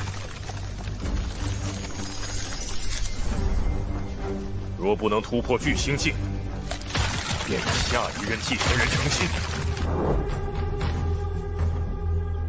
他一个半妖，有什么资格和能力继承妖族大道？做什么春秋大王？我的洛洛，你一定要好好修炼，不要让爹娘失望。殿下的经脉问题实在棘手，我等亦是束手无策。好不容易解决了经脉问题，真的要止步于此了吗？好想帮先生赢得大朝市。洛洛，哎，行了，行了，我去拿水来。先生，我怎么了？你急于尝试通幽，冲击到了上星学，虽是贸然之举，却也有新发现。什么新发现？他们都对我很失望，只有先生不一样。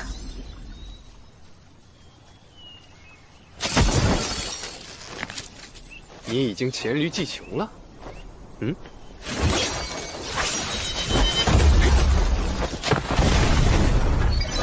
晚云烧，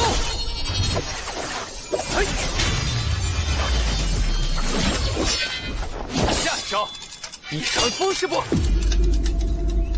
晚云收后又是一川风吗？唐儿别嫌枯燥，心境2字是我唐家剑法中最为玄奥所在。心境不同，所无见识，所见风景亦是不同。若能把云水3式完全融会贯通，便能从中领悟出玄妙境。大朝市武斗随机匹配对手，七律那群人实力变态，要是遇上了，我不怕和他们打，只是怕打输了会给咱学院丢脸。虽然前行之路艰难，但我从不去想，只有专注前行，全力以赴，才有奇迹。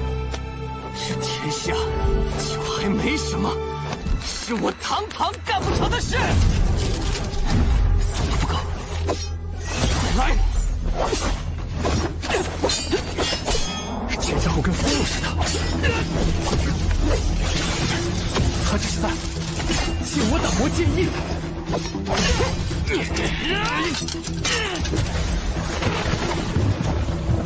你的经脉兼具2副特性，交汇于上心、神庭、百会3穴，或可借此双脉并行，激发潜能，撬动通幽之门。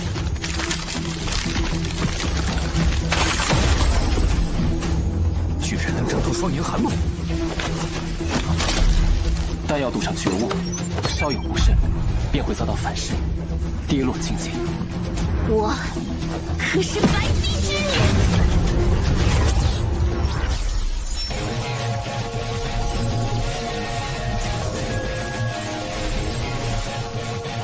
他的功法竟能破我冰封，怎么可能？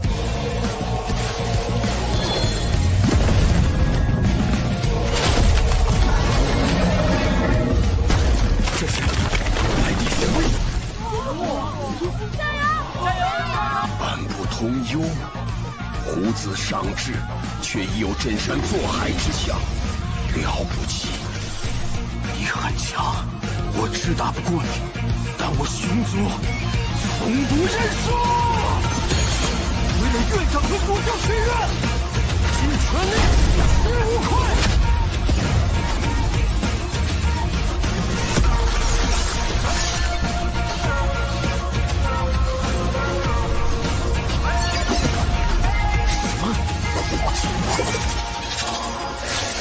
还在挣扎？我有道剑在手，你又能撑到几时？你仗他人之剑，我以我之心辉。飞雪燃尽。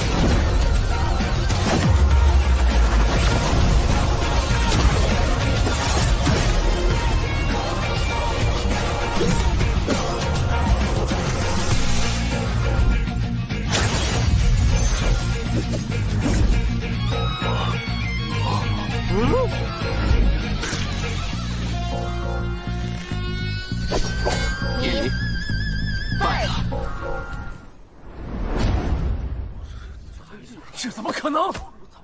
国教学院有3人晋级8强，比神国7率还多。看来国教学院是真有本事。国教学院加油，给咱大周争光！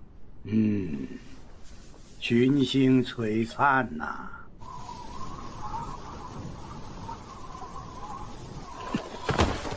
苟寒石，我们国教学院一定会登顶第1。这份意志很不错，陈长生，你让我越来越期待了。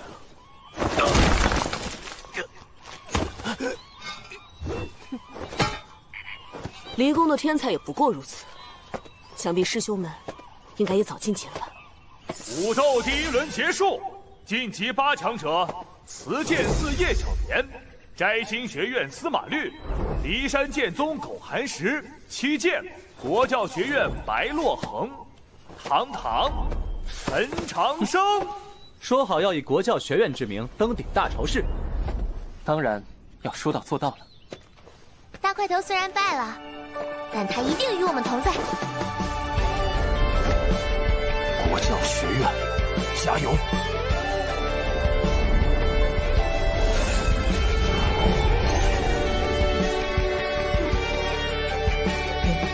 师兄。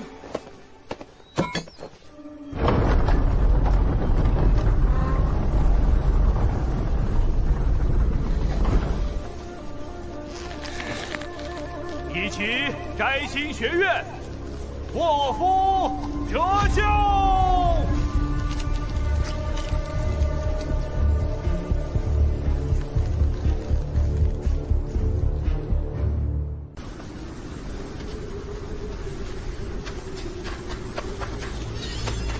魔族此番来势汹汹，又是一场硬战。这些讨厌鬼前赴后继的，杀不完了。没关系，有师兄在，你尽快调整体力。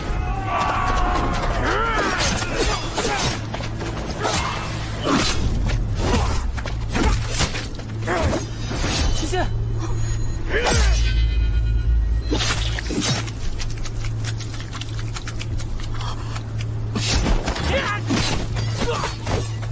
师兄，保护师弟是师兄的责任。贝白，风头都给你抢走了。神国7律，一个都不许少。我们同生死，共进退。下手也太狠了吧！大朝市自开办以来，从未见过伤得如此重的人。师兄，符折袖。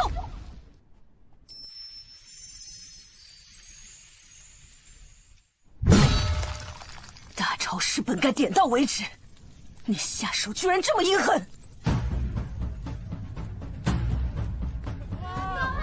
武士第1轮结束，前8强胜出者是骊山剑宗苟寒池，期间神都五院卧夫折袖，司马律，慈剑寺叶小莲，国教学院陈长生、白洛恒扛36。院长，师傅，加油！下面让我们拭目以待，一念之中，谁能成为本届大朝市首榜首名？武士第2轮开始。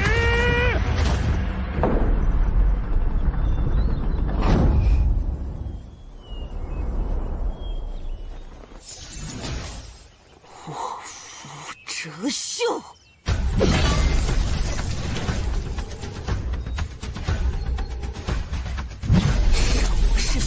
我让你付出代价！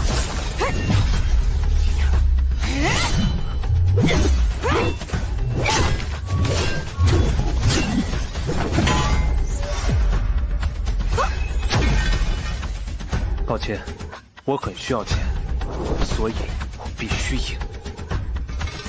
钱是会这种东西！混蛋！什么？居然赢得这么轻松？这是谁呀？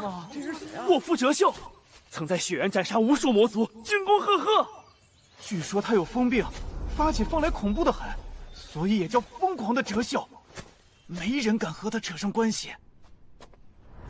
糟了，万一他成为院长的对手，可难办了。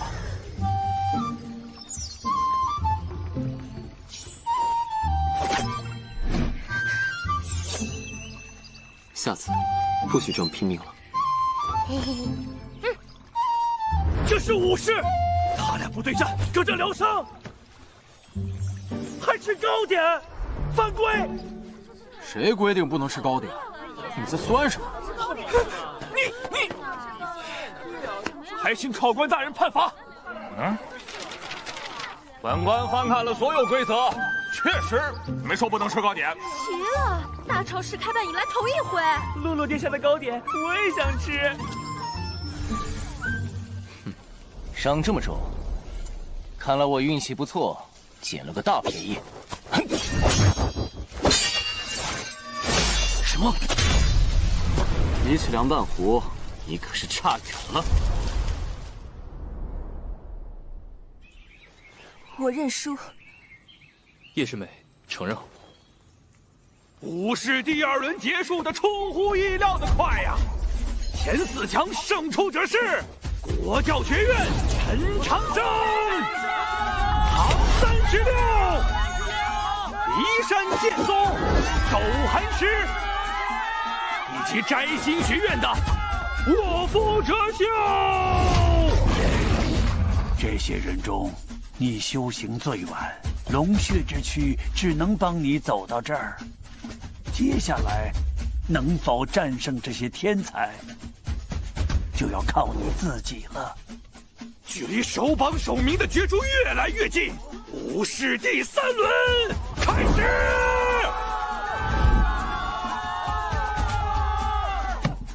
会是你吗？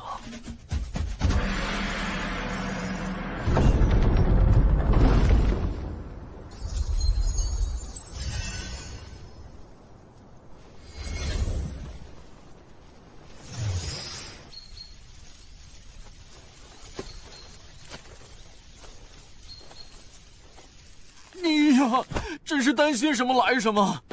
担心谁？36吗？你的伤很重，先管好你自己吧。国教学院的人怎么都这般固执？遮遮掩掩的招式，一点都不少看。看好了，小爷新领悟的这一剑会帅死你！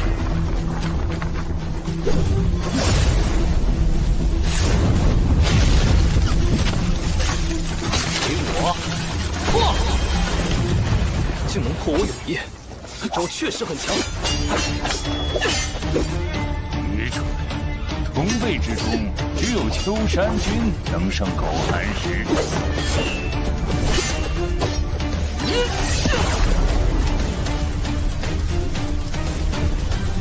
这一剑很不错。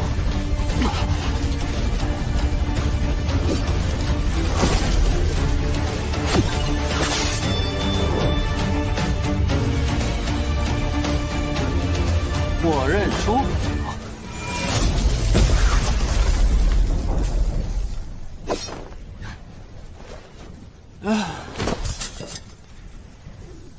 其实刚才那一剑，就是我最后的真元了，帅吧？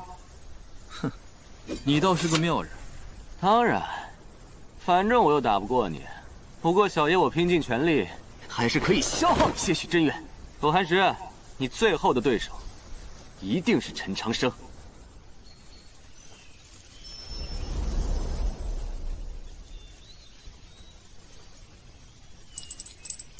外面很多人都买你书，所以呢，我很缺钱。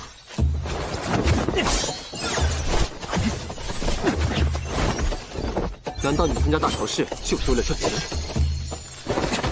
是的，我有钱，很多的钱。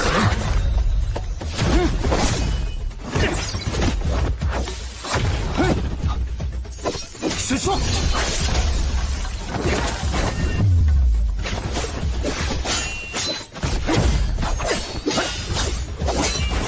龙血之躯让我拥有远超同境界的速度和力量，他的妖化却能不落下风。的确有本事。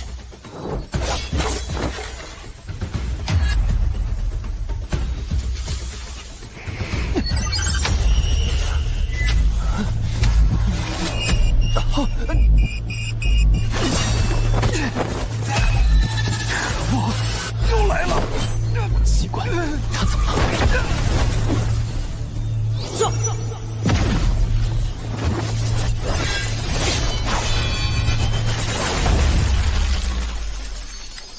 如果不是一口气用出龙息和坐爪压制他，就难办了。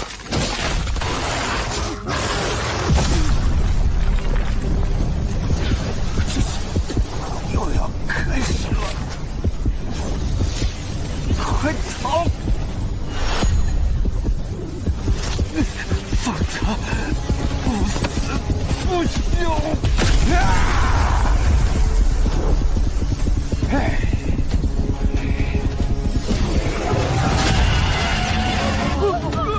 早听闻这狼崽子发狂时便会丧失神智，真元暴增数倍，宛若杀神。上次发狂，他曾在一战之中斩杀数百魔族，陈长生必说无因。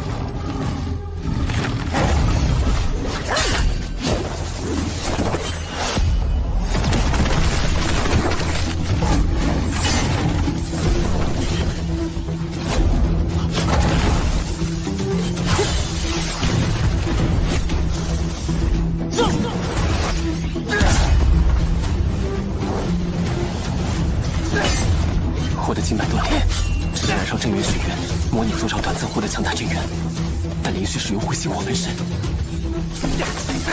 必须尽快找出他突然狂化的原因。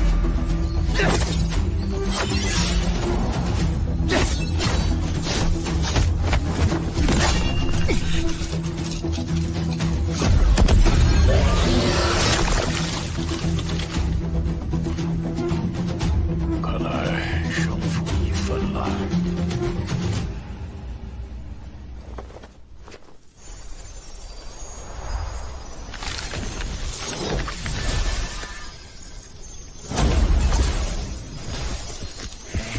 诡异心跳，过量妖环，经脉逆流，血跳，心跳。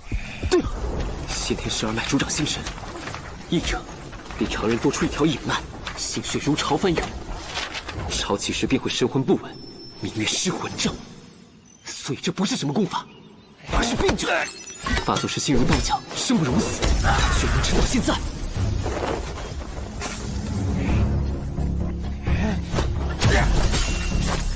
定脉，乾坤功，竟然妄想克制发狂的哲秀，苟延残喘罢了。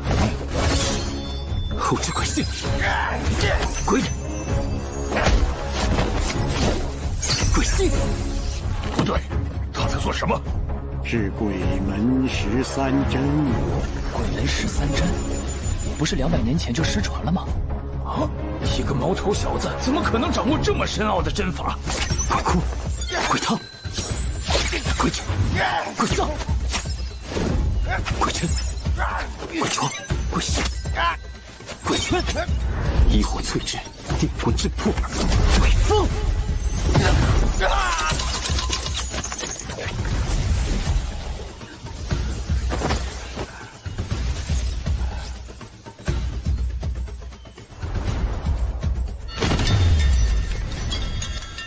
这沃夫家的小子又犯疯病了，快去拿锁链！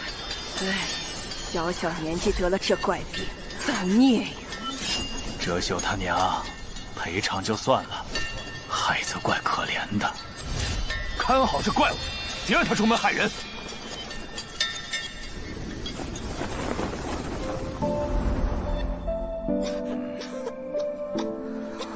他的风症太过罕见，只能先用几味狠药吊着。只是这药费……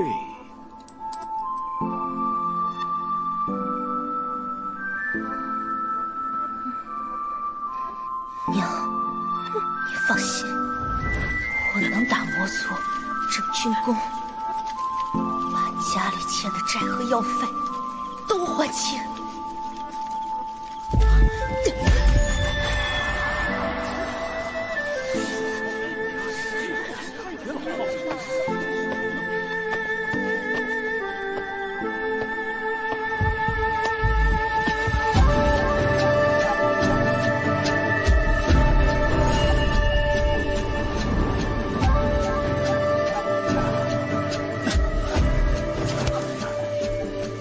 没事了，放松，控制呼吸，稳定心神。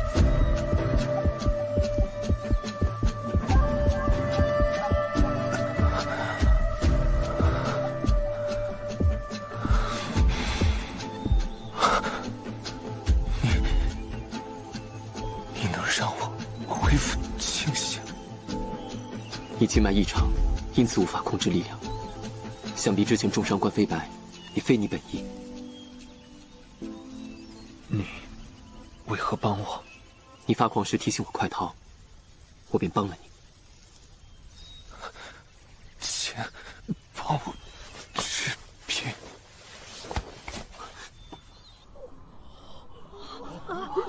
陈长生居然用这种方式赢了哲秀，这怎么可能？通毒道藏，修行神速，还会绝世医术，数百年未出过这般的天才了。不愧是教宗大人看好的后辈，总能给人带来惊喜。哟，月牙熊，你也还活着呀？哼，你看上去伤的比我重。狗寒石怎么没见铜牙你？佛教学院陈长生，移山剑宗狗寒石，祝贺二位进入最后的决战！大潮市首榜首名争夺战，开始！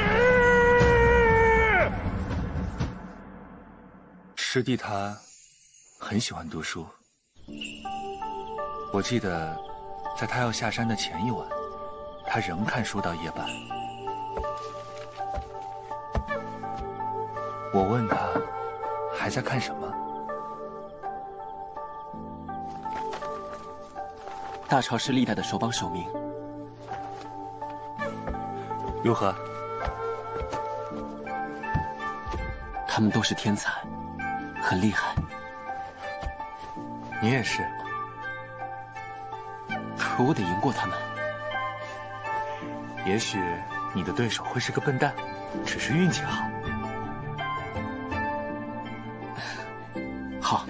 那就期待我会对上一个大笨蛋。未央宫前，我们约定再比一场。如今你做到了。加油！这小子竟真能进入决战！先生一定会赢。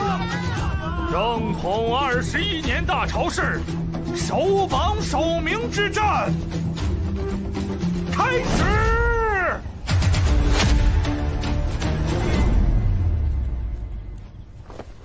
第一场比试有道题：家国天下，何为治道？这道题你怎么看？我认为，是宋先生在联席讲学时提过的那个思路：民为邦本，本固邦民，有功于民，是为君也。那是国教1581年编修的版本，我引用的是82年的审定版。富有之谓大业，日兴之谓盛德，生生之谓义。81版不失原意，82版意志清晰，倒真说不准谁更准确。的确难分上下，但终究得分胜负。前些日子，我已作账。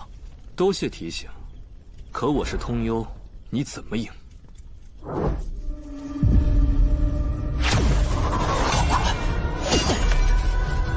同样是通幽剑，他的阵源比天海圣剑强大太多。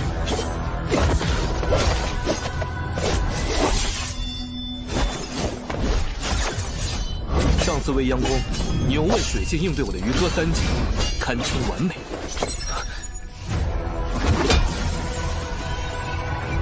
这是我在未央宫前用过的变招。那一战之后，我也有所感悟。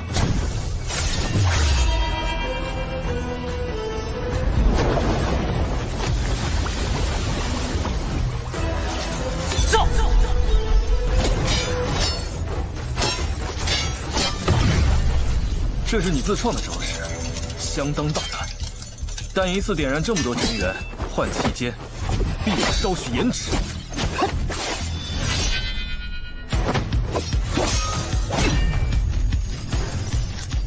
所以我赌，你一定会抓住这个破绽。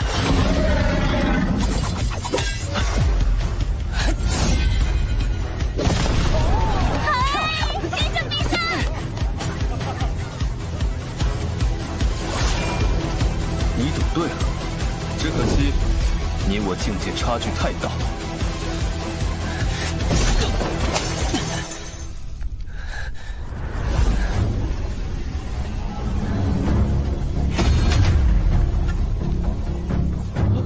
我还是亮出命星了，就像太阳一样。陈长生就算有龙血之躯，终究不是秋山君那般真龙。但苟寒石的扶桑命星却是真的。扶桑，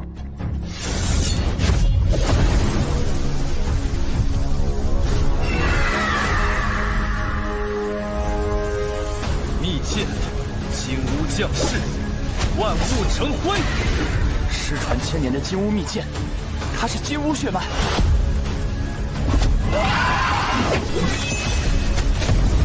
苟寒石可是在我骊山的培养下觉醒了最顶级的血脉，陈长生之流拿什么和我们比？你有龙血之躯，对上寻常通幽境还有些许胜算，但在我的金乌面前，你必输无疑。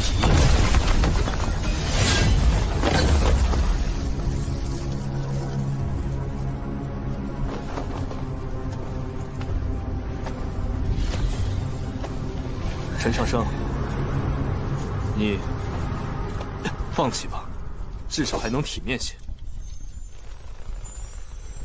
我没资格放弃，也不想放弃。那一夜出境，我就知道，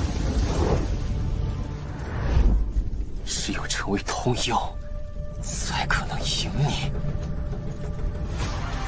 修行者以自身为地，命心为天。今生通幽，就是推开天地间的通幽之门，天地合一。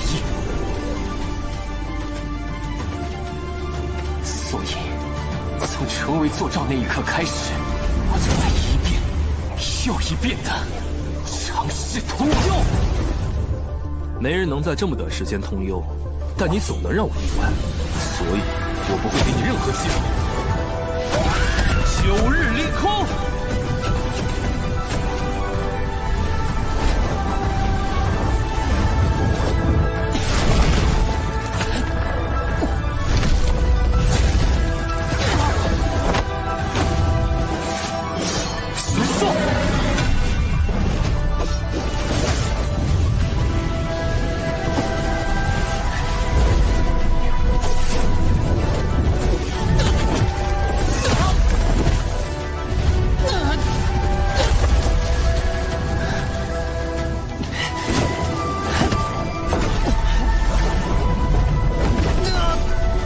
当你有什么后手，原来是想借我给你的压力，强行推开通幽之门。你太急了。通幽既是修炼心意，急于求成，只会败得更快。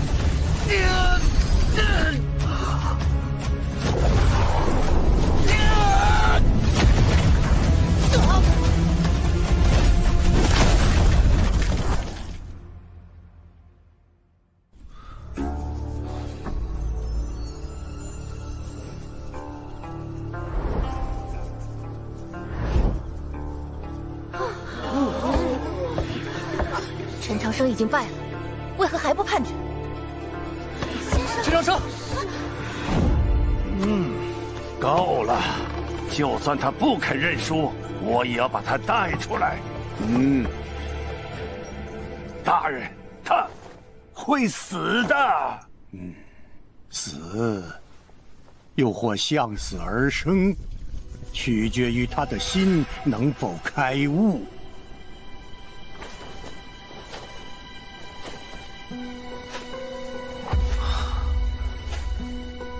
这里是没写完功课就跑出来玩，为师让你抄写的修行教义，可还记得？大道3000，以书为镜，可以明道理，见本心，心意所达，即是顺心意。那么，你的心意是什么？是求活？ 是抗争，是同道，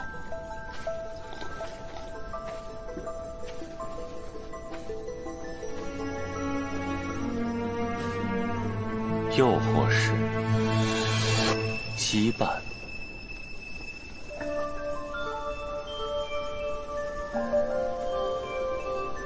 师兄，看来那个笨蛋是我。 有些事我们决定不了，但有些事我们可以选。希望在那之后，你可以多读一些你喜欢的书。师兄，是我太心急了。所谓通幽，就是修炼幽符，而幽符即是心。 一路以来，我本就一直在修炼心意。选择求活改命，是我心意；选择反抗不公，是我心意；选择向死而生，亦是我心意。一路以来，我做的都是我喜欢做的事。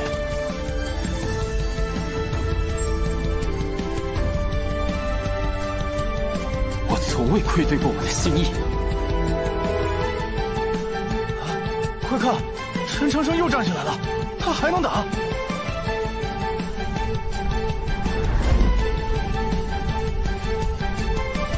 他在干嘛啊？不对，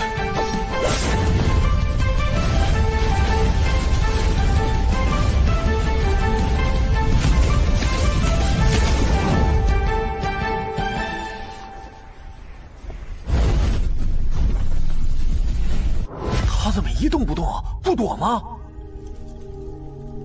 心意到了，何须退门。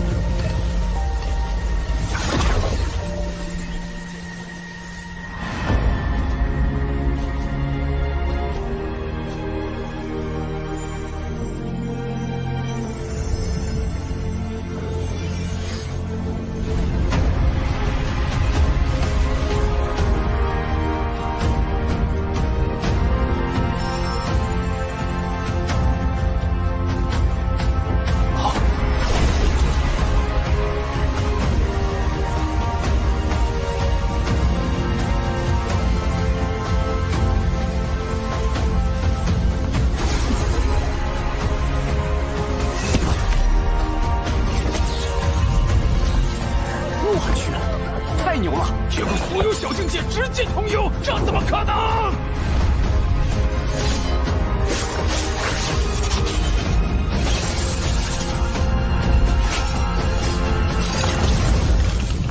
他竟能一眼通幽，这孩子修的顺心意本就直指通幽大道，而他的无垢之体能让他吸收的星辉穿透血肉，直抵幽府，锤炼出通幽的心脏。所以这孩子早就已经踏上通幽之路。这种修炼方式闻所未闻。10年修心，100日修行，厚积薄发，一眼通幽。一如当年的王之策，也是这般一夜悟道，继而成为一代强者。师父，师弟通幽了。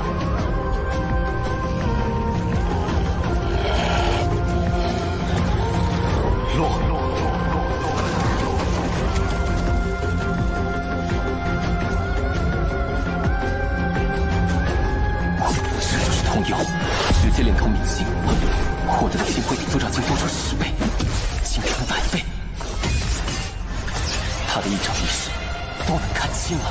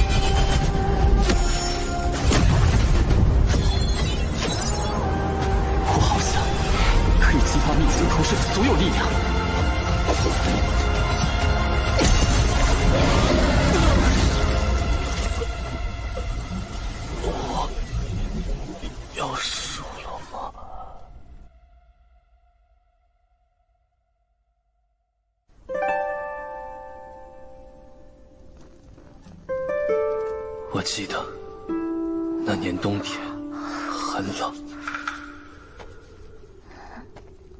母亲清晨煮粥，冻凝后切成2块，我和她一人1块，如此寒窗10载，寒食又是几载。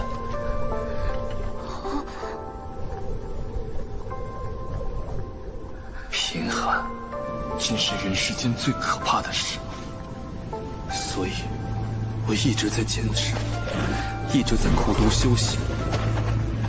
我告诉自己，要想保护重要之人，就不能输。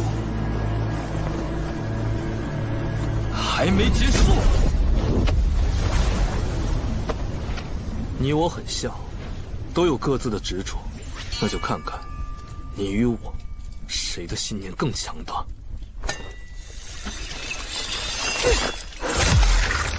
他的气息在急速攀升，是失传1000年的道门禁术仙人渡。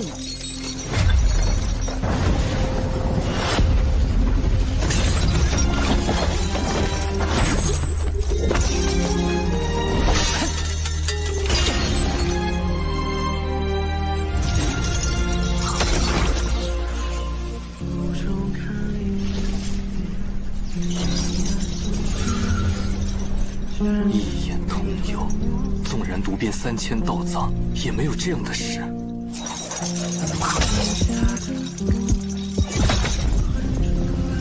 能窃取天地伟力，强行激发潜能的道术，我也闻所未闻。至少这样，我们能打个痛快，放陪到底。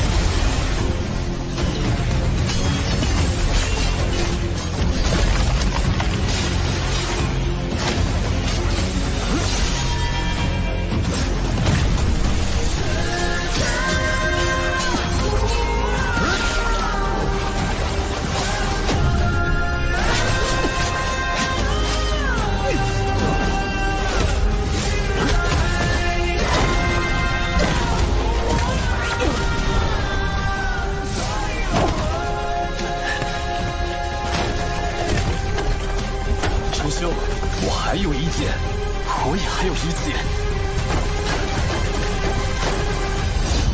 先生参加大朝市，当然要拿首榜首名呀。这样下去会出人命的。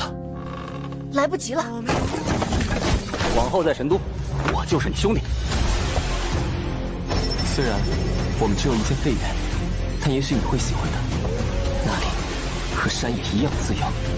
再续人性，剑出无归，国教真剑，天地一方，人间如舟，一块分之。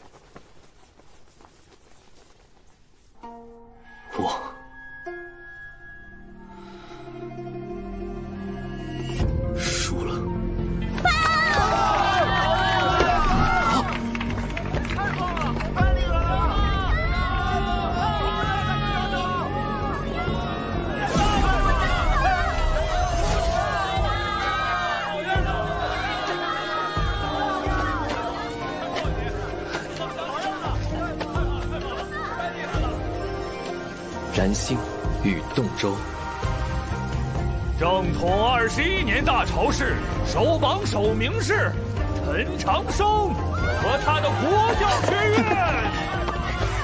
好哎，先生赢了！有你的，这是首榜首名。耶！我就知道先生一定能做到的，先生真是太厉害了！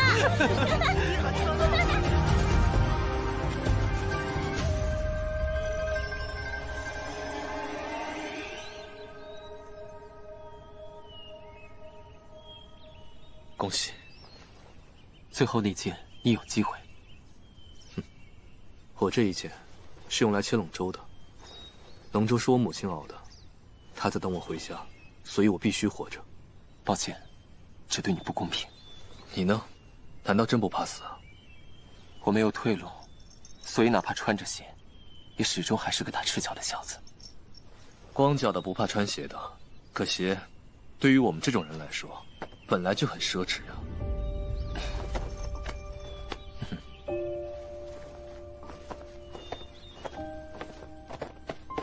殿下，师兄，我有些饿了。早上剩了些白粥，怕是冷了。冷粥尤佳。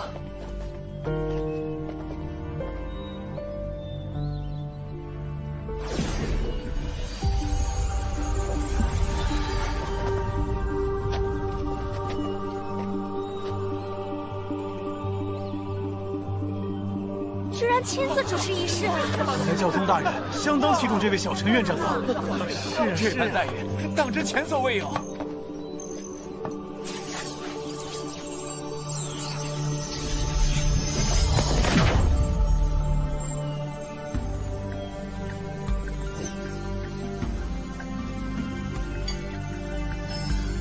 孩子，你若不肯低头，谁能为你戴上桂冠？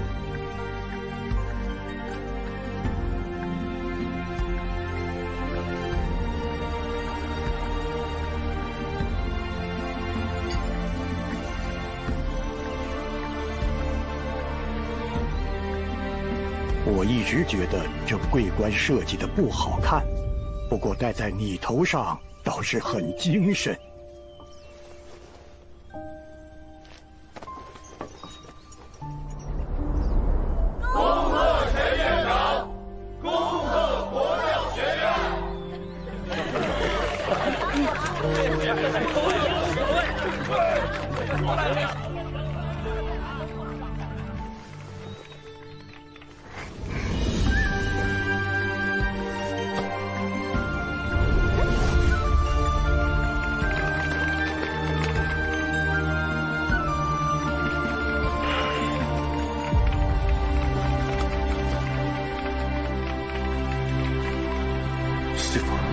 师兄，长生做到了，逆天改命的答案就在前方。正统21年的夏至，那个从山里来的小道士和那间破败的国教学院，在大潮市上奇迹般的横扫整个中土大陆的天才，赢得首榜首名。小道士只用3个月就成了大周朝的骄傲，人们在他身上看到了无限的可能性。国教学院当大清了！小陈院长，今天还招生吗？堂哥自可以婚配。那轩辕公子呢？走，咱们上前面看看去。慢点儿。陈院长。原来陈帮手喜欢吃香花呀！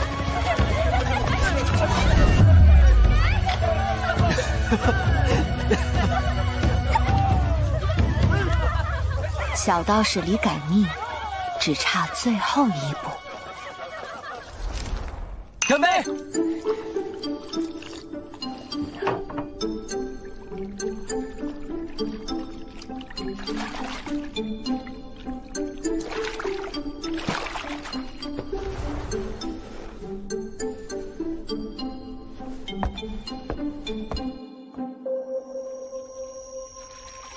我原以为那孩子在大潮市上会止步前16，没想到他真的成了大潮市首榜首名。更让我意外的是，你和梅里莎向来安静，却在这孩子入神都后连续表态。陈长生是我的师侄，季道人，原来如此。但那又如何？不要忘了。当年我们决意杀他的原因是什么？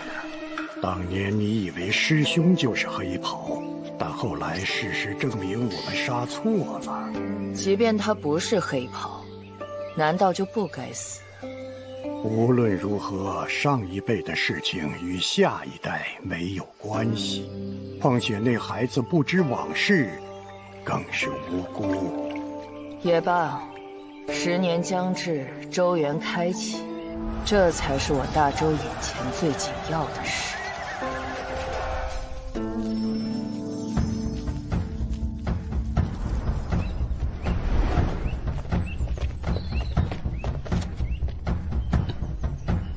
先生，加油！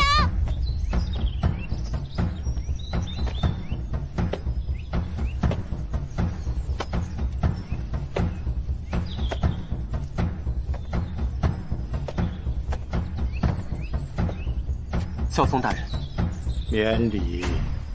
凌烟阁中供奉着我大周24圣贤，他们助大周开国称霸，抗击魔族，每位都有通天彻地之能。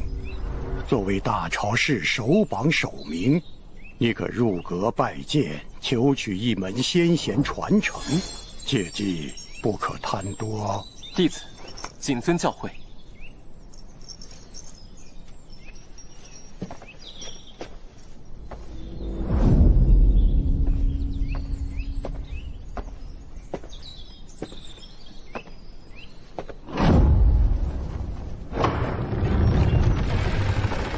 师父师兄，我终于来到这里了。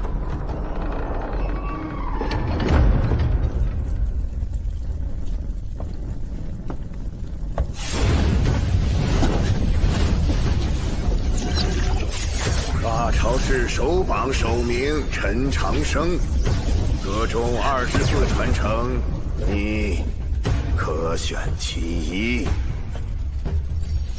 道藏记载，白金榜排名第12的白日焰火，没有他的认可，就算巨星境也无法进入阁中。你们说，先生会选哪个传承？肯定选有国公啊！纵横沙场万人敌，史上杀力第一。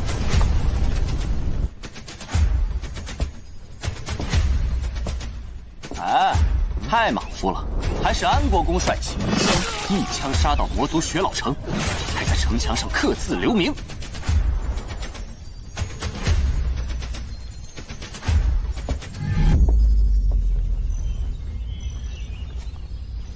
那些传承都是极好的。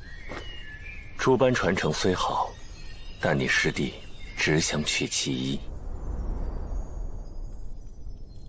史书记载，赤策先生与我相似，入神都时尚未修行。他16岁入天道院，日日与书为伴，40岁一夜悟道，直达巅峰。师父说，逆天改命之法就在此处。只是，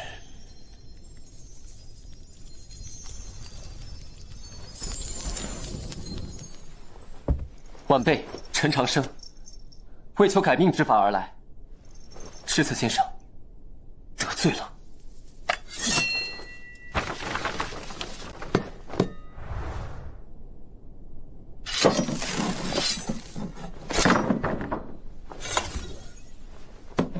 果然，如师父所说，画像后才是真正的传承。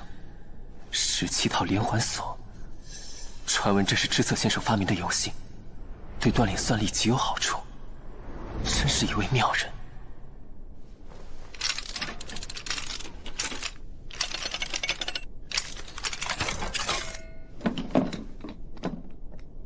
啊，一本笔记和一块石头。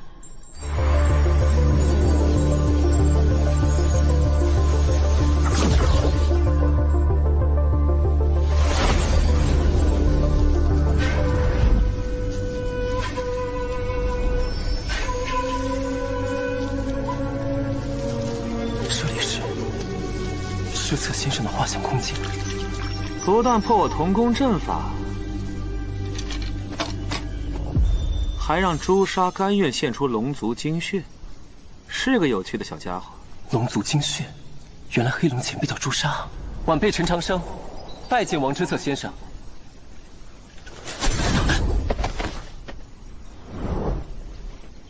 若要想改命，首先得理解何为命运。他竟知晓我来意。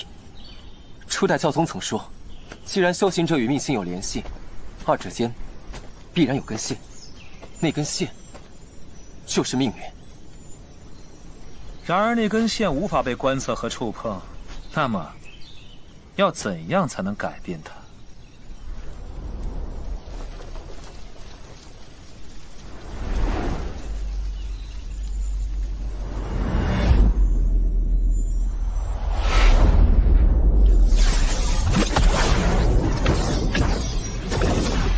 神与星是点，命运是线。理论上，只有改变点的位置，才能改命。对，也不对。人生在世，谁能没个父母亲朋、恩怨仇敌？所以命运的线，从来都不是独立的，而是交织成网，而网从不为谁而变。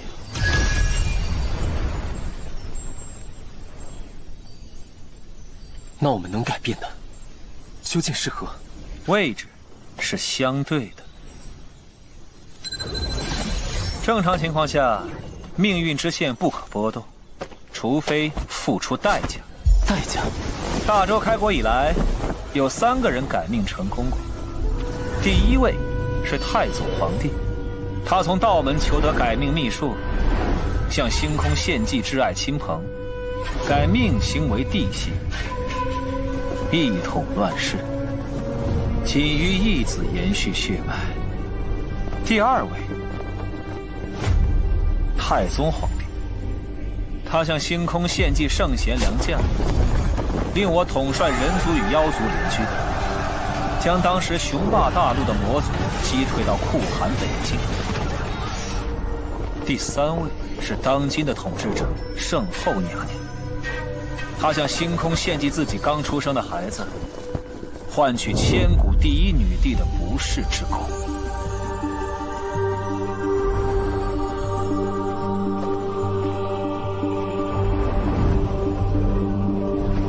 他们都献祭了与自身关系最紧密的星辰，献祭最亲近的人，通过牺牲他人的命运，来改变自己的命运。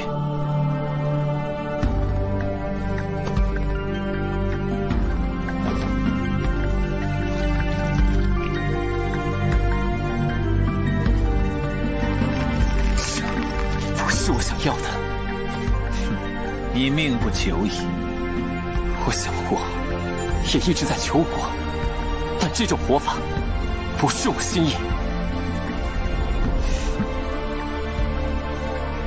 那你就只能试试另一种方法，修炼到神隐境。神隐？所谓神隐，即是超然一切规则束缚，隐于天地之外。唯有如此，才能以一己之力撬动命星。可我没有时间了。师父说你一早便知道答案，为何会让我来此？修行与我有什么意义？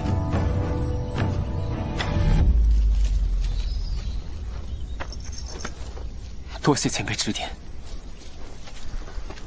少年，我说的只是前人的路，未必是你的路。记住，位置是相对的，没有命运，只有选择。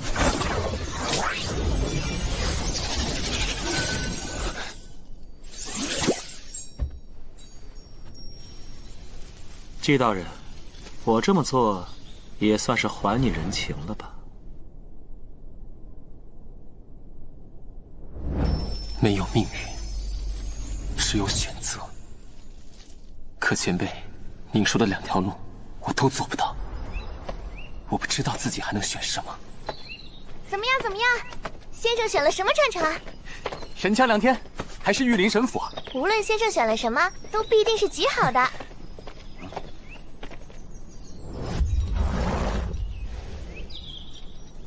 这些日子以来，我们之间有些误会。今晚我在府里设宴，来吃饭。家宴？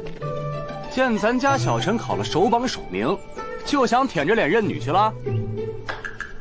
师叔，希望我已与人有约。至于婚书，我会亲手还给徐姑娘的。好啊，蓉儿去过周原后就会回神都，见过她后，若你还愿退还婚书，我反倒会高看你一眼。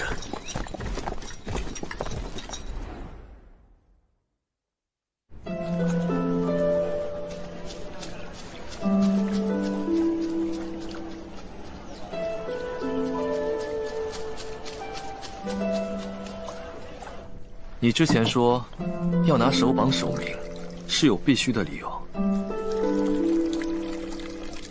凌烟阁之行可有成功？成，也未成。此话怎讲？我找到了一直以来想要的答案，却发现毫无意义。我在书阁研习时，也常遇到此时此刻的不解之题，在彼时彼刻却突然有了答案。我们接下来要去天书岭，那里有世间一切大道，而星空下第一强者周毒夫的秘境周原也即将开放。也许这两处会有你的答案。我听唐36说过，人族和魔族在为争夺周原钥匙大战，有结果了。秋山师兄没来参加大潮时，正是因为去前线参加争夺周原钥匙的战斗。周原每10年现世一次，每次开启都是腥风血雨。谁能得到周毒夫的传承，谁就能彻底打破人魔战争的平衡。所幸师兄他不负众望，夺得周原钥匙，但也身受重伤，不得不回骊山休养。秋山君大义，值得钦佩。此次周原将在1个月后开启。陈兄，何不一同看过天书，探过周原，再下结论不迟？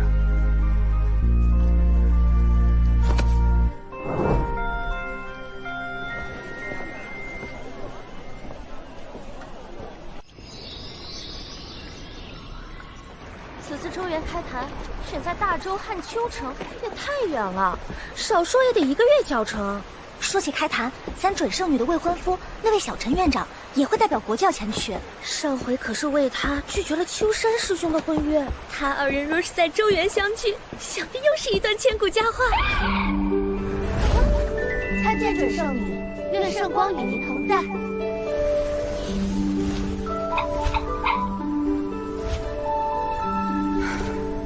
未央宫那夜，只是一个巧合罢了。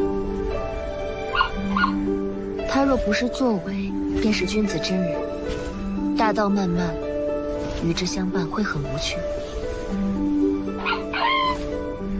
你向来喜欢他，他究竟哪里好？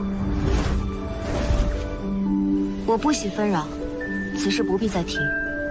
与其聊这个，还不如去打麻将。天书岭，开灵。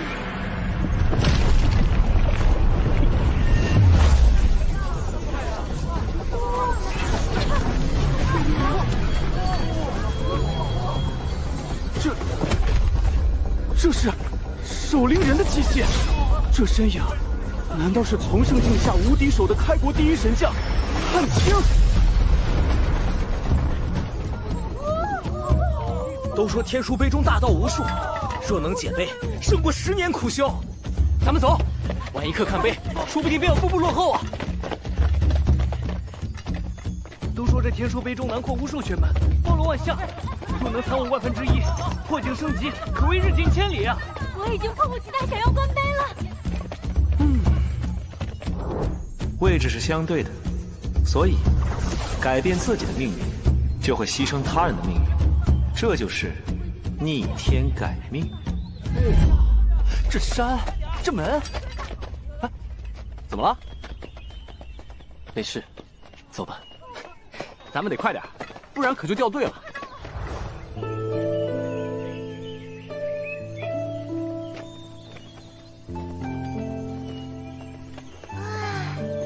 好浓郁的星辉，这天书灵不愧是修行圣地。师父，师兄，那那样的逆天改命之法不是我行，我不知道还能做什么，又该做什么。究竟是完整的人生重要，还是完整的生命更重要？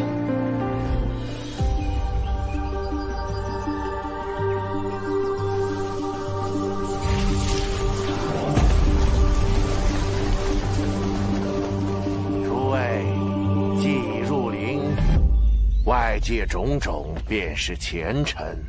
我乃天书碑士，是为灵中管理者。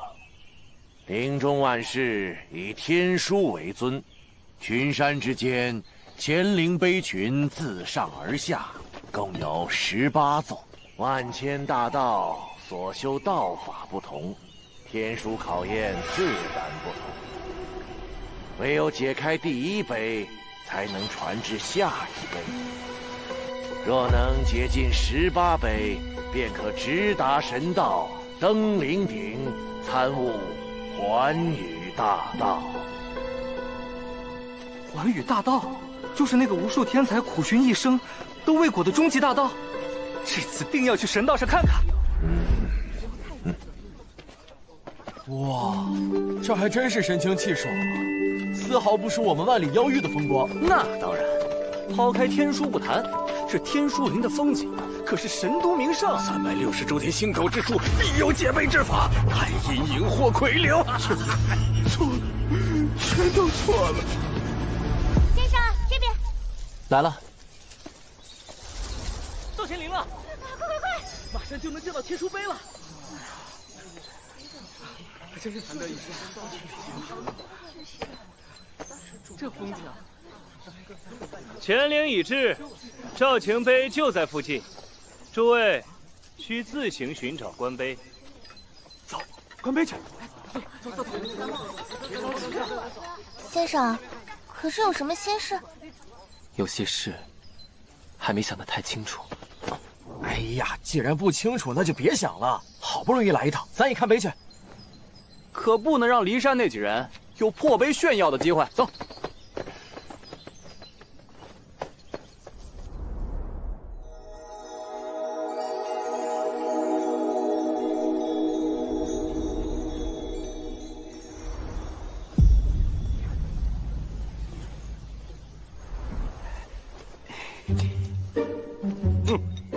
是解吧？谢谢。哦，总算找到赵群碑了。有了，我有解碑思路了。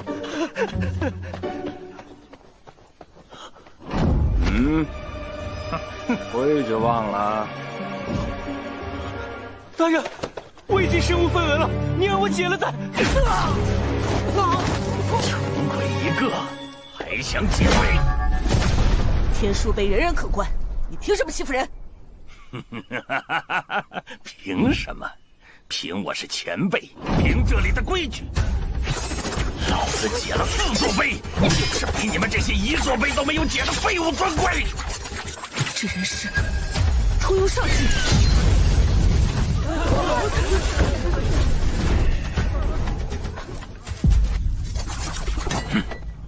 1个偷幽，3个做赵，也敢出头？这届新人果然有趣，哥几个就好好陪你们玩玩。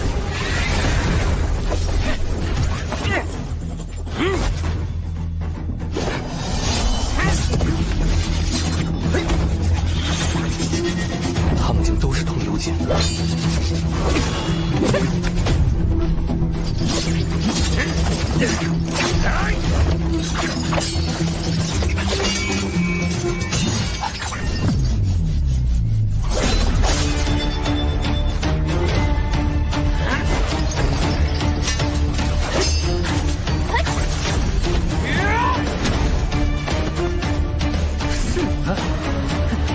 不客气。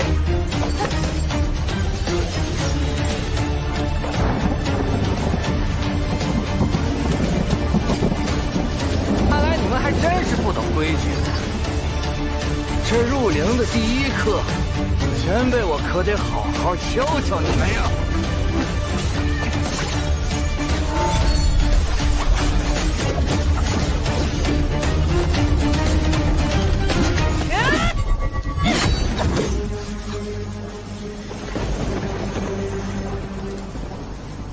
前辈，天书碑是知识，当为人所用，不是划分贵贱的工具。说得好，可太祖皇帝的意见好像和你不一样。这陵中旧制可都是他筹划建立的，你不服，我送你去地下亲自和他说一说，好不好啊？一群废物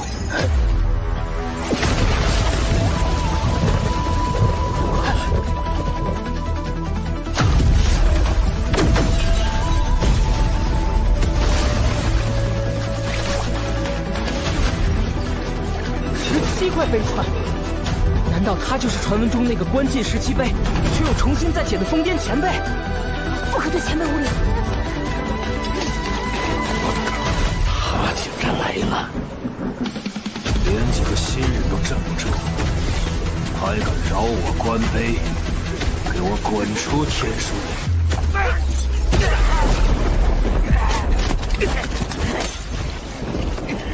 大人，我知错了，别跟我出灵。我当你是前辈，才给你几分薄面。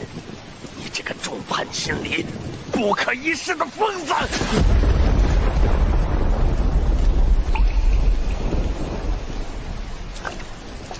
滚！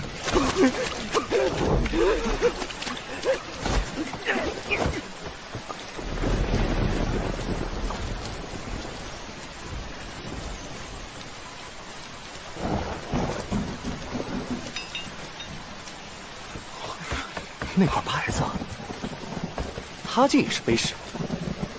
碑士，就是一群为了解开天书碑中的无穷大道而立下血誓，甘愿守灵一生的人。你是说？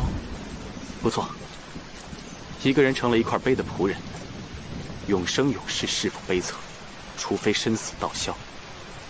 永生，永世。修行是为了更好的活着，他们却只为修行而活，真的值得吗？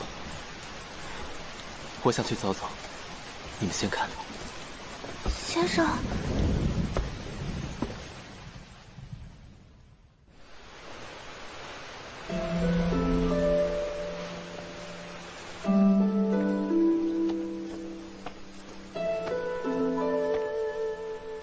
内树。草屋，对天书碑敬畏很正常，但你什么都不做，是在浪费生命。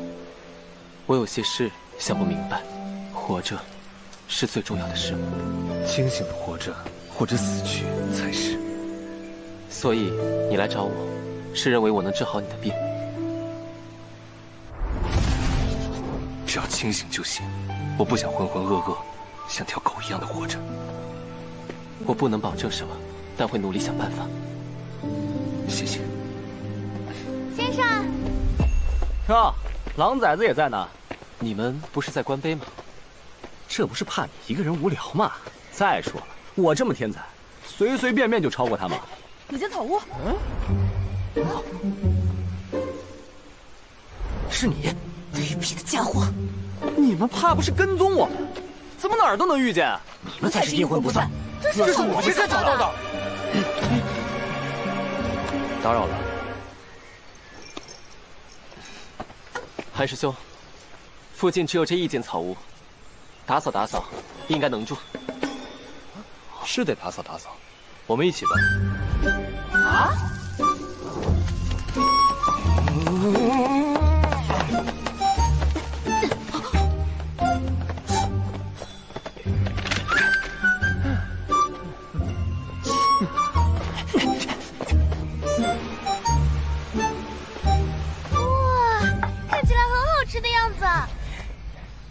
树枝啊，凉拌青叶菜，这个时节吃，对身体有好处。没错，这一定是天底下最好吃的青菜。啊！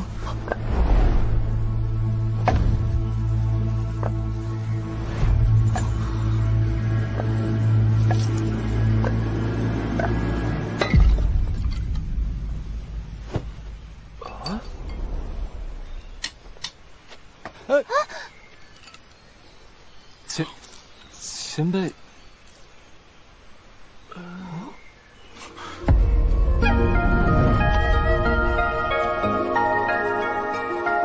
这味道，竟是当年别无二般。知道您厉害，但前辈也没必要如此欺负人吧？这是我家，住了37年的家。倒是你们37年前，难道您是毛院长常说的那个人？37年前的首榜首名，与天梁王破齐名的天道院第一天才踏雪寻梅。看在这盘清炒的份上，我奉劝你们一句：这天书陵可是天才的坟场。天才的坟场啊，这是何意？要想知道，自己悟去。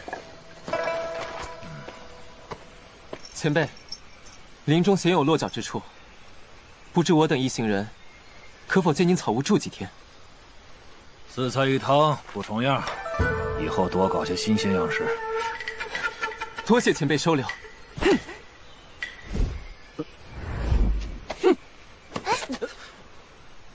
一箪食，一瓢饮，一席定，一山蓝缕不知寒暑，满袖风尘，不辨晨昏。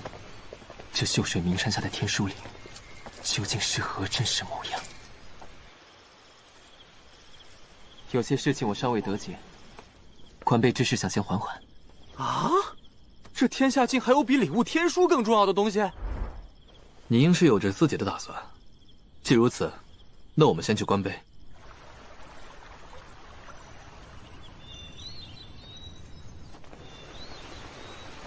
里外都收拾得差不多了，不知他们官碑可还顺利？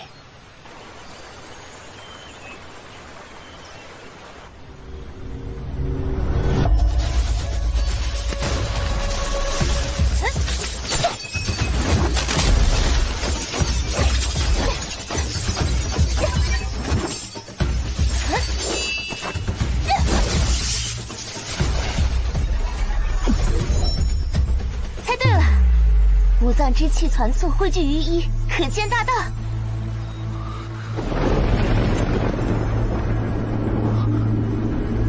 啊！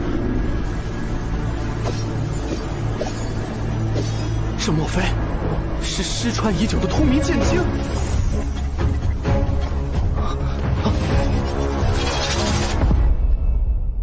对修道者来说，天书碑就像壶美酒，越喝越醉。越醉，是越想喝，而究竟多少为宜？是长醉不愿醒，还是浅尝辄止？亦是天书对每个人的考验。但人能弘道，非道弘人。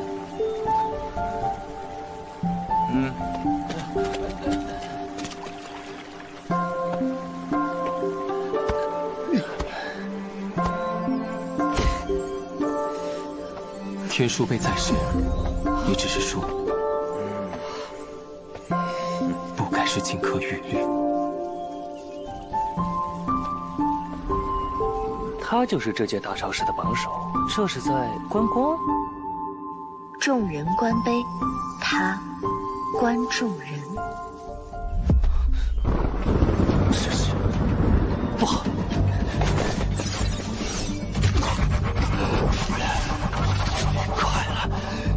看到剑境全貌了！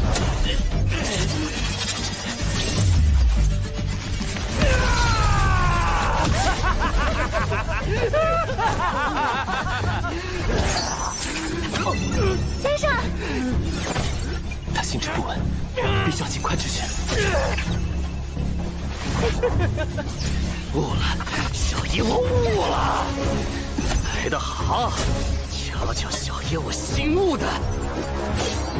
这一剑，所有的剑都是我的。难我解非者，死！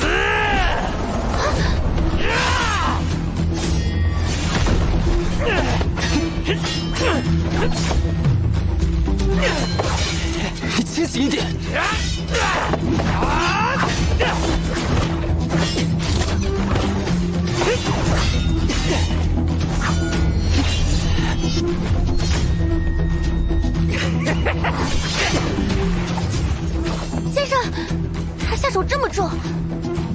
闻，他被天书迷了心智。这天书竟会使人失魂？不，是他被自己的欲念所绊。控制住他，我来行阵。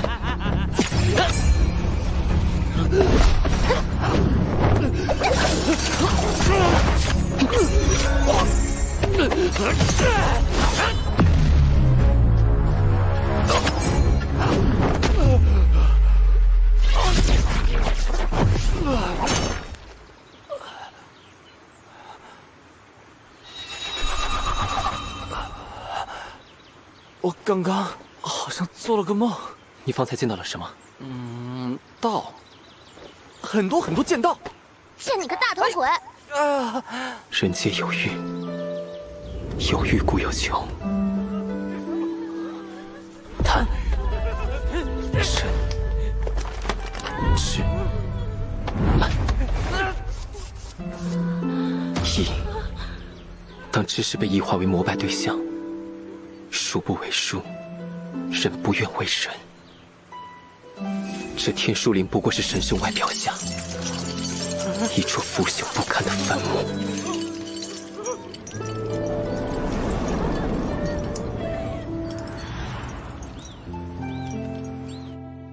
这些莘莘学子，或有自觉，或有迷惑。吃上这药丸，也许会有助于避免执迷之心吧。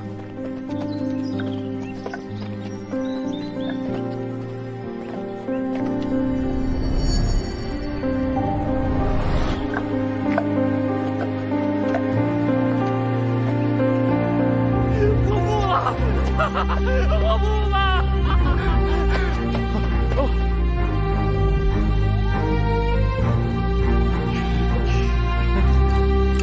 来，尝这个。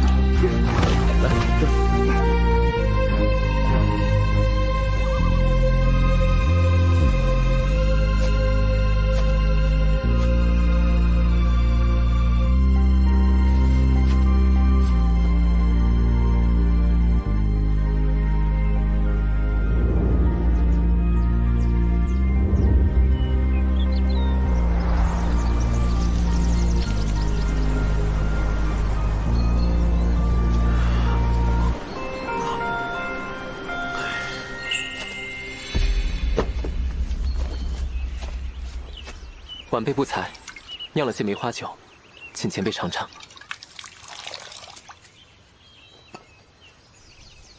还不赖，你还懂酿酒？六元斋笔记里提过，就试了试。晚辈有些疑惑，不知前辈可否解惑？天书林设立层层阶级，按知识多少划分高低贵贱，前辈以为是对是错？不经天择，优胜劣汰，悟得天书知识更多者，自是受人敬仰，又有何错？可知识是启发智慧的钥匙，在晚辈一无所有时，是知识照亮了我黑暗的人生。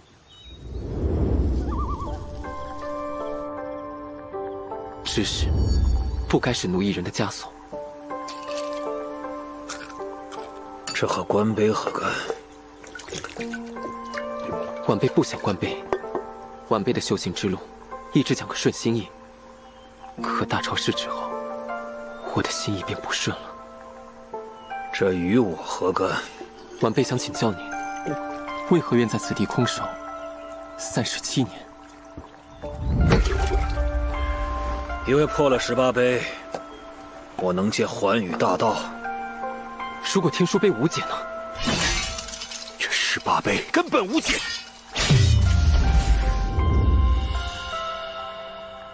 我从不做假设。不久后，我才从寻梅前辈的笔记中知道，原来他一直尝试回忆过去，却发现这段岁月实在太过漫长，很多东西变得模糊，唯一不变的是无数日夜。他只想去到那里，只可惜，却始终去不得。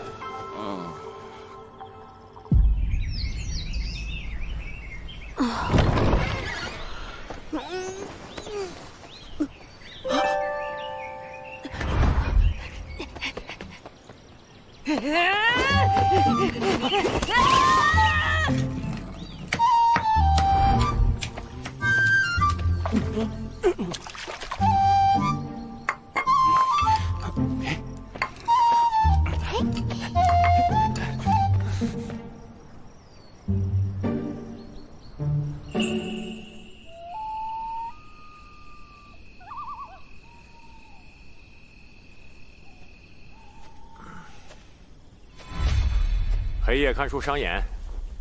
前辈以后还是把这油灯拿上吧。听说你是本届大潮市第一。前辈曾经也是。我？哼，有个比我更厉害的人，只是他没有参加那一年的大潮市。他也曾在昏暗中递给了我一盏灯。你可听说过天凉王破？黑夜看书伤眼。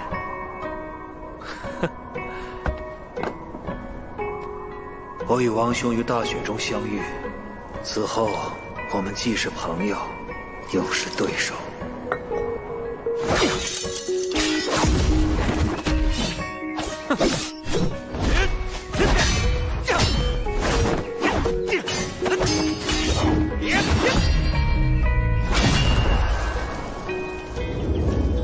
但他天赋卓越，远胜于我。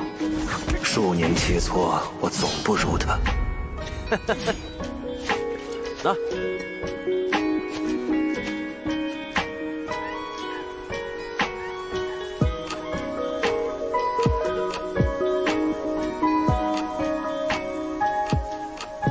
直到那一年，我与王兄一同入陵。王兄，既已入陵，不如比比谁先关进乾陵18碑，登神道，得见寰宇大道。好。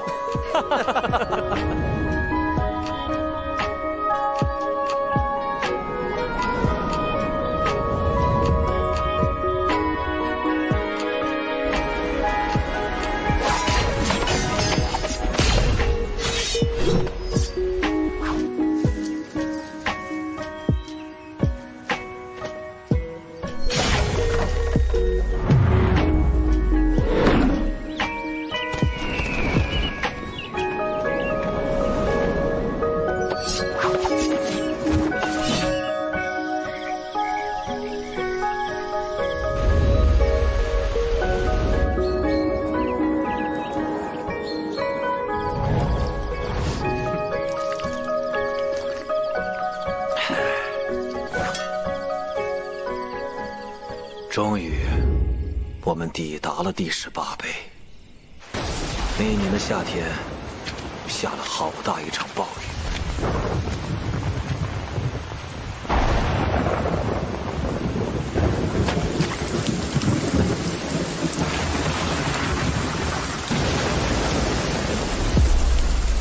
然后呢？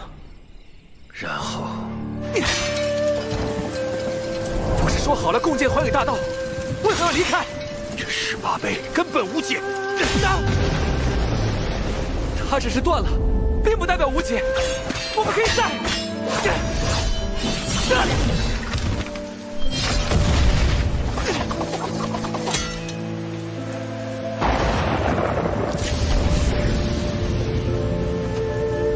我不想在此处浪费时间，不要再劝我。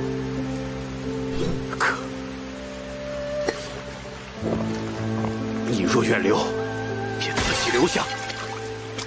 我们还没有见大道，我还未曾赢过你。你要赢的，从来都不是我。你为什么而活？那之后我便再未见过他，只听新来的人会聊起他，说他已声名显赫。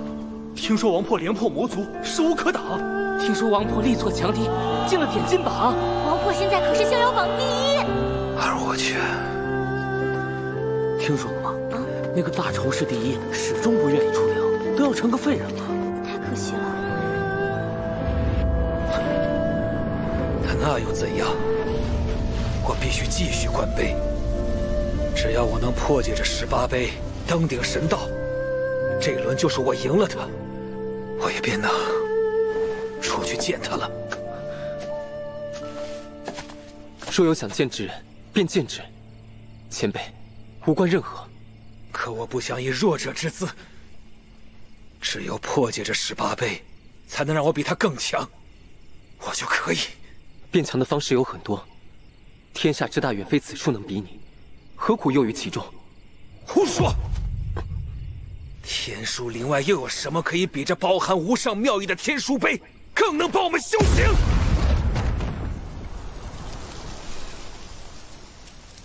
有很多，战斗、风雪、天地自身，还有贫穷寒苦。更重要的是，天书岭外有生死。你为什么而活？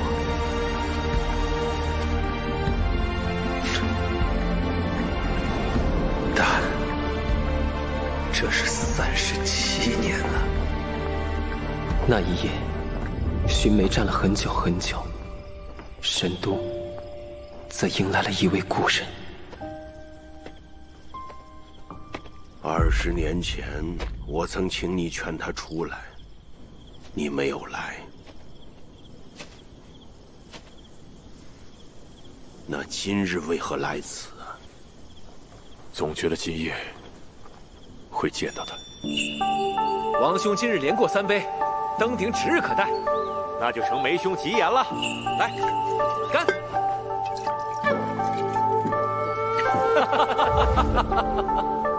今日买此梅花酿，待我们看到寰宇大道，开此酒庆祝。好。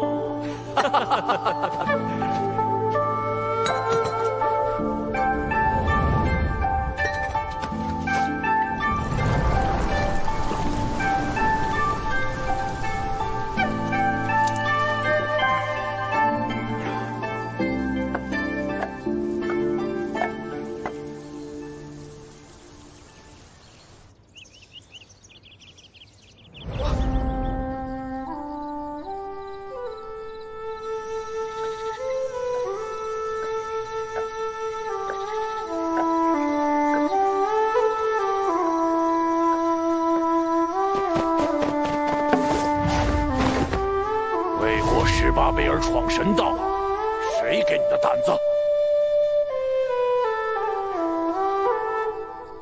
你又是谁？能拦住我？大逆不道之徒，给我拿下！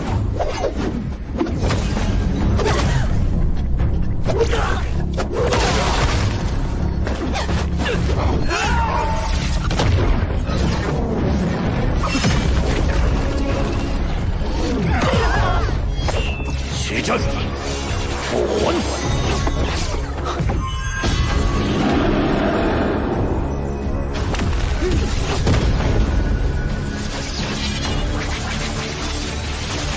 自不量力。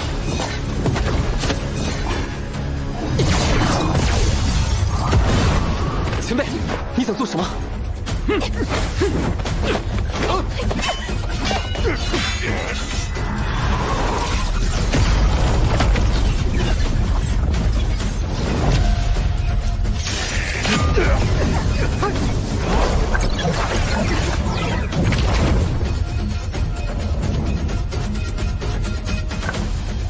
余县者，死！怎么回事？哎，竟然有人闯神道！100年来，从没有人为过18杯而闯神道，他一定会死。那可是第一神将汉卿。当年王魄在离开前也来过，他在此站了一夜，最终并没有向前踏出一步。他明白，向前便是死。你既以他为目标，就该表现出跟他一样的智慧。不错，看来在这件事上，他不如我。哪里不如？他不如我笨。前辈，为什么？谢谢你们，你们让我醒了过来，让我明白，我37年修道生涯的阴影，早已不再是他，而是这天书灵。解不开18杯又如何？如今我的顺心意，便是要亲眼看看那神道之后的大道，不论生死。若能赢我，你的确可以去看。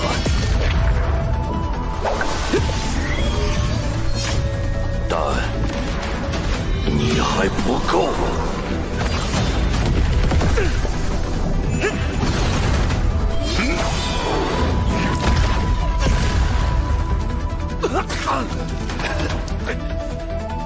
寻梅，今夜你既能破除心障，未来或可问鼎重生。退去吧，莫要一意孤行，不入歧路。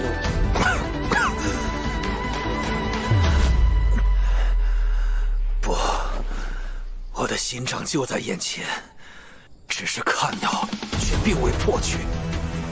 至于歧路，未必不是正途。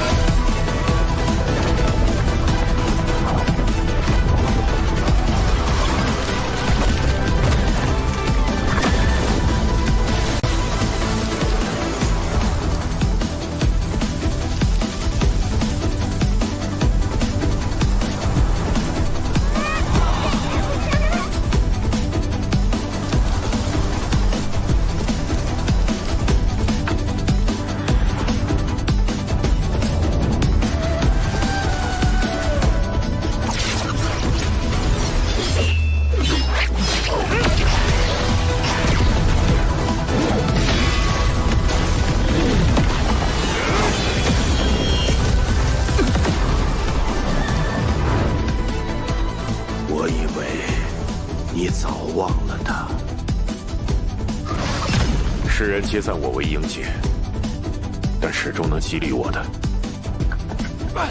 其实一直是他。37年，他其实是在为我官杯，为我们许下的诺言官杯。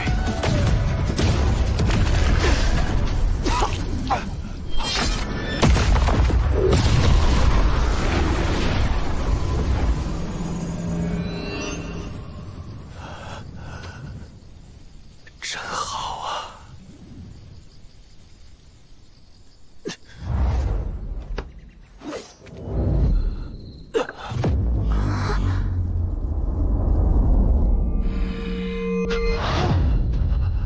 在此谢谢你们。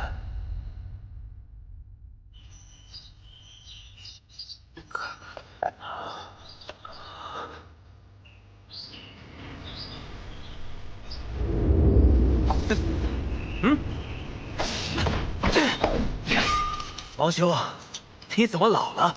梅兄，你又何尝不是的？你这口破刀还是这么带劲儿，你这把梅剑还是那么倔强。这些年让你失望了。何来失望？借一战，你化心为雪。若论境界，你已胜我。所以，我终于赢了你一次。那一天，满城红梅绽放，两个人谈天说地，聊了好久好久。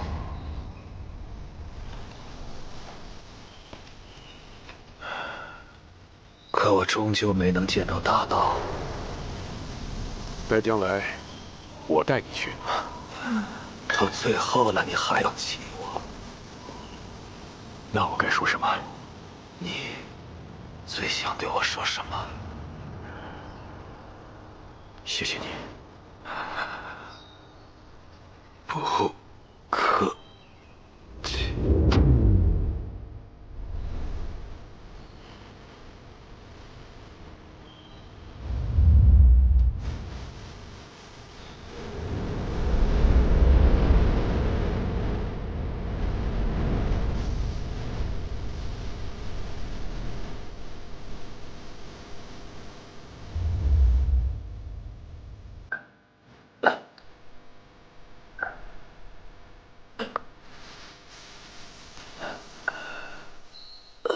在认识寻梅前辈之前，我从未想过人生可以如此绚烂的绽放，竟是刹那芳华，便已足够我们铭记此生。原来，人生可以短暂而精彩，人生也可以为失败而活。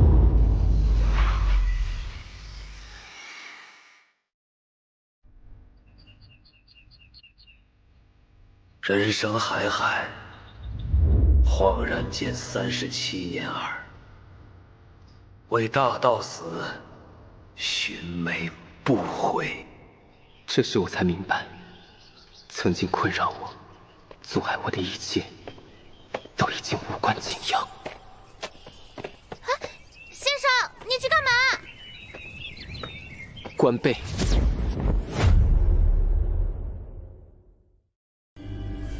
关碑半载，披星戴月。我和王兄总算来到第18碑前，却不料最后一碑，竟是座被人砍断的残碑。王兄认为此事不可为，离开了。我沉溺在天书林中，一心想解开第18碑，赢他一回。我在重复解碑时发现，每多用一种方法解碑，就能多获得一份大道感悟，而不同碑的感悟有时是相通的。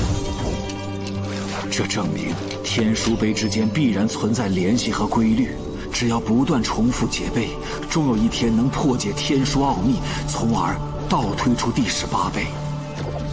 可不知为何，每到临门一脚时，总是差了一点。就是这一点，成了37年无法跨越的深渊。我的路断了，浑浑噩噩，麻木度日，直到被几位少年一语惊醒。现在梦醒了，总要做些事情。我想去看看，自己会倒在距离终点多远的地方。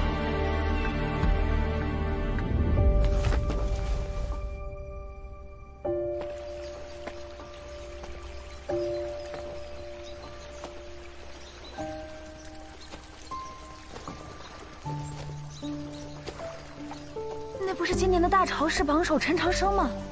有天书悟道这么要紧的事，他居然还浪费时间。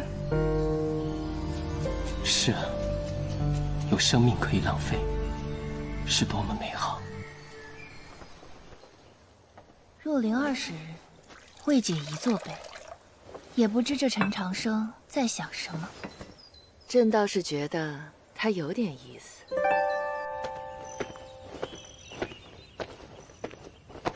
先生，你去干嘛？关背。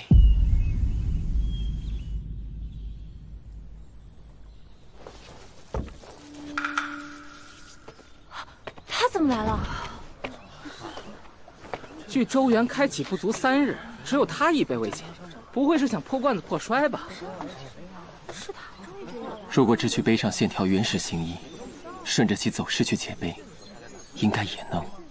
荒谬！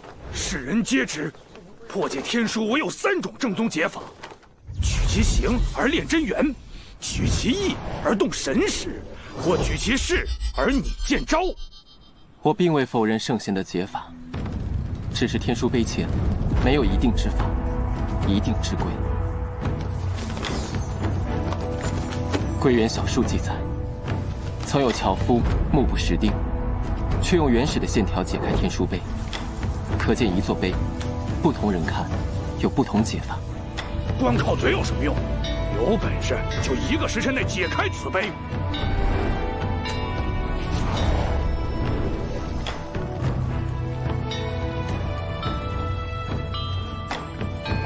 解碑当有万般法，但我认为要点不是解，而是读懂碑上的信息。一江烟水照青蓝，两岸人家皆画艳。淡荷丛一段秋光，卷香风10里珠帘。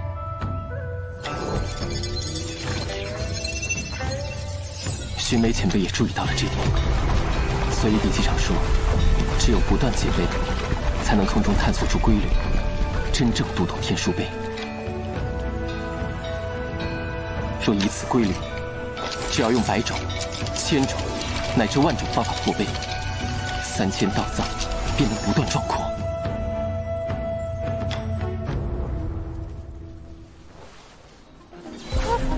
陈长生破碑了！这是一具尸，这怎么可能？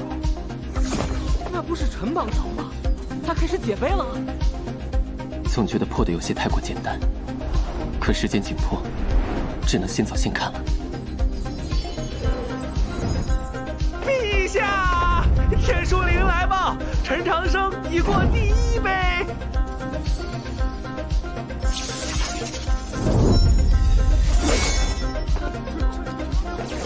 哎，这就写完了。速速报与教宗和主教大人，陈长生已解第2碑。陈长生已过第4碑。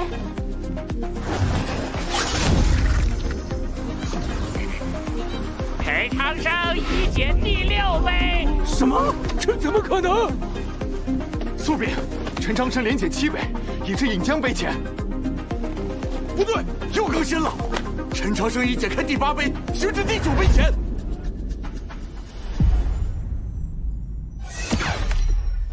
来，今年特例啊！特为我大周天才大朝氏榜首陈长生增设压盘，看看这陈榜首究竟能破多少碑！来，买定离手啊！我压12碑，13碑。麻烦让让，我压18碑。我家老太爷说了，我们唐家无条件相信陈榜首。有品的。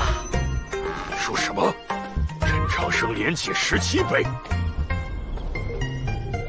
陈长生已到第18碑前。陈长生到18碑了，他居然1日就赶上了寻梅的进度，真是不可思议。14年不修行，只读书，一眼通幽；20日不解碑，只静坐，一日看尽。如此的观碑速度，倒让我想起了当年的周独夫啊。可惜，当年周独夫带走了第18碑和所有后灵碑，否则他还真有可能重现当年的盛绩。18碑断，非人力可补，他若放弃，倒也明智。寻梅前辈，托您的福，我又和您站在了一处。破解群碑果然不易，可世间困局必有解。无论断碑如何难解，您为走完的路，为探尽的道，晚辈想替您一试。陛下，奇事啊！陈榜首竟重回赵青碑前，从头解碑去了。什么？他难道想走寻梅的路？不可能吧！一种解法已经很难，他还能有多种解法？那依陛下和教宗大人看，陈长生能否解开周独夫留下的断碑？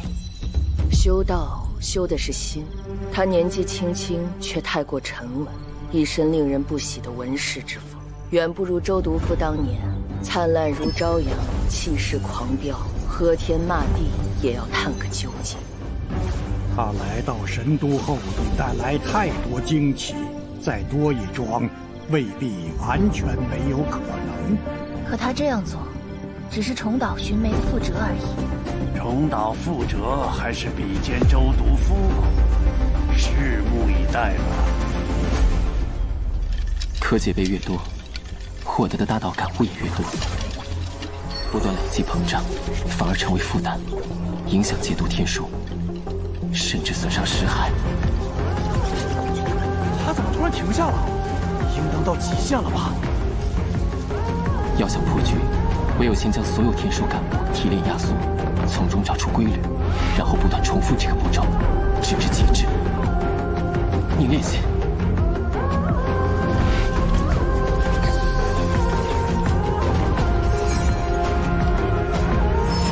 再你练习。不够，再紧接点。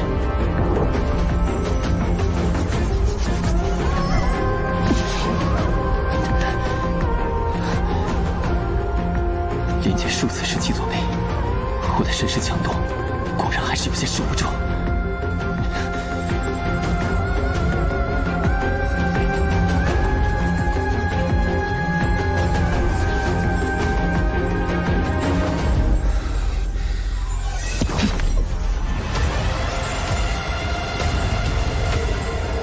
大道至简，万道归一。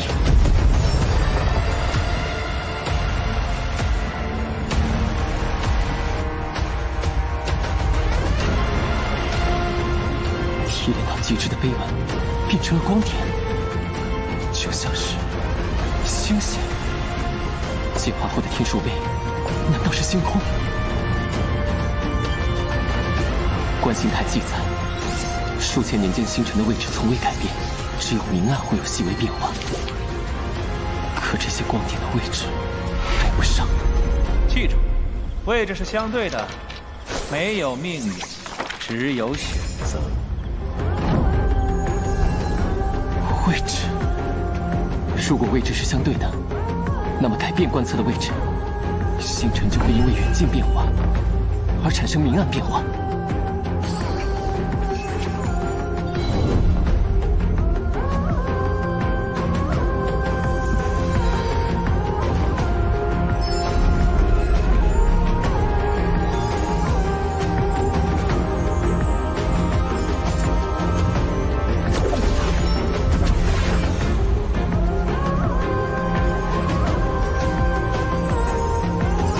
原来如此，居然是这样。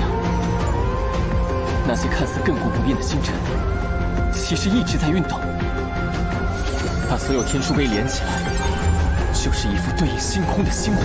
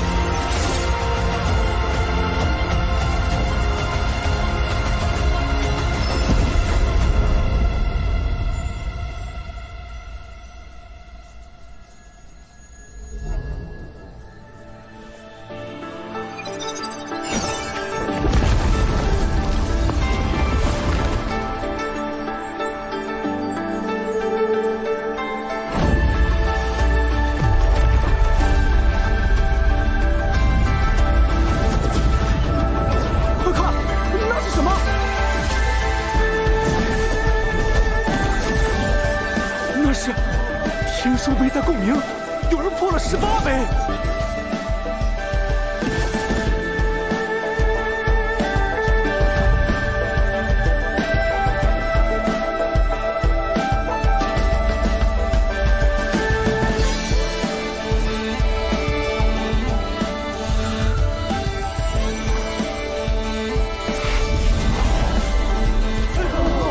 这太神奇了！哇，叶先生，他破解了那断碑。娘，快看！他竟还真做到了如此地步。遥想当年王之策一夜悟道破境，引得无数星光，整个神都都宛若白昼。没想到阔别千年，这孩子的星海坠落之景竟更胜一筹。好浓郁的星辉！陈榜首竟能激发所有天书碑共鸣，引得星海坠入人间。快！此乃突破境界的大机缘。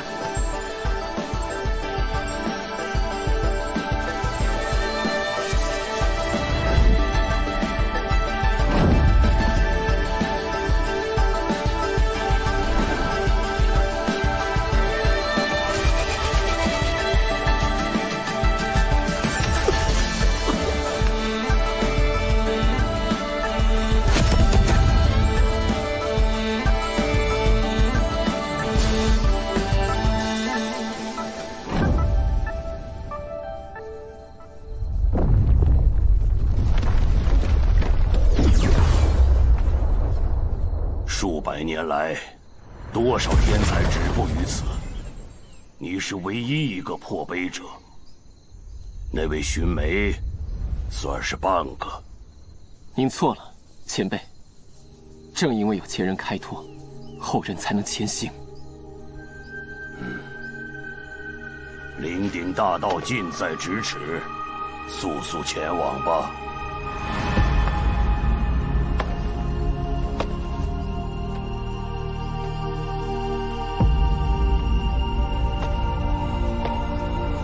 天书是无上至宝，但知识学问当为人所用，而不是高高在上，更不应该成为求知者的囚笼。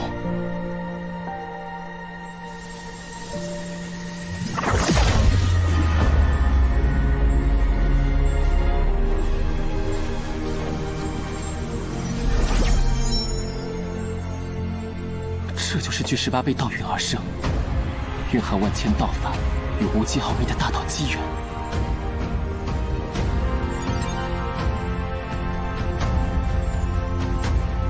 我叫学院陈长生，登顶神道，蒙赐大道机缘。是寰宇大道，他竟真能悟出。传闻若是能领会其中万分，都能胜过10年苦修，当真是英雄出少年呐！这孩子的确不错，朕倒是想瞧他了。但是，真正的大道不该握于一人之手。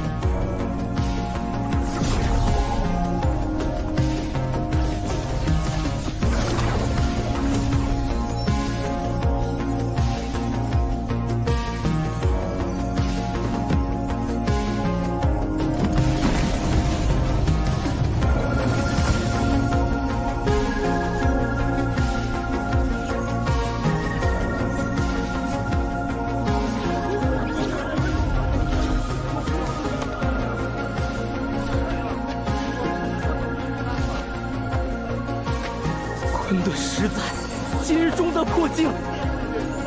如此机缘，谢陈榜首大恩，谢陈榜首大恩。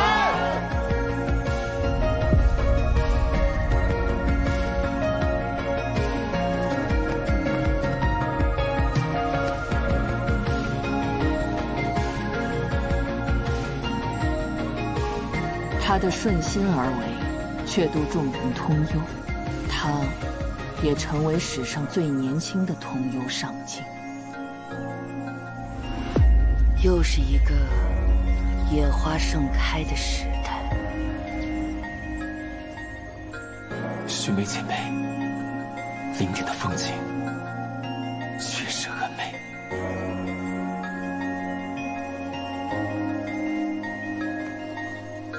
今夜星光灿烂。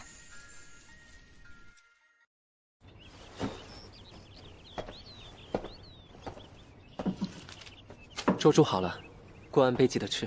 鲜腌的咸菜在后屋坛子里。哎呀，我活了大半辈子，还是第一次见到星河落入人间，把黑夜照得和白昼一样。还有那满城梅花，堪称传世绝景。只可惜，你小子连声招呼都不打就走，太不够意思了。你们不是去观碑了吗？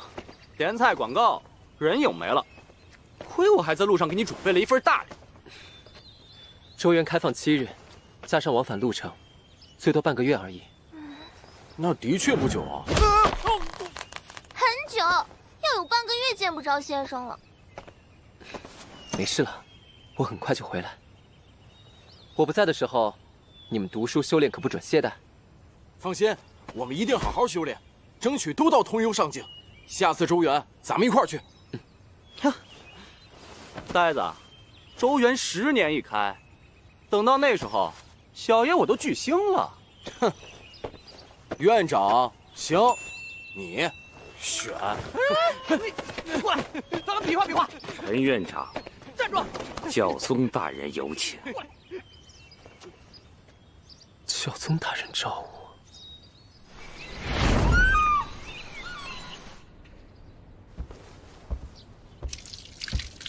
学生陈长生，拜见教宗大人。你可知周元意味着什么？周元是周毒夫的小世界，周毒夫被誉为星空之下第一强者。传闻他的传承足以改变人魔战争的格局，因此我族与魔族争夺100年，死伤无数。正因周元传承如此重要，我很在意。若被你得到，你会作何选择？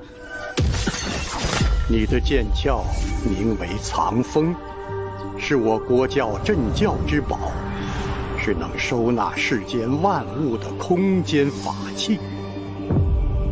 镇教之宝？难道师父曾是国教之中非常重要的人物？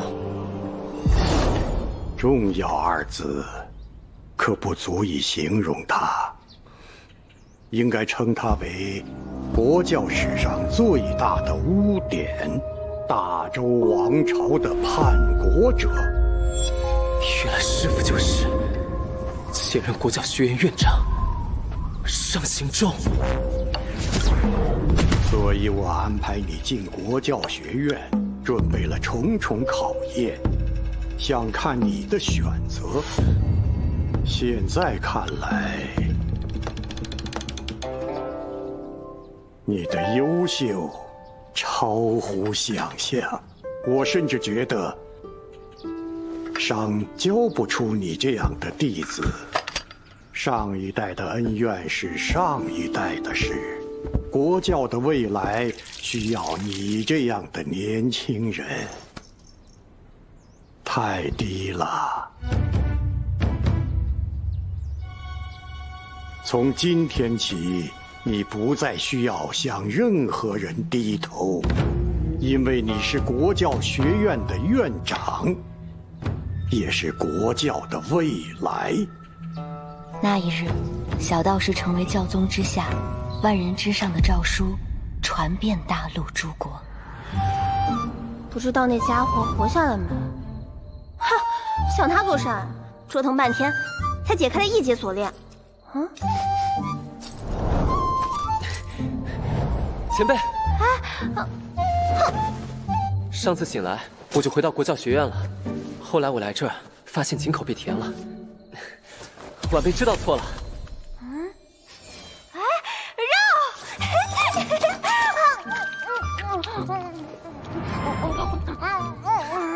慢点吃，等我从周原回来再给你带。你来我就。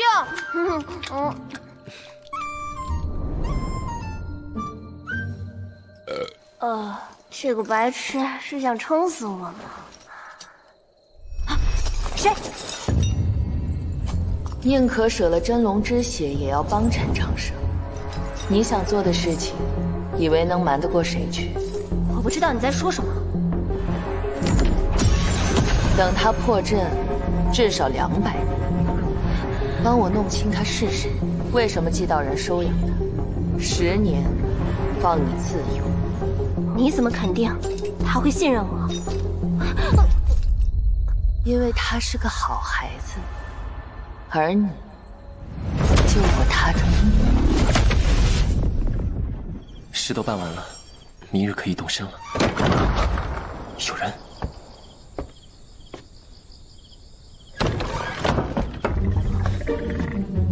你是前辈？别大惊小怪，这叫离魂之法。我分出一道龙魂，和你一起去周原。前辈和我一起去？你要死了，谁给我破阵啊？哎，好困了，点的是还睡一觉。前辈，前辈。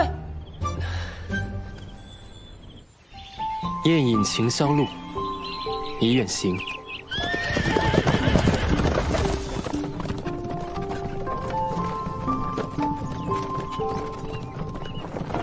师父，师兄，来神都半年之久，我正式踏上修行之路，已结识了几位好友。若此行改命顺利，定要带他们回来见见你们。长生一切顺利，5年。舍秀，此去周远，唐36重金聘请我做你的保镖。原来你就是唐36送的大礼。不，这才是。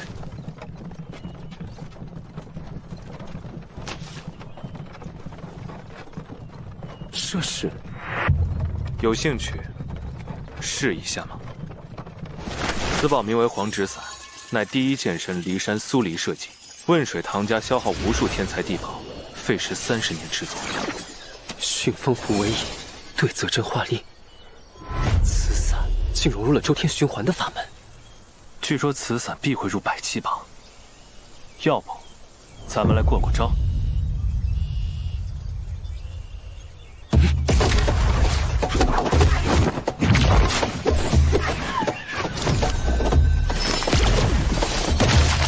不赖嘛！这招如何？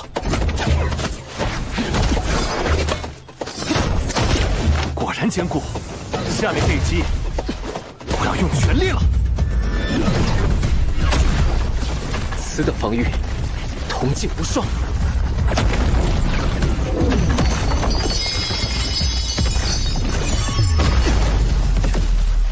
不止如此，唐老太爷还说，此伞龙骨内有一道剑气，以此剑气为引，也许能寻得传说中的剑石。相传周毒夫一生中夺得无数绝世名剑，皆藏于周原，但是至今为止，从未有人在周原发现一把剑，更别说是剑池。既然如此珍贵，那位设计黄纸伞的剑神苏黎，为何没带走他？据说苏黎是千古第一剑道天才，但为打造这伞负债累累。可他最终没能还上钱，于是这伞就收归我唐家了。堂堂剑神，也敌不过贫穷啊！那必须的，这世上没人敢欠我唐家的钱。切！北京这破地方还是这么冷，好想喝口酒啊！借诸位脑袋换个酒钱。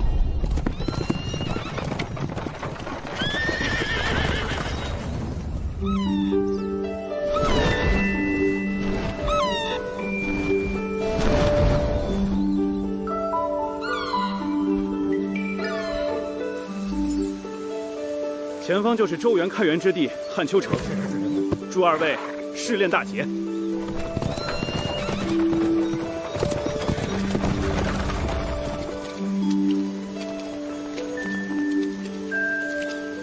这是祈愿术。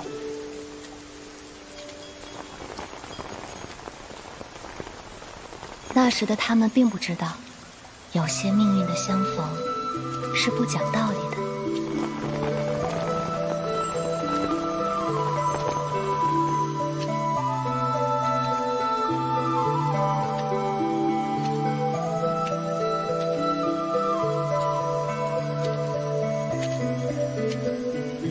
望众人善心所愿，愿世间美好之盼皆能如愿。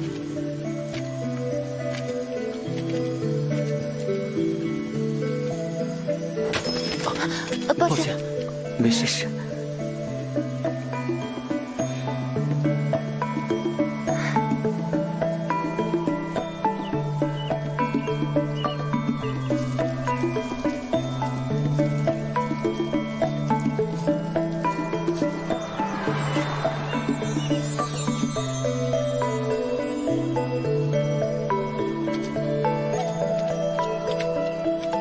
周原要开启了。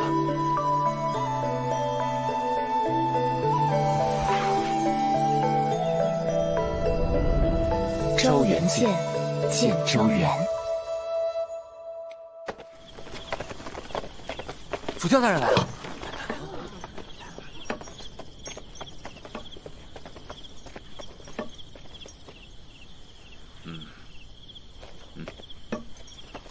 吉时已到，各宗门弟子速速集合。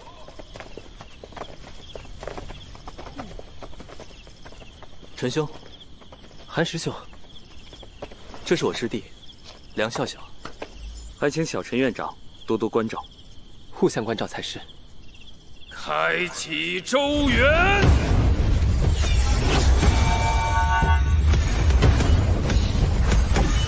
万象法门，任务如此，执周之命，道路之光。周元重游，起！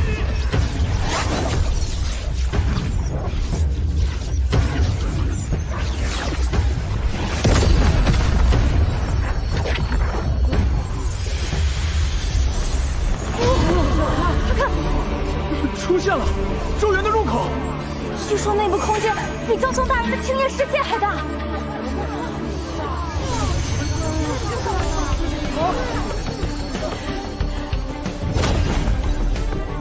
还未进入，就能感受到如此浓郁的真气，其中一定有许多天地珍宝。更重要的是，有星空之下第一修行者周毒夫的隐世传承，万一能够有幸求得，可是天大的机缘。众弟子需谨记，周元开启7日后关闭，在此之前，可凭借你们手中的灰线引撤离周元，否则将会被时空乱流侵蚀。去吧。看了，走。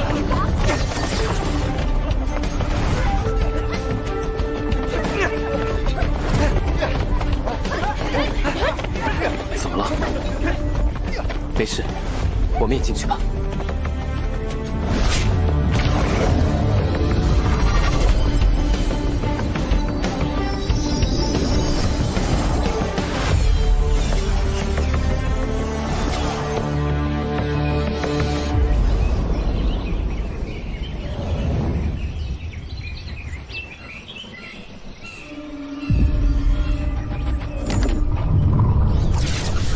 业务入瓮了。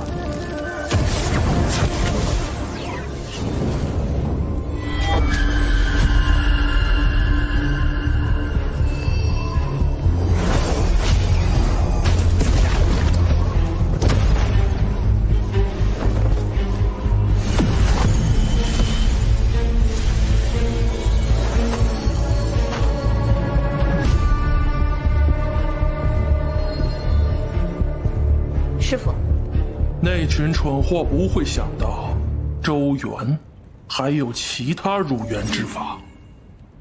我将用魂木开启周元，而你将为我杀光人族天才，带回周毒夫的传承。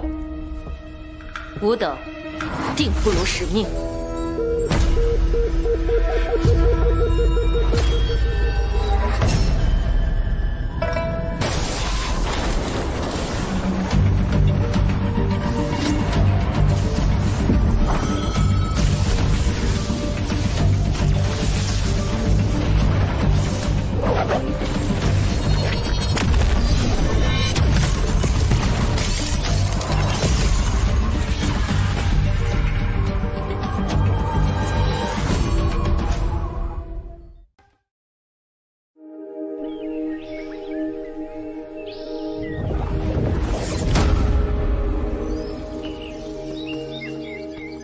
都说周元内藏无数灵草异宝，今日一见，果然不凡。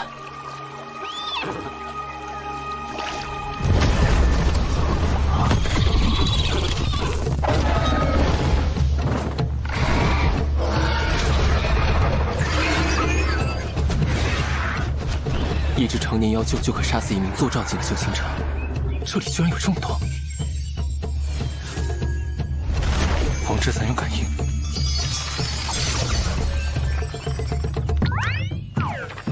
这是在感应剑齿，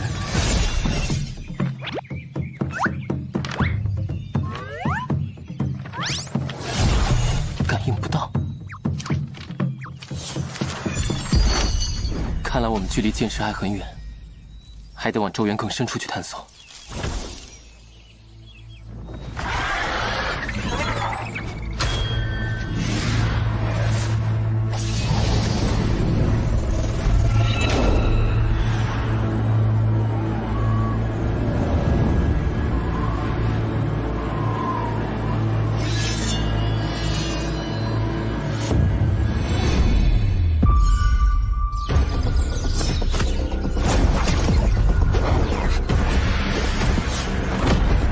咒元开启只有7日，希望时间够用。后方有人，这气味不对，是魔族。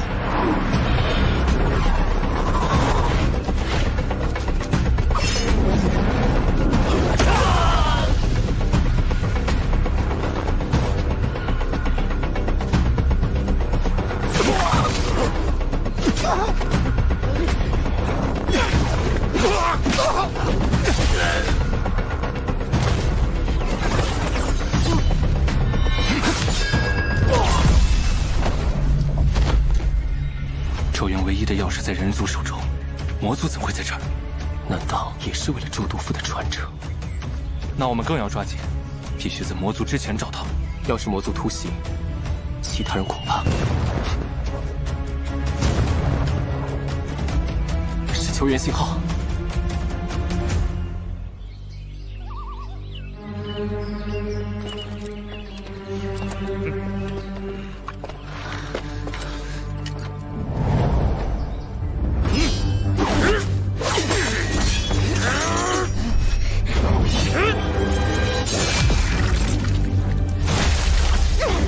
师妹，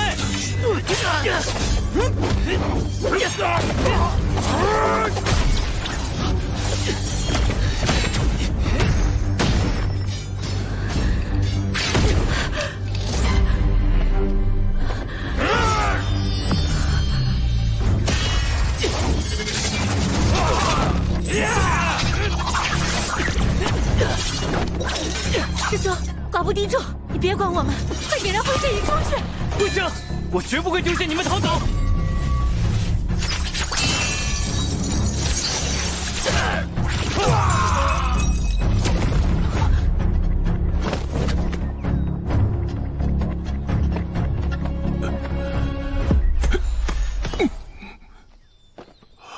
这次多谢你们。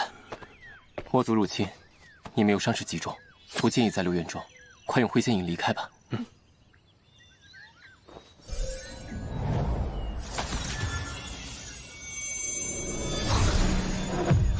这灰仙也失效了？怎么可能？灰仙引可是唯一的出援之法。我们要被困死在咒怨里了。看来魔族此次蓄谋已久，应是他们阻断了传送通道。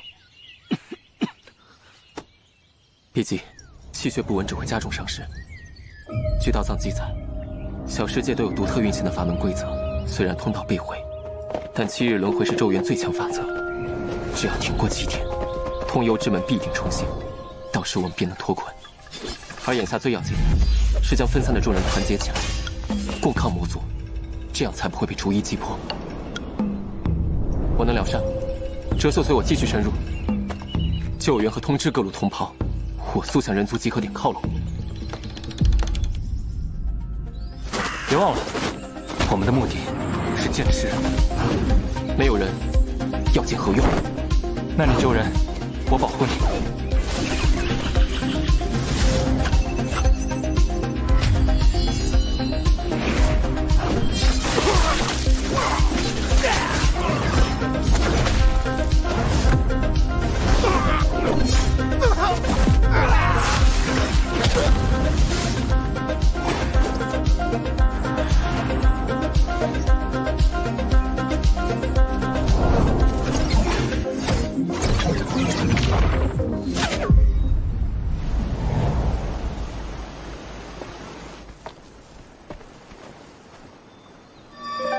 这是圣光术，看来有人比你先救下他。用圣光术止血生机，辅以无垢沉凝神，可见施术者实力不凡。但这样只能治外伤，不能医内伤。我刚帮你疏通经脉，内伤虽除，但仍需休养。快去找其他人会合。多谢，我只是顺手，你该谢的是替你施术的人。你们快看，是7号13司和少女峰的人，我们有救了！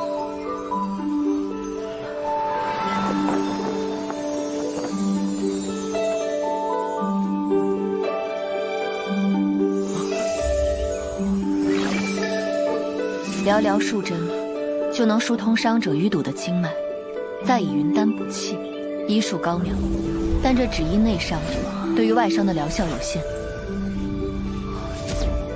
太好了，有国教学院合成女风，我们一定能战胜魔族。不要落单，将他带到盼山林雨，我继续去了。圣光术虽好，却极费真元。师妹，千万记得量力而行。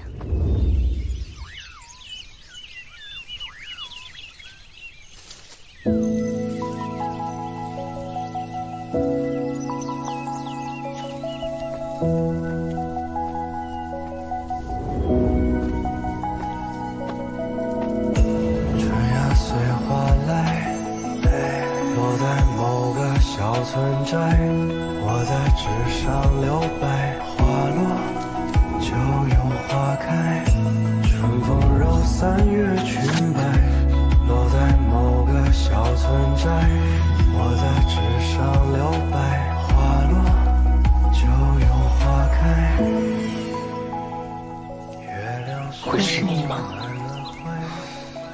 趁夜我们走一回，山漫我山，你路我难，人绕山，一马平川一川，淮山一帆，落进我心窝。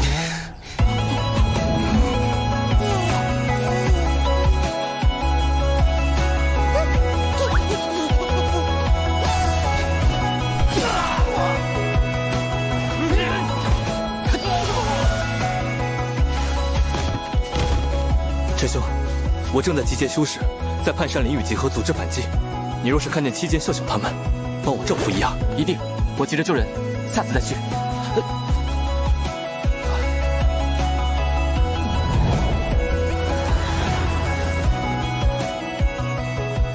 徐师妹，我刚才遇见了。听说南边有很多伤者，我急着救人，下次再说。你们二人还真是让人无话可说。他向北，他向南。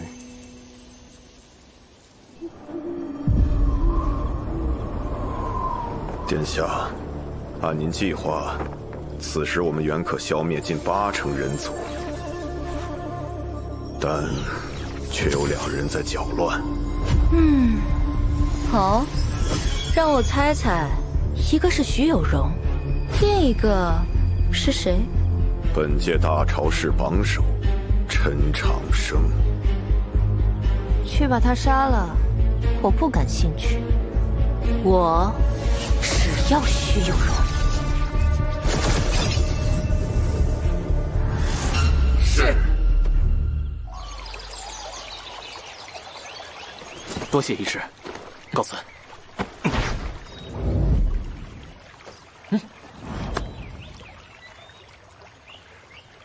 沿路埋伏的魔兵已基本肃清，伤员也在陆续向集合地靠拢。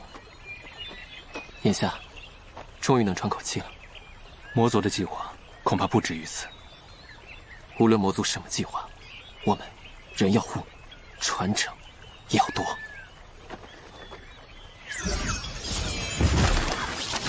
心里似有感应。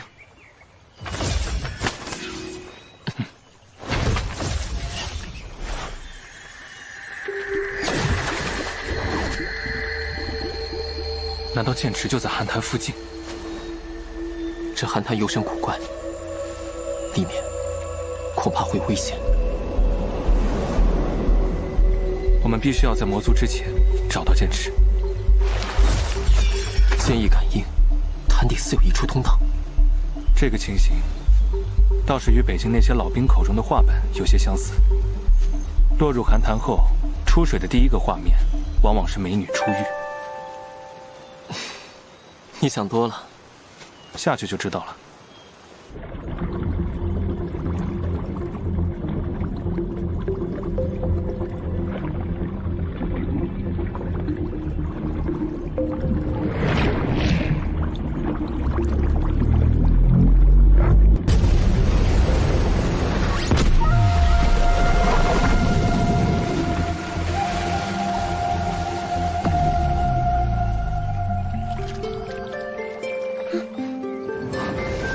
真有美女。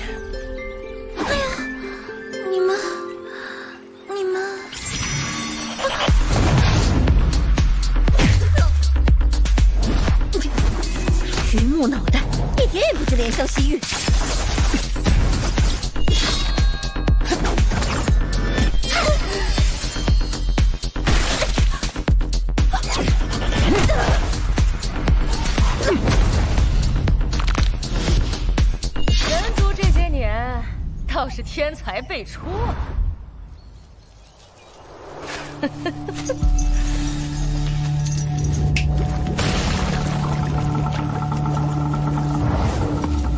他们手里有人质。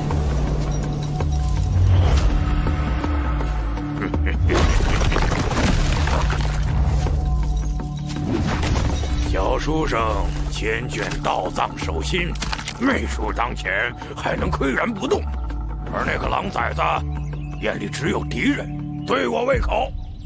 魔镜23、24，巨星中境的强者，巨星之下，通游之上，这是周元的至高规则。我不知道他们如何压制了境界，但再强，也只是通游上境。不用紧张，小朋友，你看我们换人如何呀？魔族也讲同族之情，你们到底有什么阴谋？哼，不换那就下锅开炖。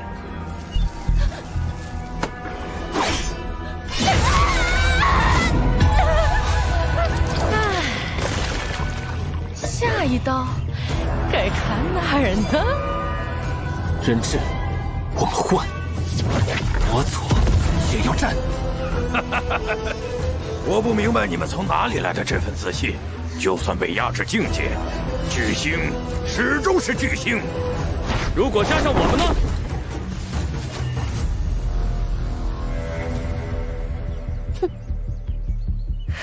既然决定要战，似乎也应该先换人吧。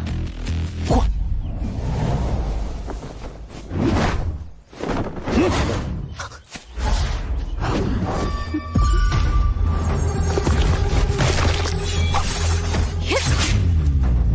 知道你们是演的。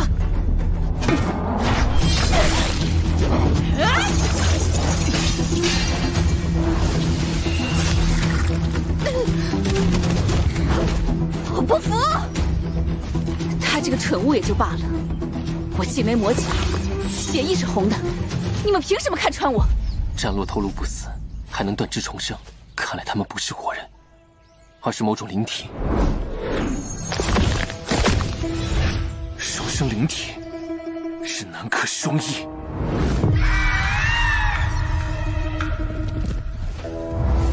你们是怎么看出来的？永远不要相信魔族，这是我们在边境战场上的第一课。更何况，你们做的这一切都太过刻意，刻意到让人觉得这一切都不过是一个圈套，或者一个游戏。魔族做到你们这个份上，还真是失败。现在好了，脑袋都让人砍，别浪费时间，杀光他们。今夜就是你们的死期。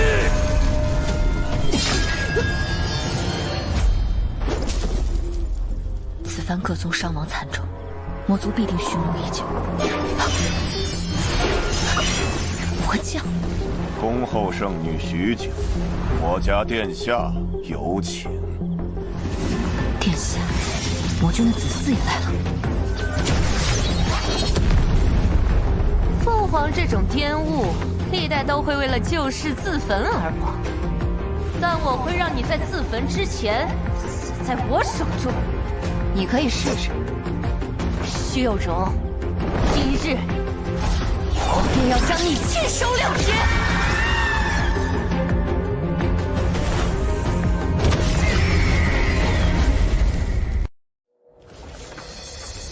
孔雀凭借强大的血脉天赋，号令百鸟，被奉为百鸟之王。直到无数年前，天书降世，其神火落入人间，孕育出第一只凤凰。凤凰浴火而生，神光照耀寰宇，百鸟为之臣服，改尊凤凰为新王。孔雀天性孤高，不愿俯首，与凤凰缠斗千里，就此成为宿敌。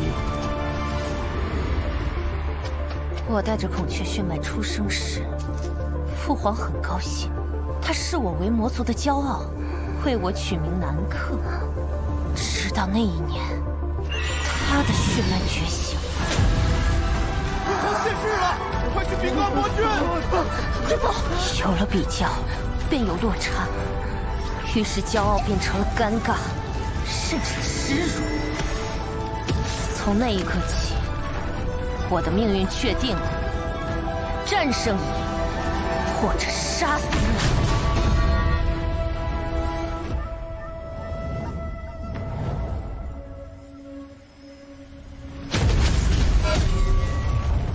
你就是徐有容，那些庸碌无知之辈经常拿你与本殿下比较，不想今日见到却是如此令人失望。哪里让你失望了？就你现在这好奇的模样，举止行为一点儿也不大气，个子也不高，真不知道人类究竟佩服你什么。真是孩子气，不知好歹。你凭什么与我齐名？我也没想与你齐名。我要亲手杀了他，任何人都不准插手。来吧，让我们公平一战，让我证明你的弱小，让整个大陆知道，我们之间谁飞得更高。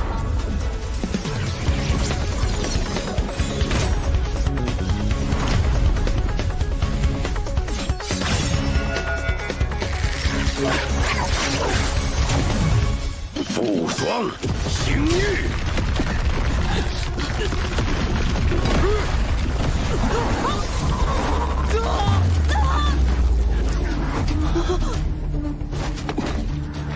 小心！我讲星域，他的能力似乎是操控空间颠倒变化，在他星域里战斗，我们会很被动。你们别死太快，多活动活动，肉质才鲜嫩。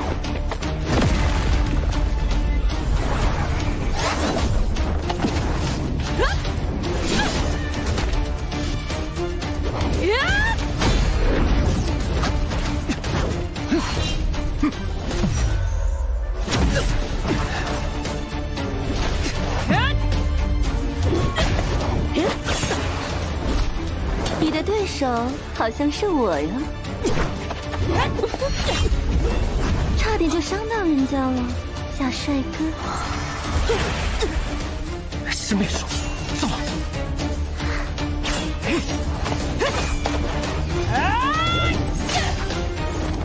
什么？我的媚术竟然无效？你的那一套对我可不管用。难道魔族不受月环重力的影响？不，他们只是足够了解空间变换规律，能提前做出预判。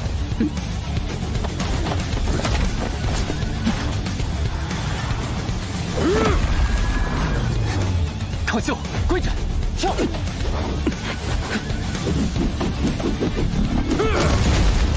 散开，远离漂浮物。几个后生倒有些本事，可你们又能多到几时？你的星域很强，但你毕竟压制了境界，强行释放星域也会被星域限制，所以你无法随意移动。你也配动我明格？死！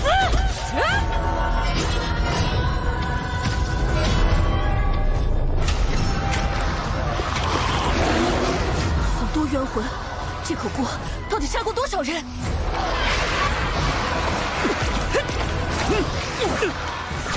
这小子是个麻烦，必须先解决掉他。越聪明的脑子就越嫩乎，那就先来尝尝你的味道。这些冤灵无穷无尽，不能这样耗下去，必须解决那口锅。全校！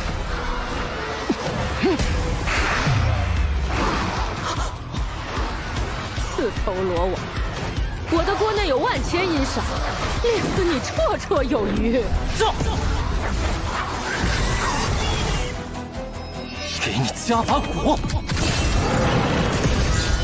这是最可阴煞的无色生活！炸了你这吃人的锅！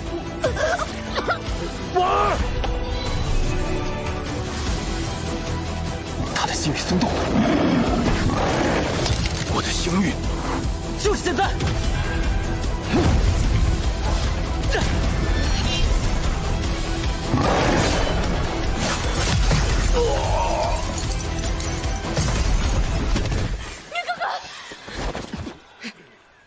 区区通幽剑，居然能把我们逼到这一步！他们短时间内无法再有星域。还不动手！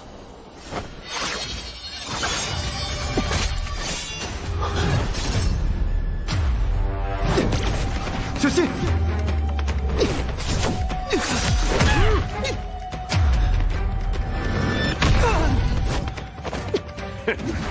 有好戏看了，师兄！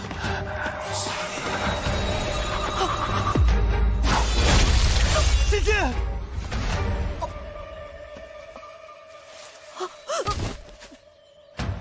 师兄，你为什么？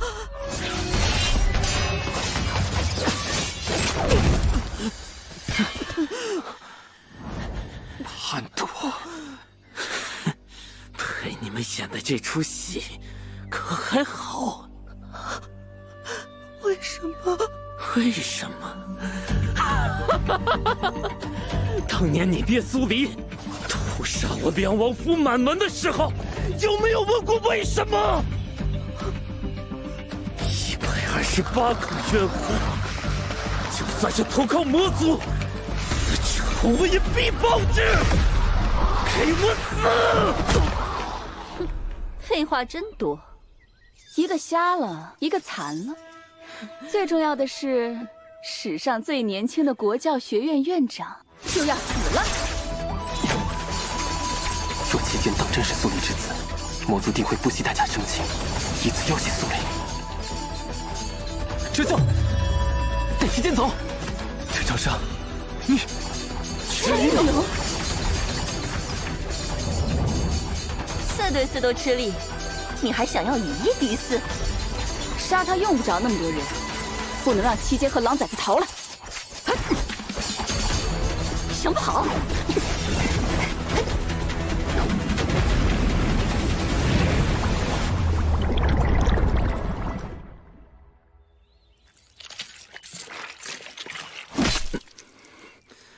这场戏看的可还满意？庄大公子，我父亲是天道院的庄副院长，杀了我你也得死。我可以不杀你，但你要帮我一个忙。你凭什么认为我会帮你？你是魔族的奸细。因为你和他们不同，你是个躲在树林里的胆小鬼，是反抗我然后死，还是吃下这个然后活？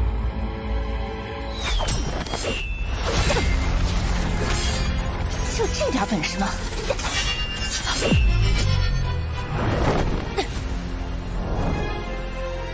让你看看，什么才是真正的力量。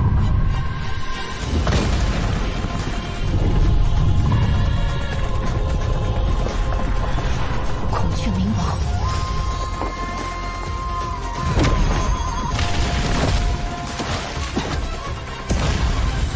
那是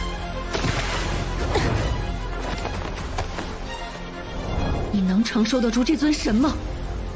我魔族的千秋万代容不得你成长，乖乖成为我冥王的养料吧。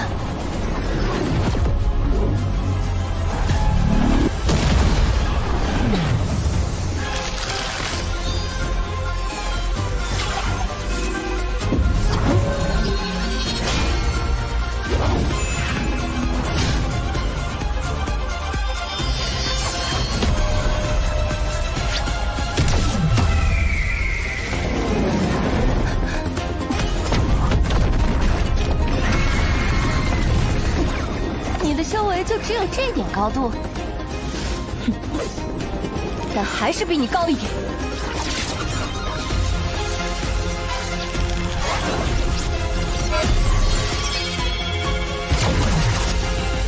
什么？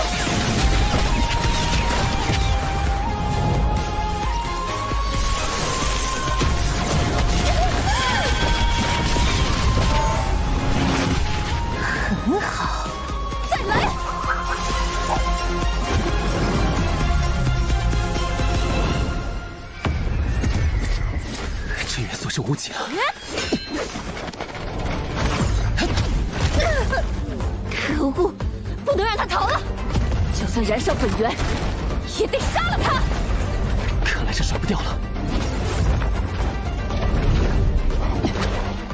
只剩最后一个防御法器。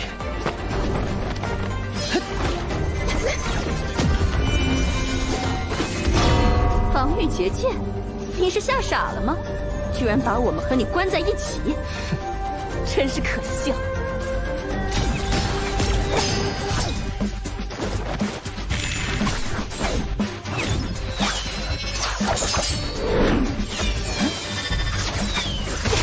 树荣，我一定要杀了你！想要同归于尽，若能杀死你，父王只会高兴的在我的墓碑上刻下几行长诗。我的真元所剩不多，再跑下去也是徒劳。哼，你还算有自知之明。所以，我打算换种方式。不知道500万两黄金，够不够压死你们？500万两黄金？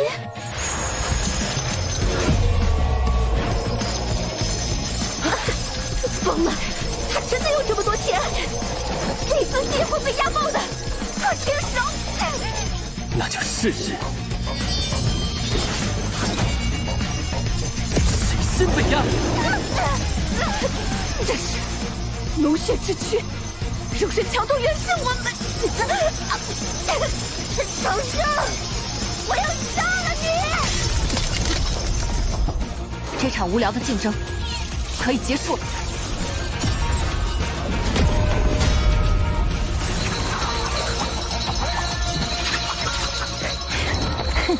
的确，可以结束了。你的剑上有毒。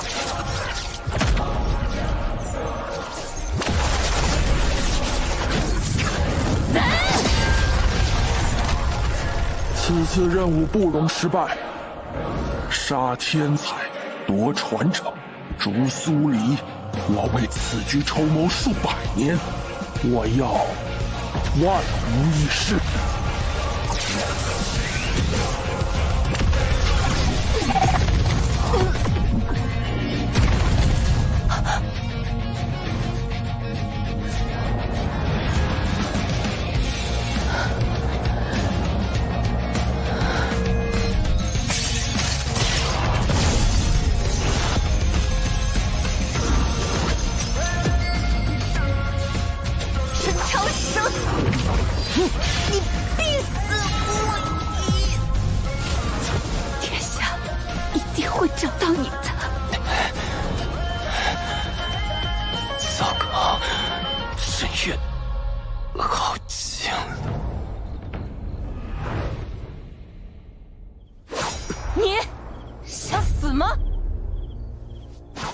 可以死，但黑袍大人的任务不容有失，殿下更不能有失。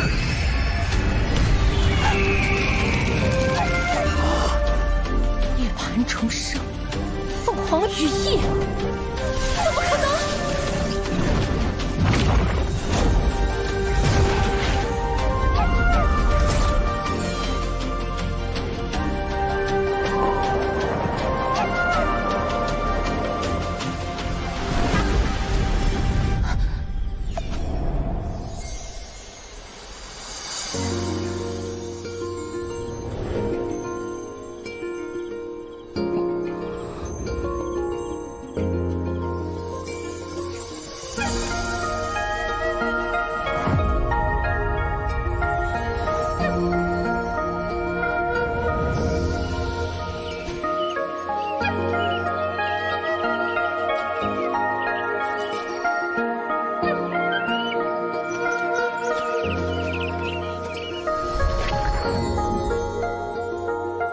发生在晨曦到来之前。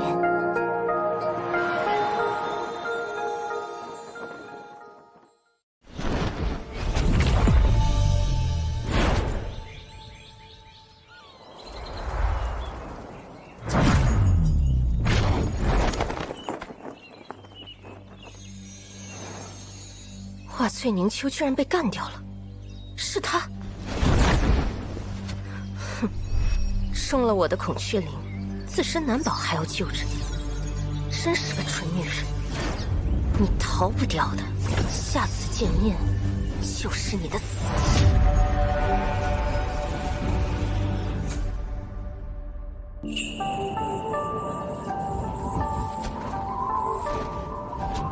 他明明看着不胖，怎么这么重？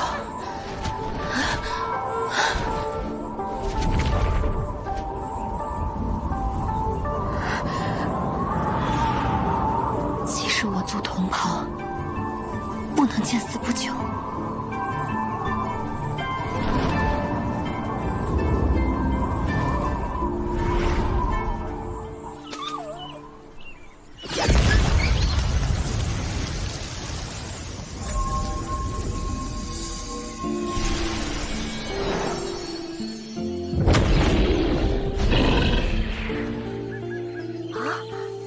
这是周元。咦，还有只小凤凰。陈长生啊，陈长生，本尊只是打了个盹儿，你怎么就快要死了？唉，这可不行，本尊可是把鸡跟血都给你了，不准死！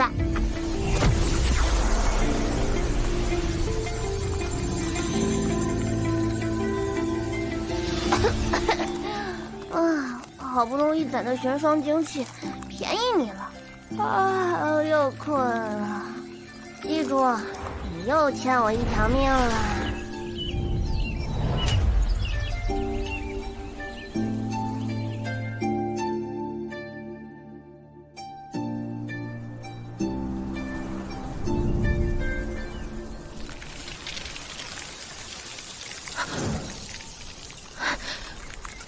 我昏迷了多久？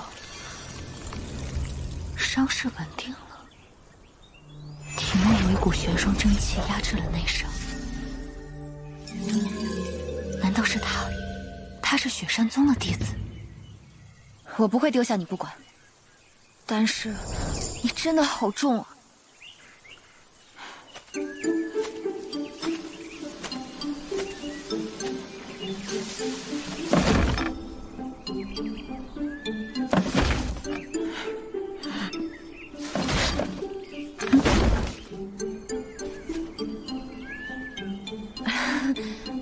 不好意思啊。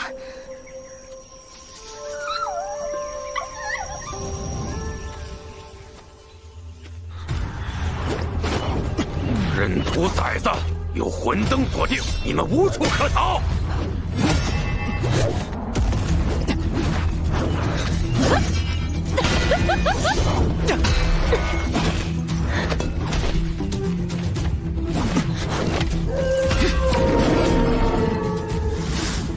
抓紧，我要提速了。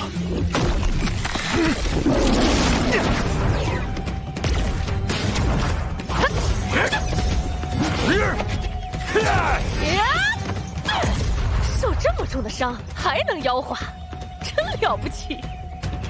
我更想杀掉你了。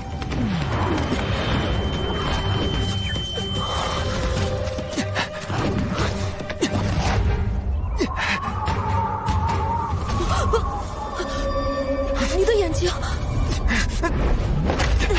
看不见了，从现在开始，你来当我的眼睛。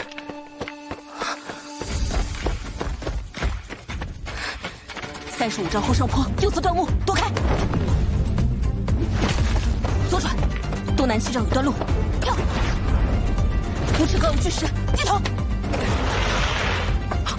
不好，前方300丈有悬崖，悬崖下面是日部落草原。咒怨头号境地，但凡踏入者，无人生还。草原是狼的家，我一定能带您找到出路。嘴边的肉还想跑，明哥！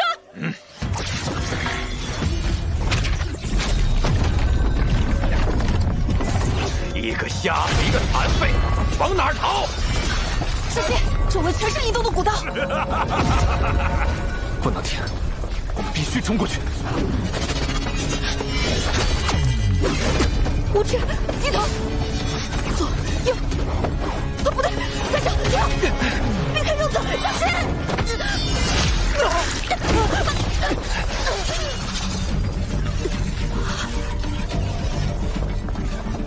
对不起，都怪我，我好像做不到。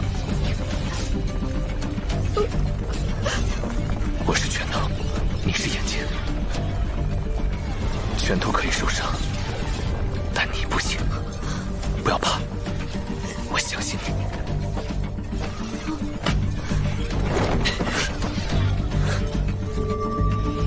亲爱的，人要死了话就会很多吗？听着啰嗦，不如让他们死得更快一点。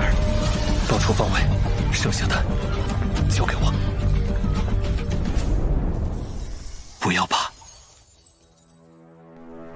方位，就像练习盲剑的时候，师兄们会用心位保住方向。给我死！南、炎、震、魁、肃、景、血、威、势、牛、是、根，星河快15丈！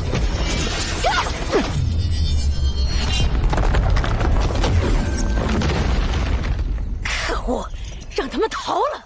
无妨。千年来，这片草原吞噬了无数天才豪杰，进入者十死无生。到那时，他们会后悔没死在我们手上。啊！殿下的信号。殿下，别管必死的人，先杀了徐有容。这剑刃中了我的毒，他们逃不了多远。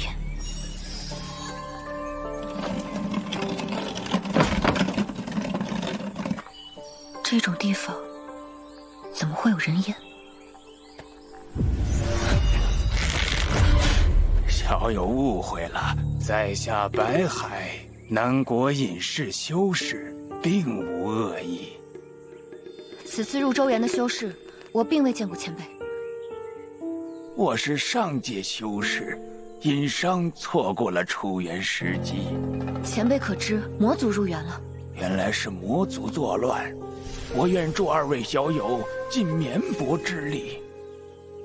你这位同伴伤势很严重，我来扶他进去疗伤。不必劳烦前辈，我可以照顾他。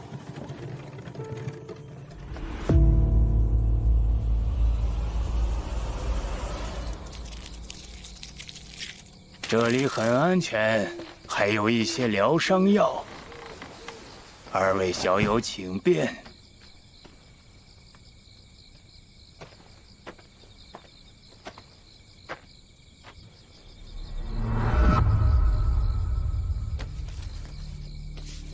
周原的舆图居然如此详细，只是这些标记……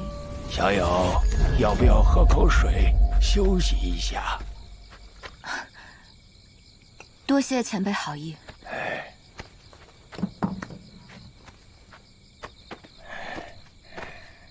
前辈画的舆图对周原探寻十分详尽。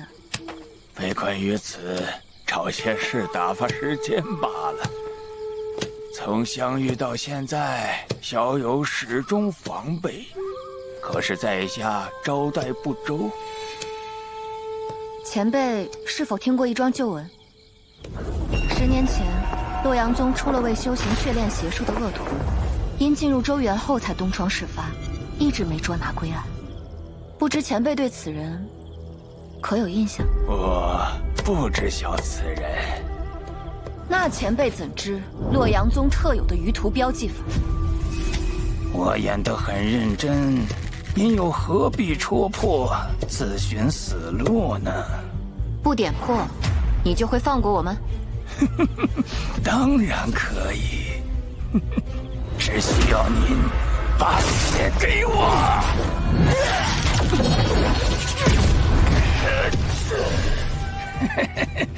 我一看到你划破夜空，我就知道您是那位真凤转世。知我身份，还敢对我不敬？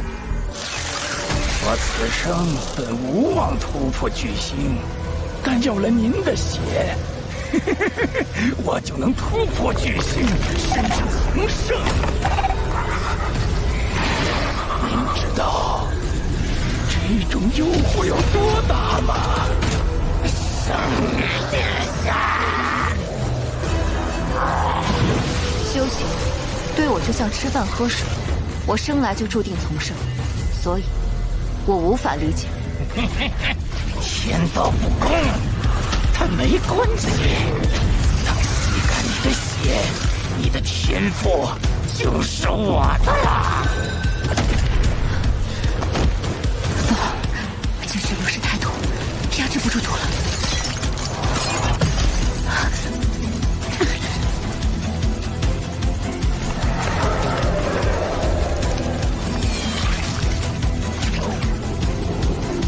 无论是谁重伤了你，我都得感谢他帮了大忙。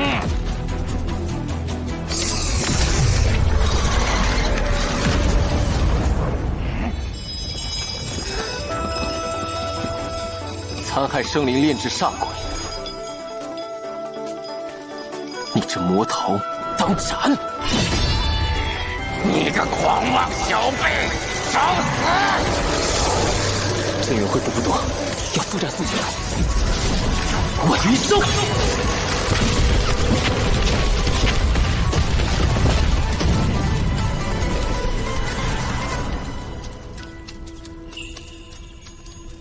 你的剑不错，但破不了我的血煞之身。血霜，不老挣扎。我这妖女的血里有毒。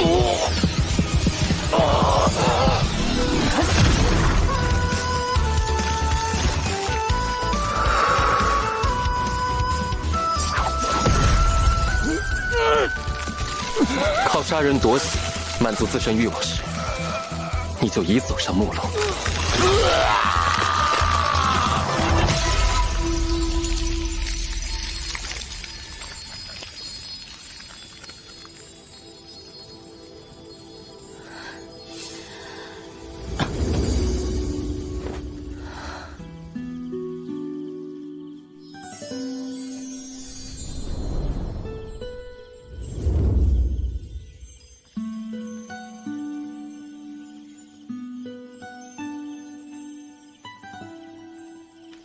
姑娘，你还好吗？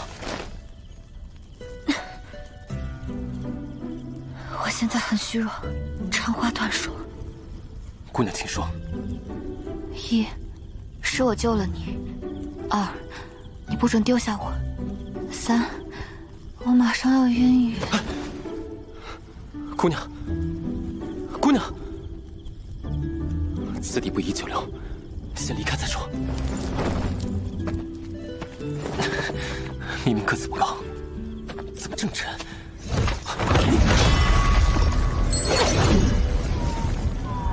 人呢？那边。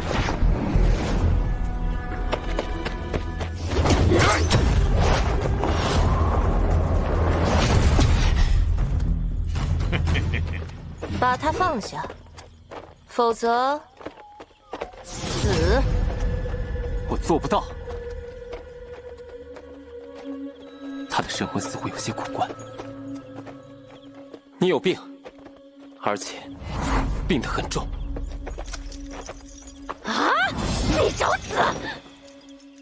你的神魂很强大，但身体强度却远远跟不上。若不尽快医治，可能会反噬变成白痴。证据就是神魂居于识海，医术上称为松果体，所以你的额头比常人宽。黑袍教你这样修炼，恐怕是别有用心。放肆！杀！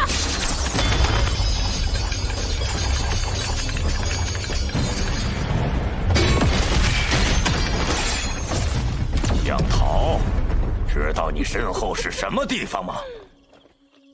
永不日落的草原，无人生还的禁区。我正想进去看看。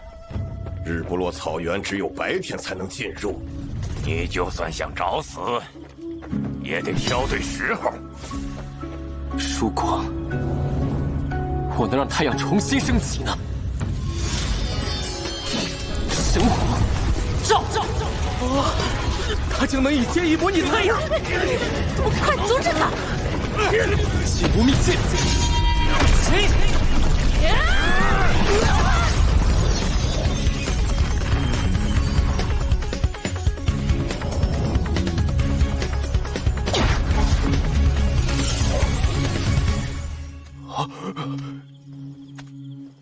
我要进去。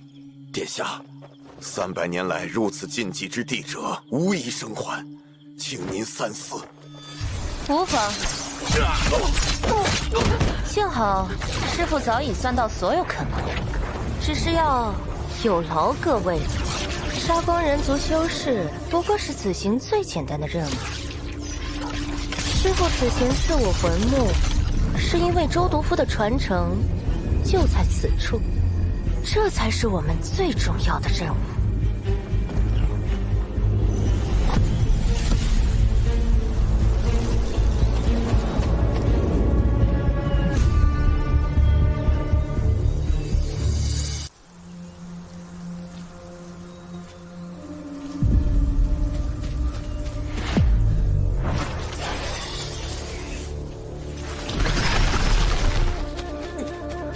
是伤口在痛吗？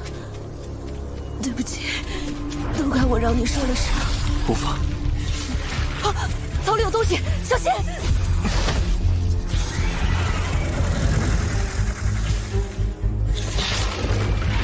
小修为，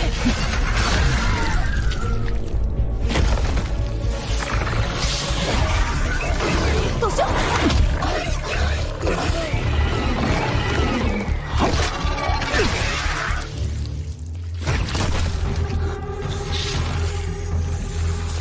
我们被包围了。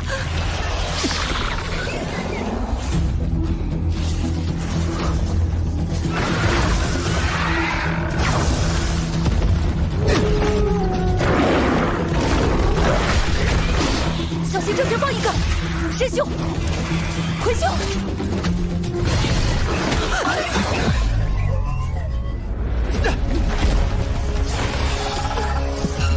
继续挡我的眼睛。防4，心3，回9，正上方，向左，东辰星位。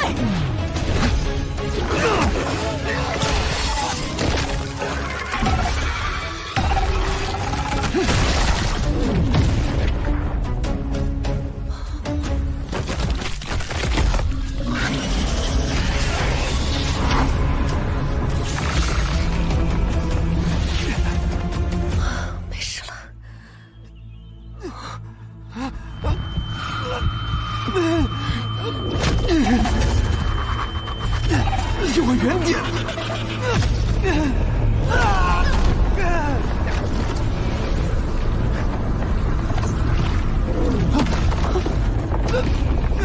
可秀，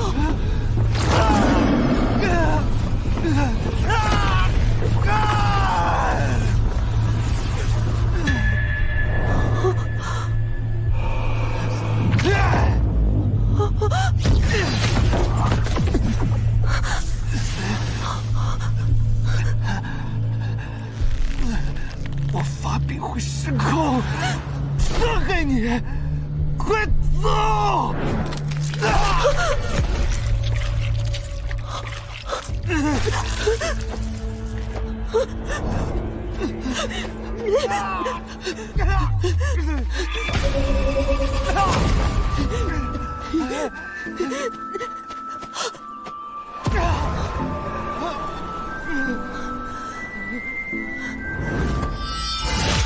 不要怕，我相信你。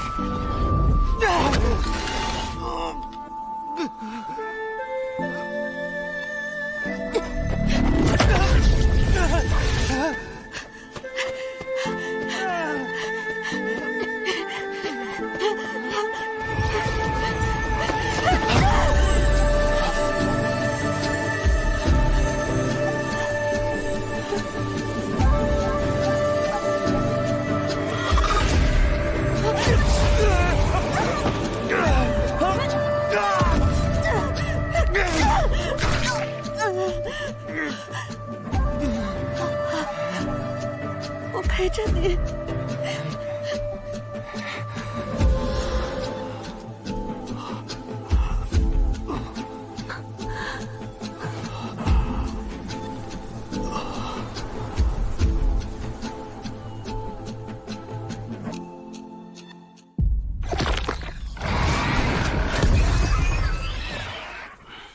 我的神识感受不到他们的气息。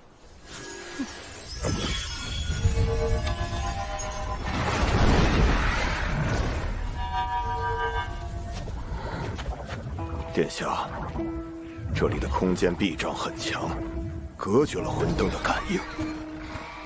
难道这也在你的计算中？你有病，而且病得很重。陈长生，我记住你。如今人族只剩17人，徐有容重伤，且中了殿下的孔雀翎，必死无疑。至于这陈长生，将死之人，残兵败将，不足为虑。先找周灵。是，殿下英明。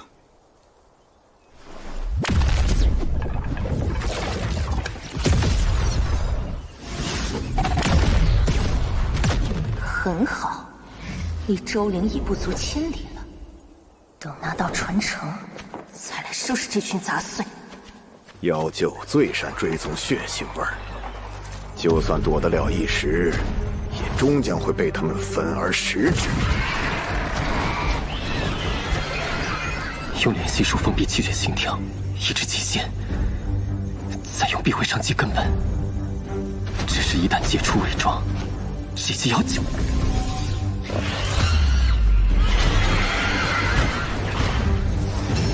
剩下的阵源只够出一剑了。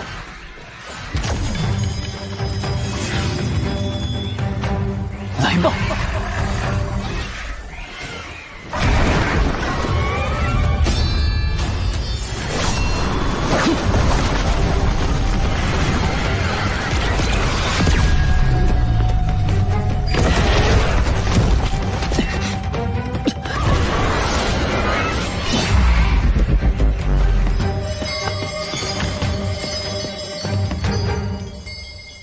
滚！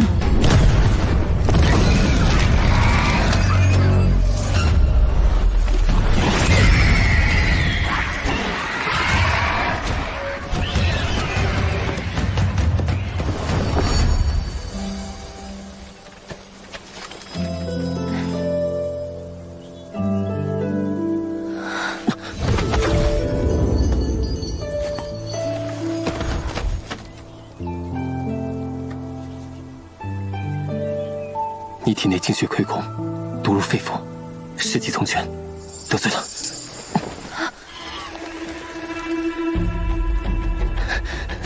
需尽快找一安全处，将毒素排出体外。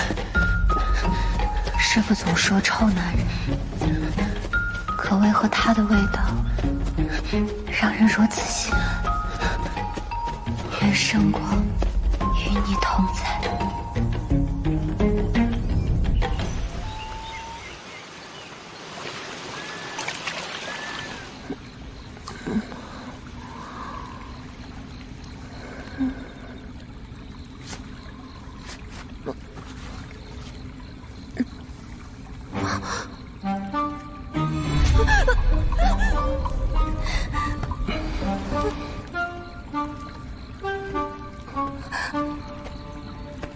你醒了。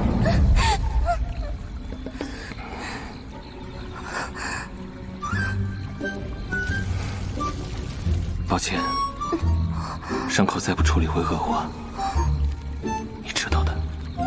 我现在看不见，所以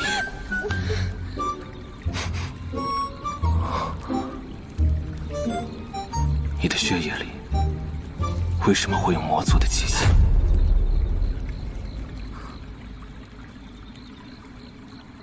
如果你不愿说，阿爹说，阿娘是这世间最美的女子，即使她是魔族的公主。他们2人于大雪中相识、相爱，冒着天下之大不韪生下了我。但这份爱，也成了阿爹唯一的软肋。那些权贵与宗门勾结，将阿娘幽禁，逼迫阿爹与之为伍，行忤逆之事。阿爹不愿引发人族内战，闯阵去救阿娘。可找到阿娘时，他已毒入肺腑，无力回天。于是，阿爹把年幼的我带回骊山，以弟子的身份养大。可我的身份一旦暴露，无论是人族还是魔族，都容不下我。我懂，我是人、妖、魔都厌恶的半妖，一个随时都会发光的疯子。直到遇到了陈长生他们，我才能清醒地活着。我的意思是，你是半魔，我是半妖，我们当队友也不错。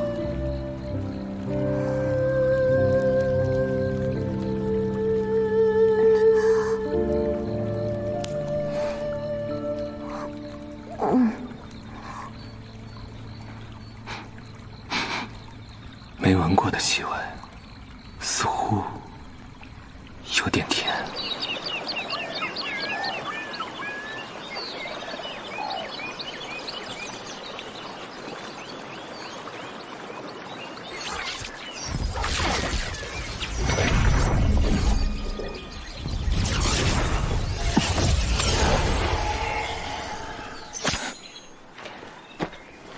此毒过于霸道，不可一蹴而就，须得分3次解毒，这是第2次。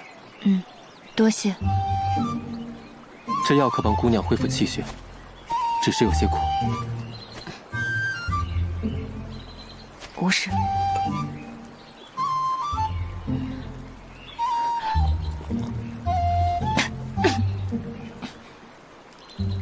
话梅糖。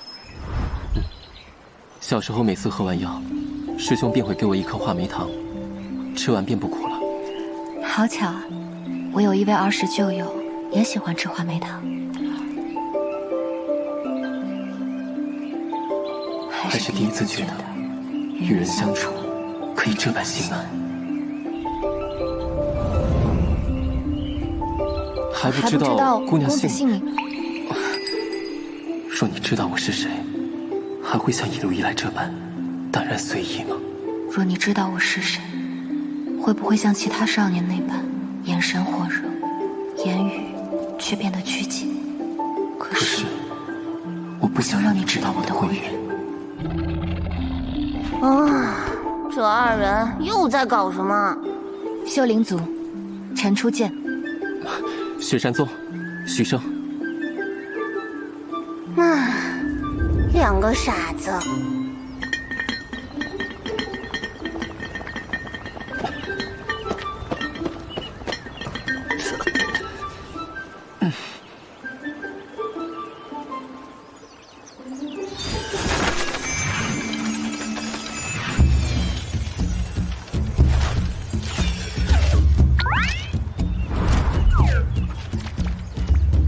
远方有道剑意在召唤黄之伞，大约在千里外。原来剑池藏在这里。道藏记载，若找到剑池，就能找到周灵。南柯手中的宝物似乎也能指引周灵。若日夜兼程，不到2日，魔族便能抵达。周毒妇的传承，足以打破对抗魔族的平衡，绝不能落到魔族手里。魔族已经出发良久，若想赶在他们之前到达，我的羽翼或可超过他们。强行催动灵力，会使毒素侵入心脉，是在透支生命。以后不要这么逞强。你觉得我是在逞强？抱歉，如果你觉得这个词不好听，我可以换一个。无所谓，从小到大，这个词我听惯了。我明白，有时能力越大，责任就越大。正因如此，有太多长辈的殷切希望，每每想到那些复杂的事，我非但没有信心，甚至渐渐自卑起来。为什么？如果怎样努力都无法做到完美，难道不该羞耻？为何要羞耻？那岂不是不知羞耻？你有病吧？你想死吗？你笑什么？我只是想到，高高在上的教宗大人，因为自己养的盆栽不如百草园里的花匠而羞愧，也十分有趣。世间没有任何人、任何事是完美的，责任当然要承担，但活着是为自己，后者应该在前者之上。可是实际上，我只会修道，别的事情非我所长，亦非我所愿。那就修道，在没成为强者前，忘记目标，专注修道本身。没有目标，如何踏实？若你目标足够坚定，何须时刻提醒自己？能把责任、压力与生活看得如此清楚，你真的很了不起。倒真没想那么多，只是压力对健康不好，所以我不喜欢。所以，你现在的任务是好好调养，而且，你不是一个人。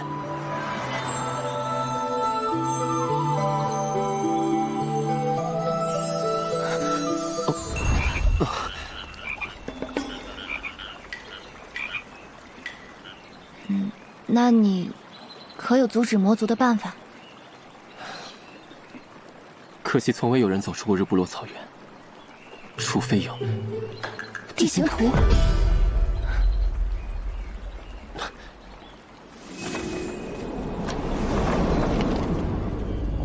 白海的笔记上提过，周远的布局与太宗皇陵的祭祀风格一致。祭礼信奉人死后灵魂回归星海，所以会修建一条灵界之路，通往外界的寺庙。找到寺庙，通过灵界之路，便可直达陵墓。那就只需要走这里，就能赶在南客前到达。人生若只如初见。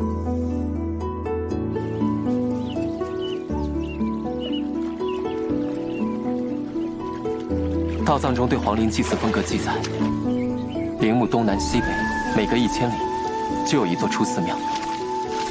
根据测算方位，一直向南走，最迟1日就能找到距离最近的出寺庙。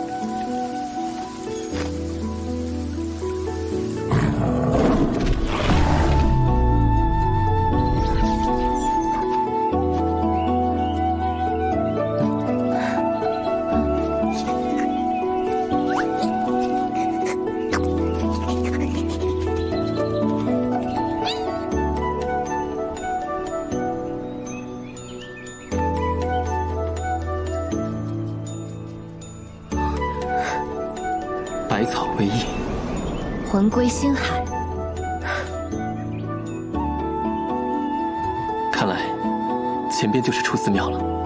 传闻百草来自巫族灵界，一旦进入便不能回头，否则会永远迷失。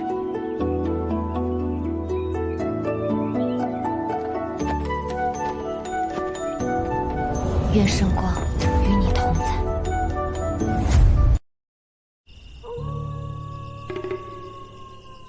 按照之前的测算，穿过这座峡谷，应该就是距离最近的出寺庙了。这是我们唯一的出路，能赶在南客前到达周陵。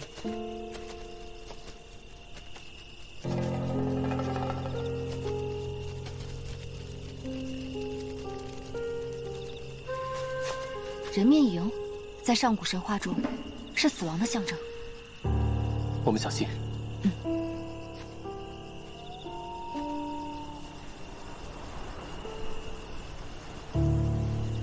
枯树林，走过这片枯树林，应该就能见到出寺庙了。那妖僧人虽坏，想找周灵的心倒是真的。进入出寺庙，开启灵界之路，就能直达周陵。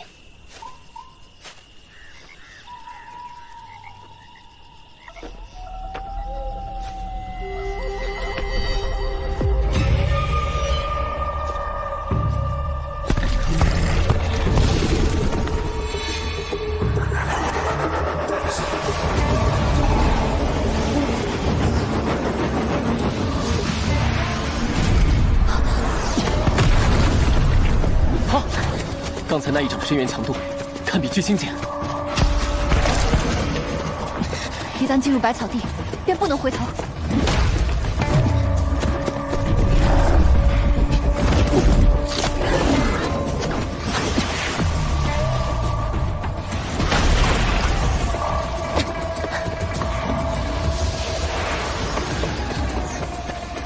雏剑姑娘，小心！这些怪物身上有尸毒。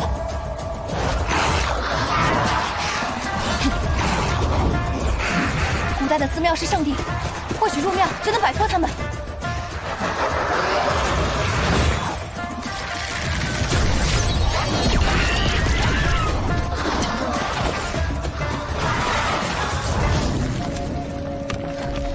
前面没路了。相信我，跳！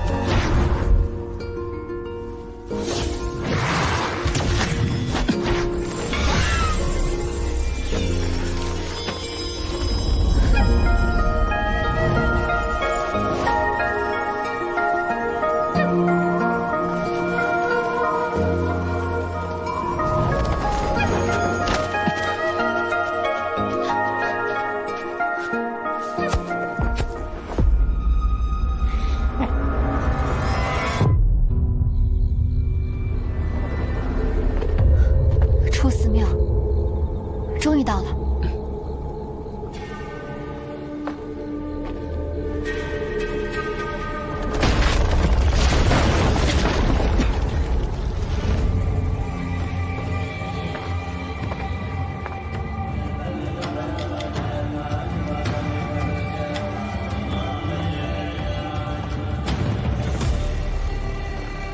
道藏在，进入灵界之路，须臾祭坛其寺庙法阵，此庙却下俗奇小，有些不对。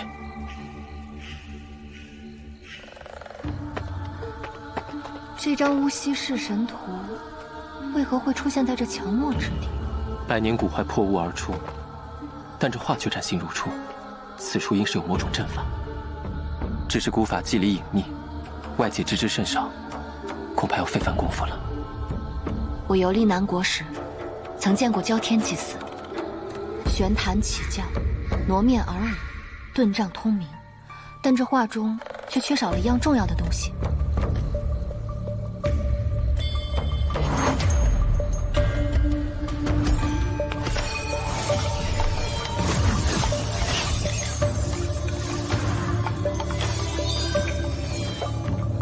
角主通天，魁成寂灭，一掌阴阳，击震归虚，身固巫蛊，五味落定，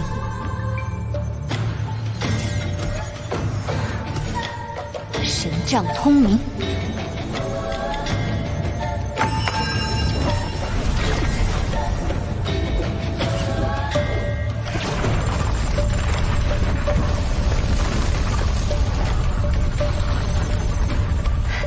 找到了，能破解如此冷僻的阵法，他当真是颇闻强志。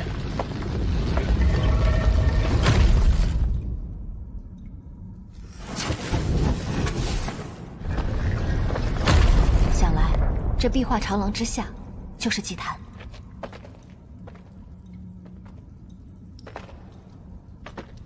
这墙上的壁画，绘的好像是周督府前辈的生平。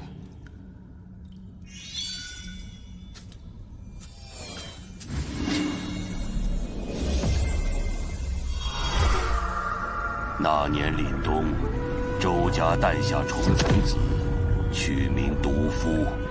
他自幼便展露出惊人的修行天赋，被称为弱水第一。后来，他在神都打败太宗皇帝，成为中原第一。再后来，他闯南方，打剑圣，拜圣女，至此人间再无敌手。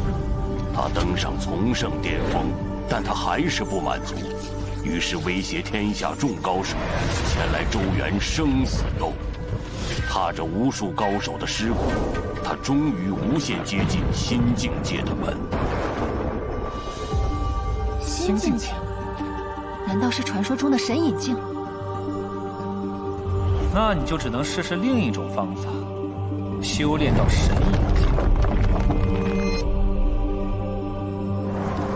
为了能破心境，他只身前往雪老城，与无数魔族强者环死，重创魔军，飘然远去。世间再无敌手，吾将前往星海彼岸之上，毕生传承与财富皆留于周陵，后世能者取之。周前辈既然刻下了这行字，那就说明周灵中不但有当年洗劫各大宗派的巨量财富，还有他那最强大的刀法。不止如此，他甚至还可能留下了探索神隐的秘密。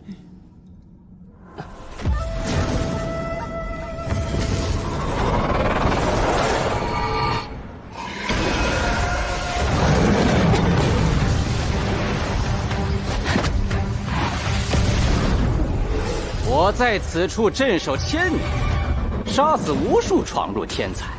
既然看完了主人的壁画，你们就该死了。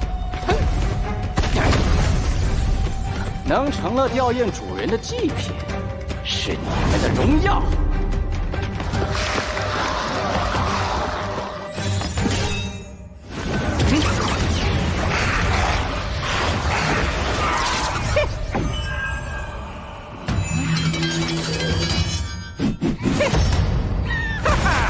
小心！不能动了，不对，是神魂被打出体外了。小心他的长棍，能直接攻击人的神魂。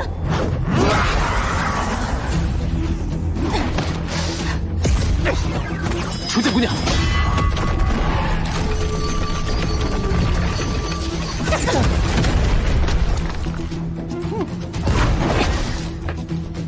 看来普通武器都无法抵挡他的攻击，唯有这把黄纸伞可以。那我们共伞同行。这件宝物有些棘手，但那又如何？你们只有一把伞，又能防到几时？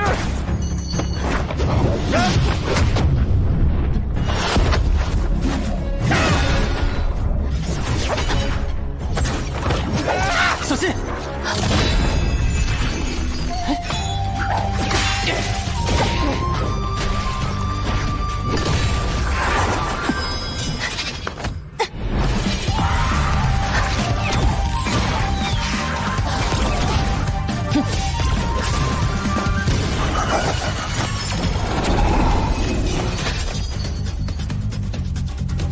这人究竟什么来头？不但有正好防御死魂棍的法器，甚至竟能在短时间内配合默契，破解我的攻击。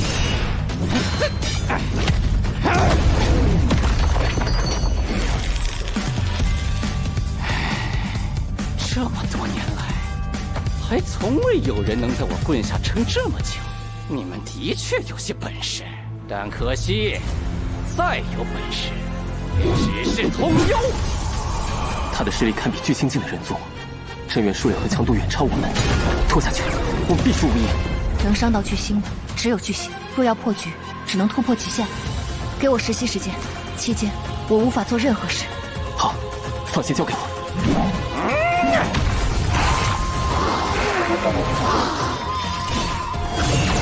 一无双。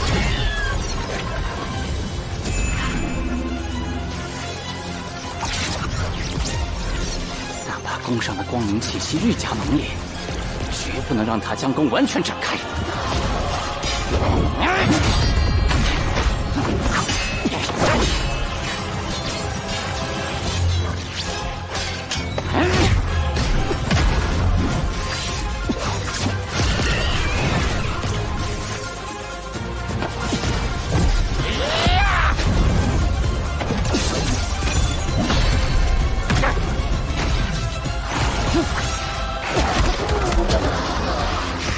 你体内的光明之力很强，但终究还是差一步。就让我送你们最后一程。你的对手是我，神霜。只是玄霜也想消灭我？那加上这个呢？不好，那把弓已经完全展开。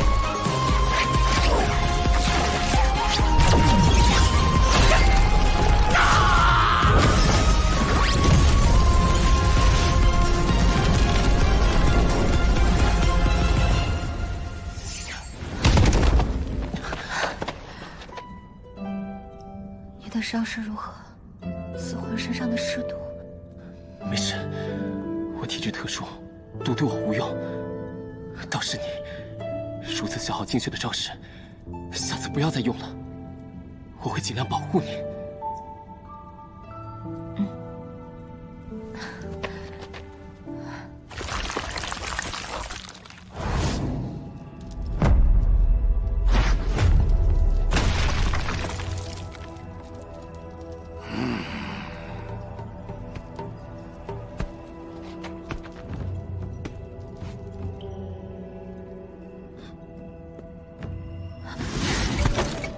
二位居然击败了我！按照周灵的规矩，强者为王，我将封二位为新主人、新主母。我们不是。你误会了。误会了。既如此，你可知直达周灵的灵界之路在何处？二位主人，请随我来。此处便是连接灵界之路的通道，路的尽头就是周灵。此路只有我们土孙一族才能开启。吾将以身为要，起祭坛法阵，开灵界之门。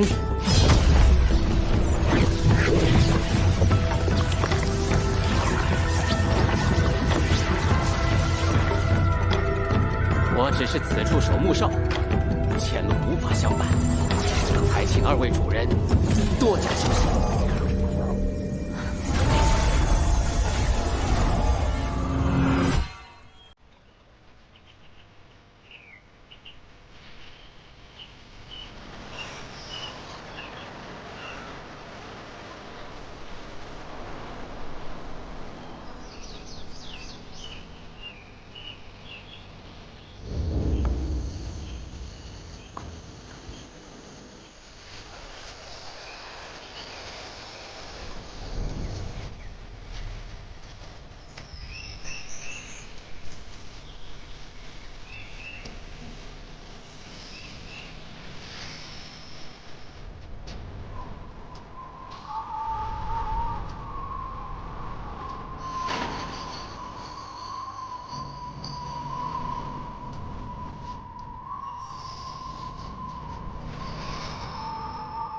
方才对战土孙，你使出的那招可是国教真剑的第一式，一无双。山门日子寡淡，闲来无事就爱看看书，东学西凑的，做不得书。不过你们修灵族能认出此等失传剑招，倒是让我有些意外。混迹江湖，偶有听闻，一知半解罢了。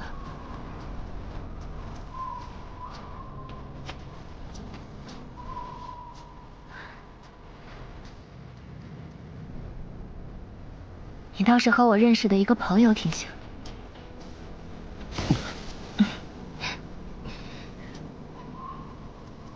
初见姑娘，你常对我说的那句祷词，可有什么特殊含义？那是祝你一生平安的意思，是我们家乡最诚挚的祝福。愿前路圣光与你同在。愿此后星辰伴你永恒。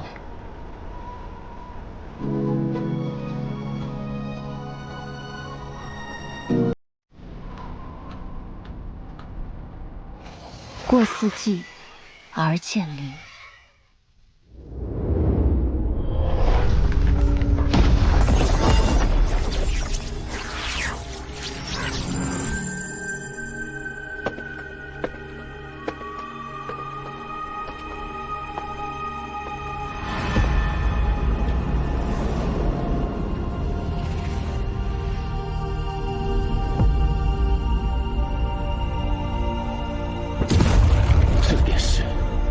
收灵。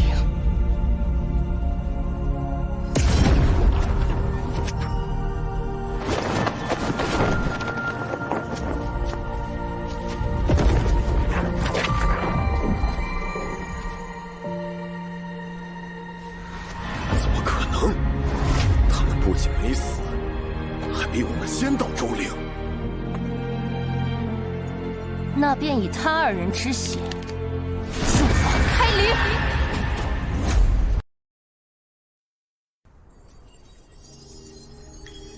天穹为地，选山为墓，这就是周督府前辈的陵墓。祭礼以酒为尊，他却用了石柱，不愧是想要跨越星海的狂人。进入陵墓的方法，应该就在这座祭祀台上。狗男女，居然还活着！杀了他们！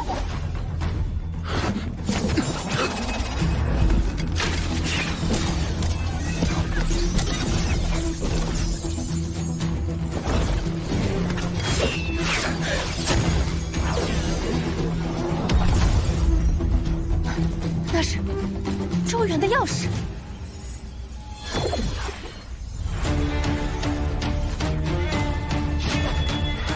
钥匙是我的。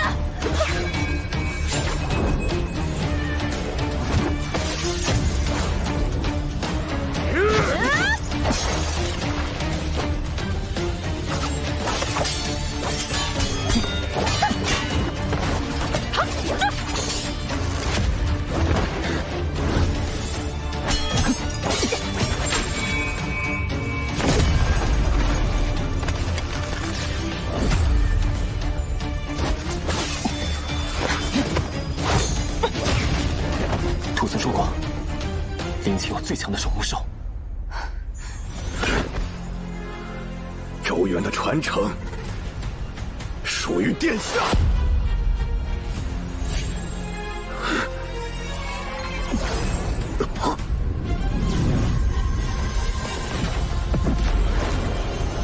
已经灭绝的上古神兽，岛山鸟。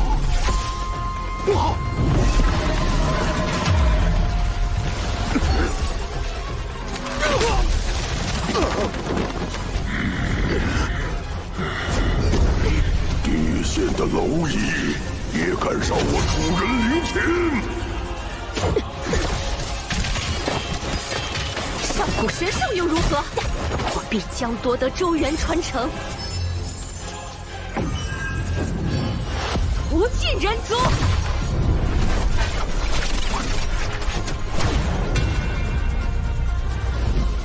地下交给我。别死了，我们还要一起拿传承。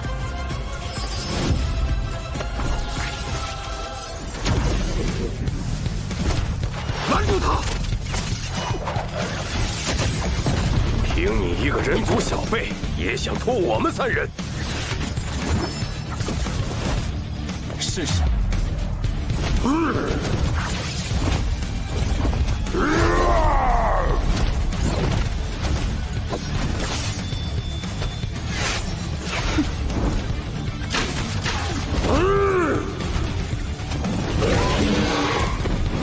人族小辈，为什么只盯着老夫打？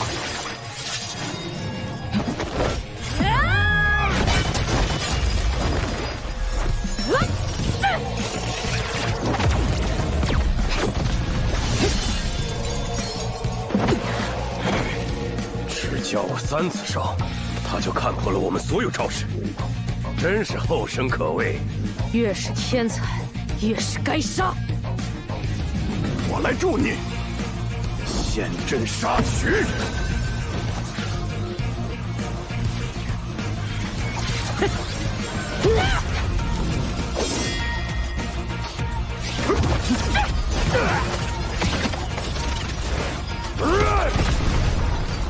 小贱人，等我杀了你，再去狠狠折磨你的相好。狂妄小辈，当本尊不存在吗？雷狱天法！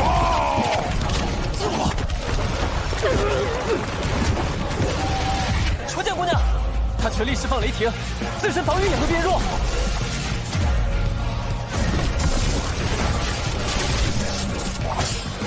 双月斩将。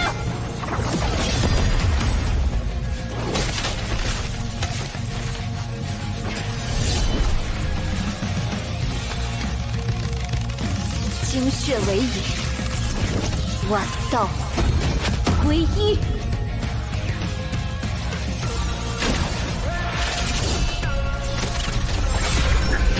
哇！这俩小辈竟都是至尊血脉。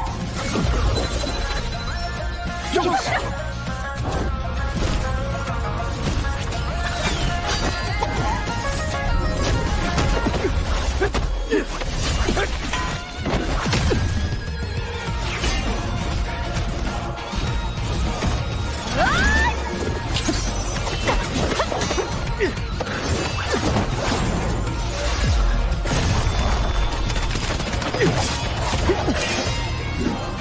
周人传承，女神族。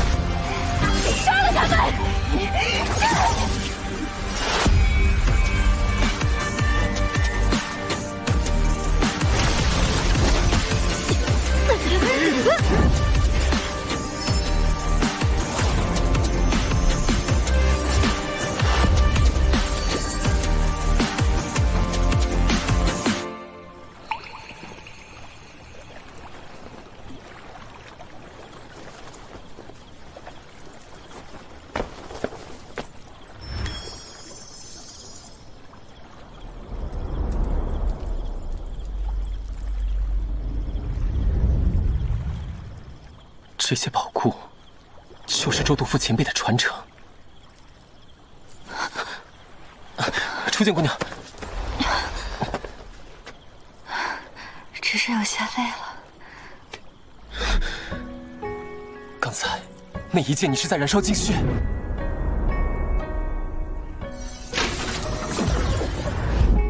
精血亏空会危及生命，太乱来了。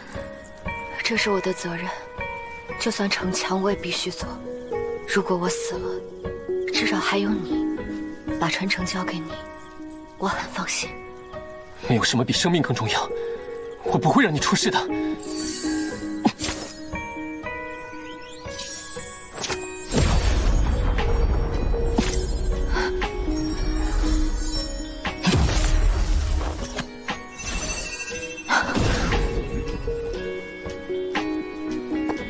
这里是周灵宝库，一定会有办法的。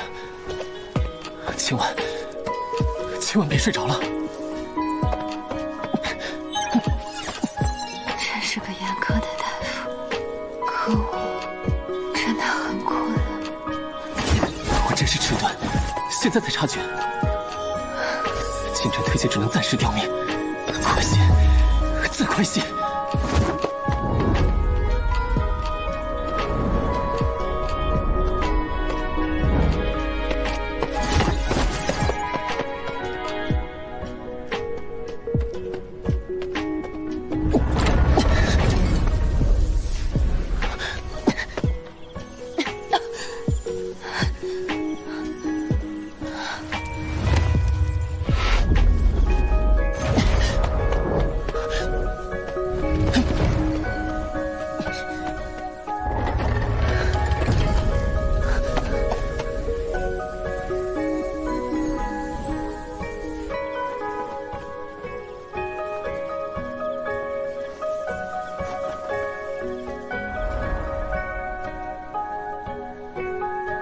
初见姑娘，初见姑娘，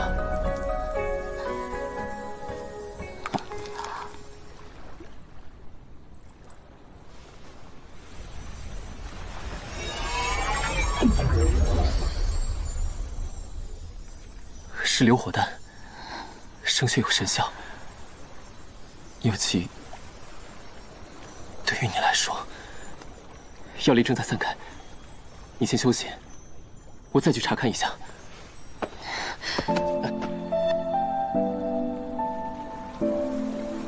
抱歉。我虽不懂医术，但也能看出你的针法和硫火丹很了不起。可惜我这个病人太不争气了。你不会死的。我的死不需要你承担任何责任。可我不想你死。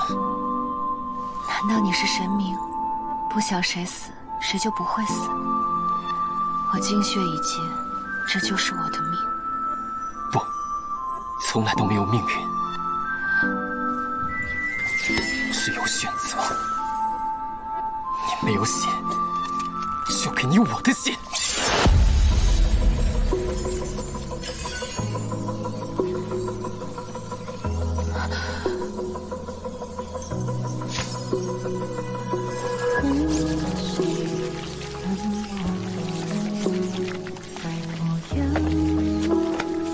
不要浪费精血，连硫火丹都对我无用。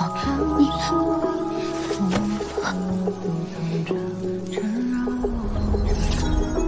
为何不顾一切抛弃花时间，定格心跳远，是你的轮廓，只让我看清你眼里记忆，一帧一帧重现闪过。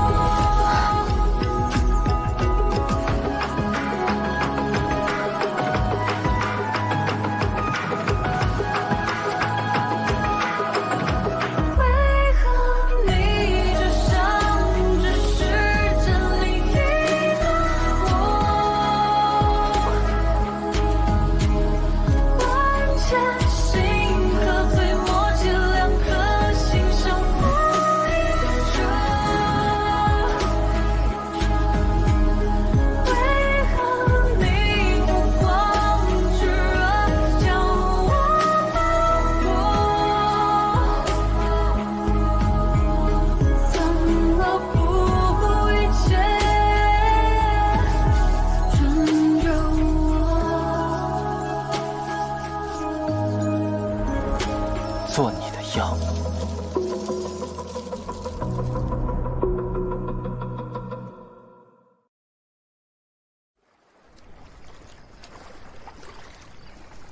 其实，我有件事骗了你。什么事情？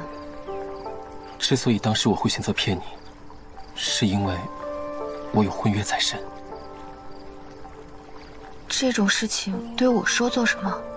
但我不想娶她，我会退婚。你为什么不想娶那个女子？我的未婚妻在我们那边非常出名，她很骄傲，不是说她趾高气扬颐指气使，而是说她习惯了居高临下的处理所有事情，包括我。你的意思是，她瞧不起你？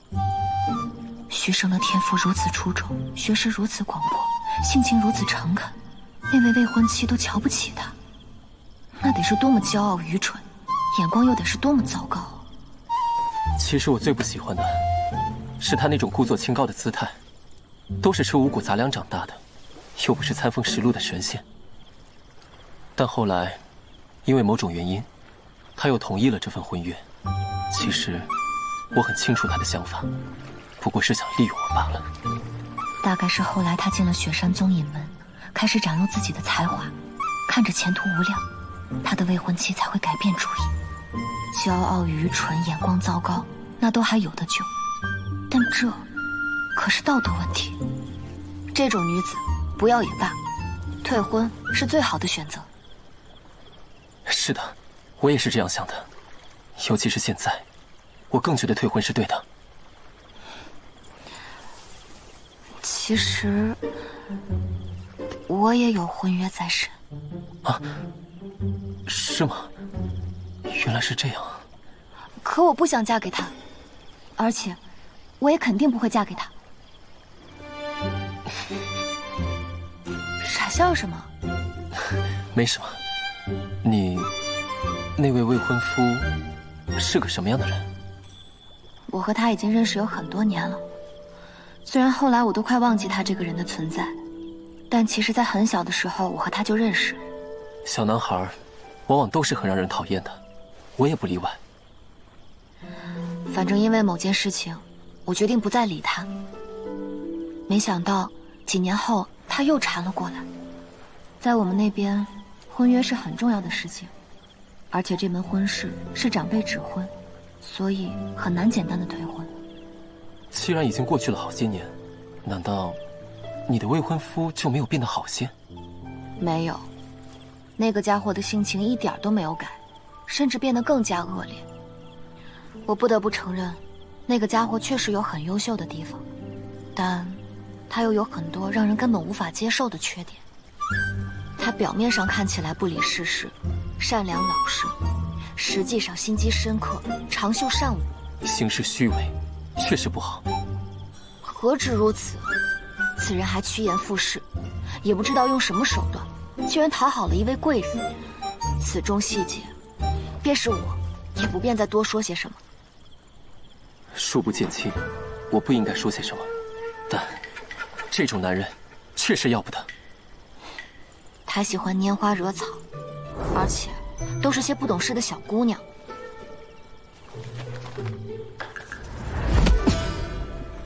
真是个无耻败类。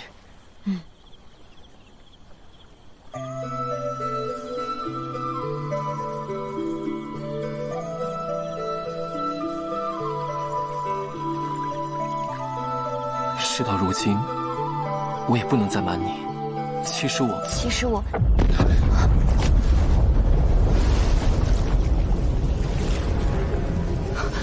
魂木怎会突然异动？难道……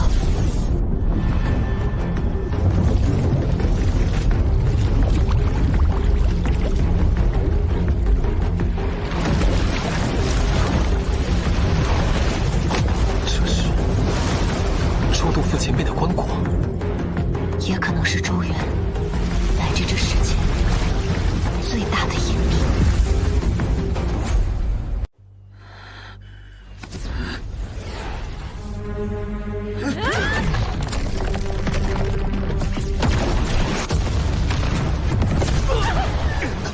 无妨，就让他们探路，我们只需在此布下杀阵，守株待兔。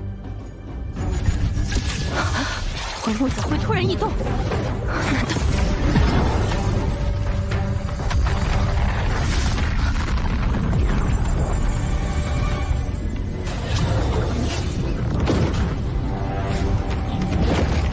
那是周前辈的黑棺，还有白帝城的魂书。魂木只有接近魂书时才会有感应，难道这灵内……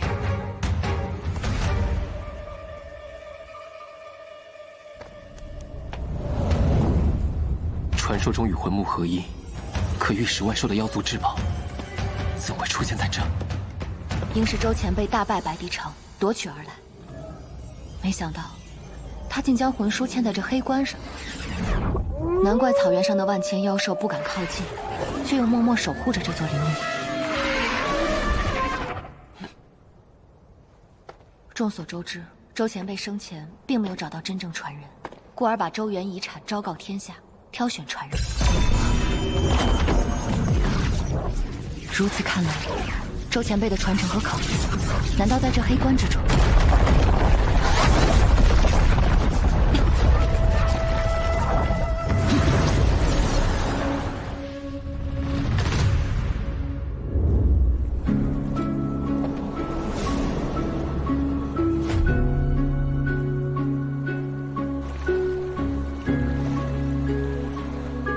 这是黑关内的世界。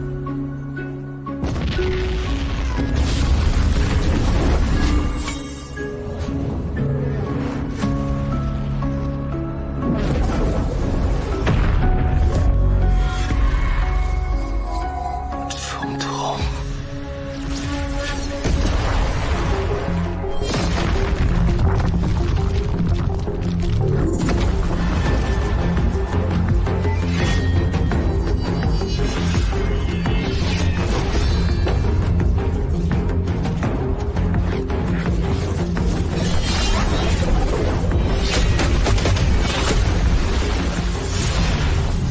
是周前辈的两段刀，好强大的刀意！无从金光，开！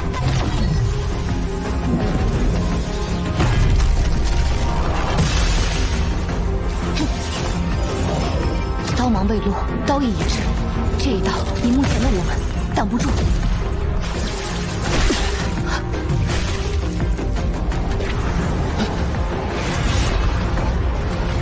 师兄曾说，若拼尽全力仍改不了命运，那就好好体会命运带来的一切。如今既已来此，既已见到这惊天地的两段刀，我想试试。我陪你。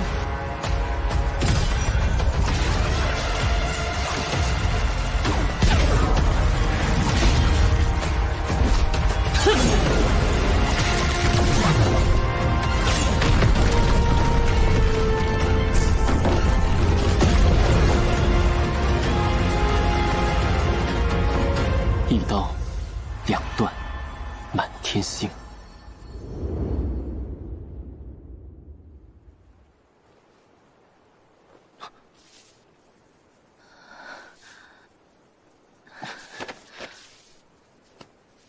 还好为上继父藏根本，是周前辈的法相。能来到这儿，见我一刀而不退，你们很不错。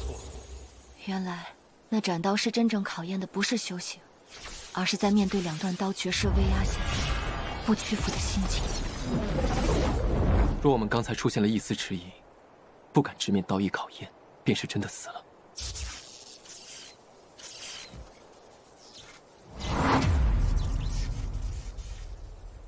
断山岩壁上有字。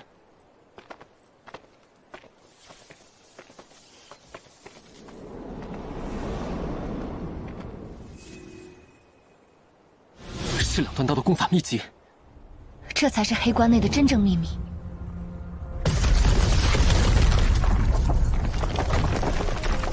像是两段刀出发的异动，看来留给我们的时间不多了。分头背。好，那我从后往前背，你从前往后背。出林后我们一起练。他应是想我重伤未愈，特意让我顺着背。殿下，整座陵墓都在坠落，此地不宜久留。哼，正合我意。这下他们无处可逃了。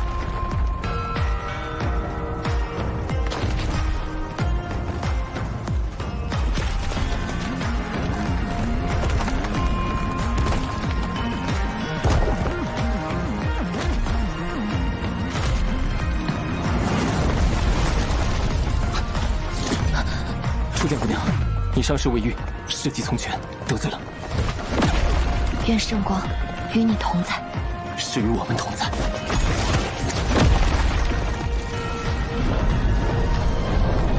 一旦发现踪迹，就杀了那对狗男女。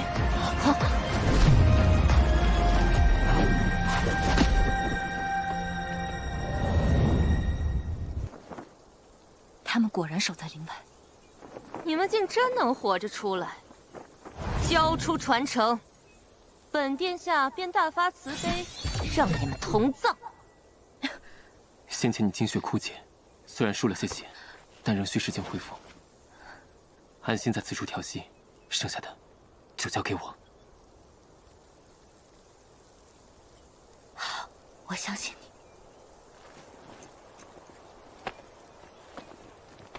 若能活着离开这里，我一定会去找你。不用，我会去找你。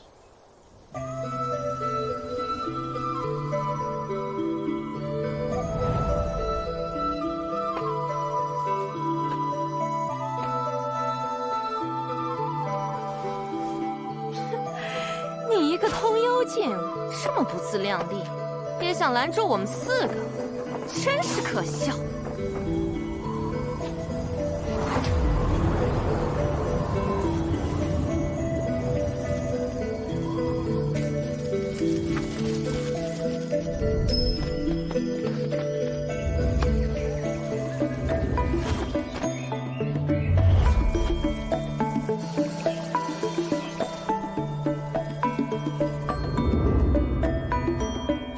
生命真的很美好。抱歉，我还不想死。死不死，轮不到你说了算。杀！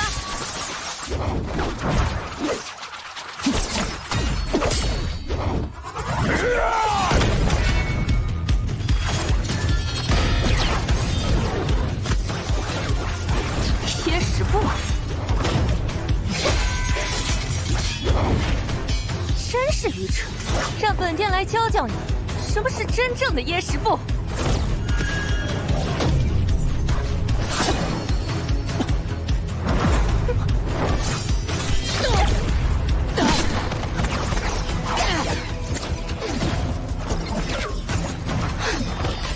这些行为虽与道藏中记载的有些区别，但还是正义规则内的优化排列，放必成线，魁位相连。原来是这样，感谢。下一步，味道，魁柳。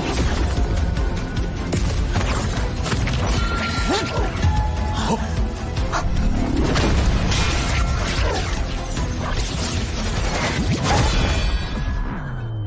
殿下！怎么可能？他竟然这么快就学会了完整的夜视步！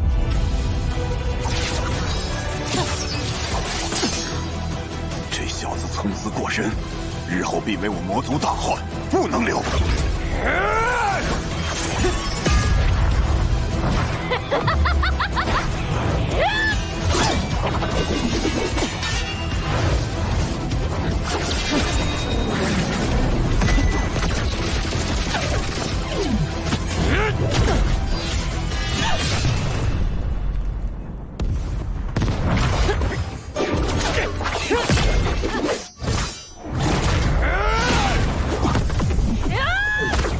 刃断，出刀更快，但其挥刀的瞬间，会把所有力量尽数汇聚于刀身。无钩剑不够灵活，继续向前，一定会被砍中。化神丹，此招会将力量提升数倍之多，必须一命大力。你很厉害，但终究是差一点儿。虽然被锁了境界，但你一人想挑战我们4个，简直是痴心妄想！毁我计划，伤我双翼，你不是很厉害吗？如今也只能在本殿面前苟延残喘。哦。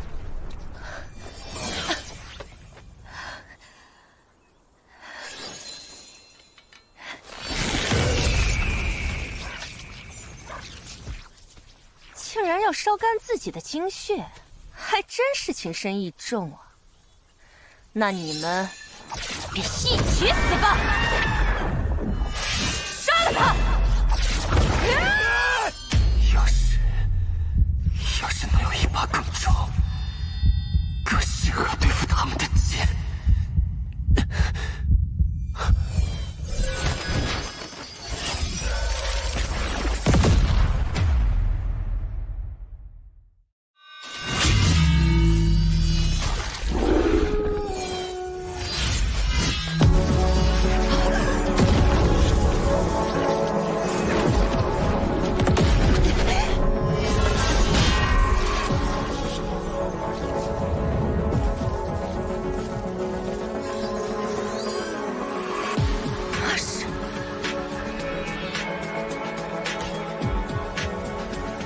宣铁重剑，伤害。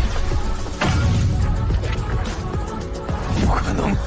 沉寂千年的山海剑，怎么会出现在你的手里？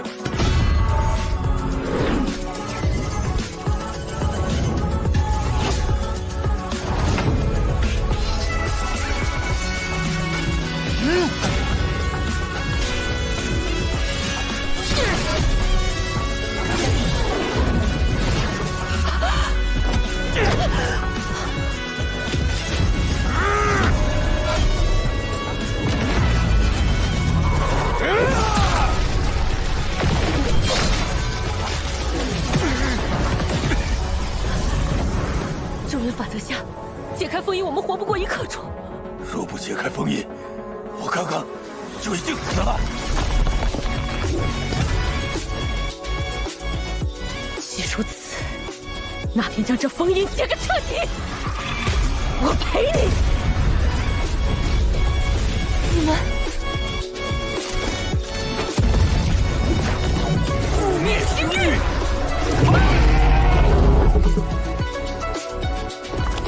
就算死，也要先斩杀此子！既有山海，那能否再来更多的剑？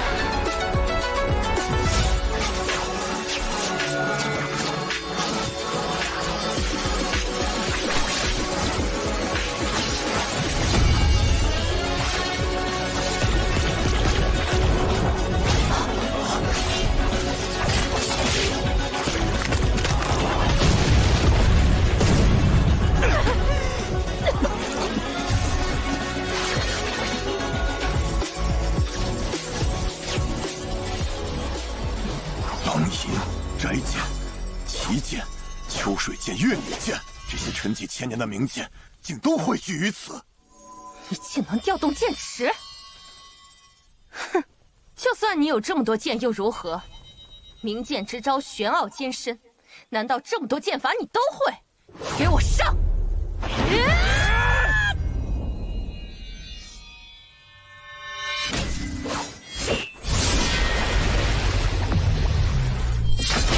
碧湖剑，平湖秋月。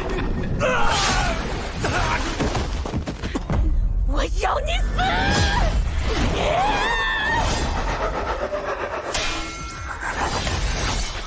奇剑，黄泉影。怎么可能？你怎会我魔族的剑法？月女剑，青竹九式。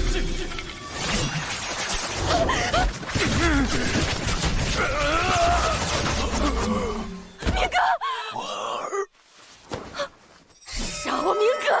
我要把你打死！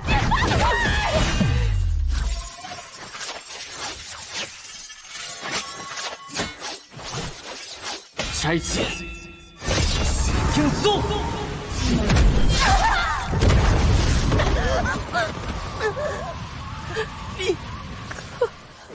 黑袍大人苦心谋划千年，岂能够被你这小辈毁于一旦？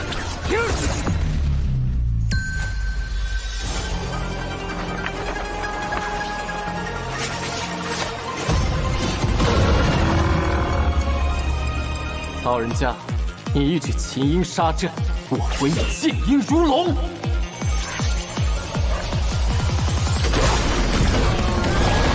你如何会的黄金剑法？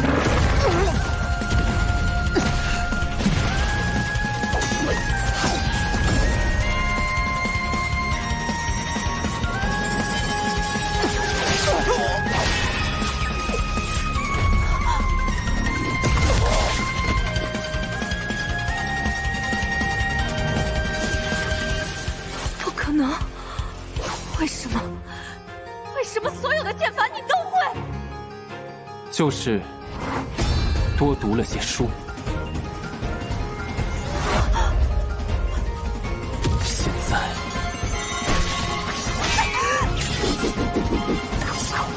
该你了。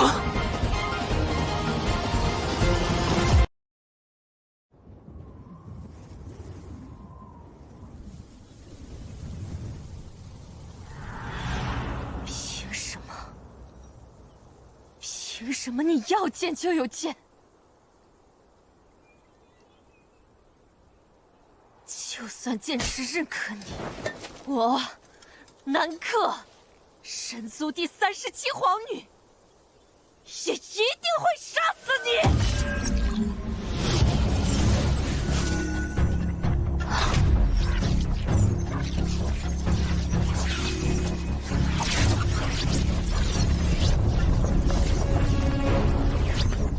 不能让他融合魂木，魂木乃妖族至宝，能操控一切妖兽。云剑，起！你们阻止不了我！如何无法打断？魂木为引，战魂为气。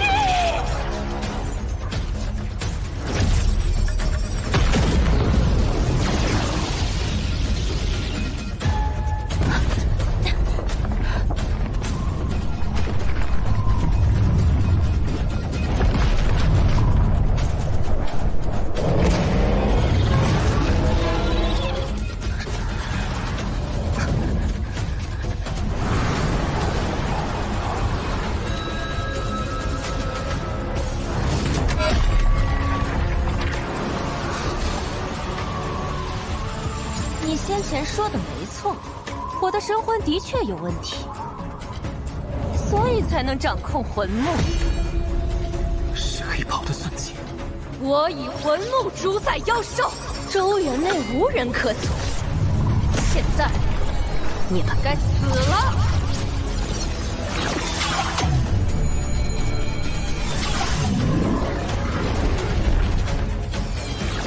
小心那些金线！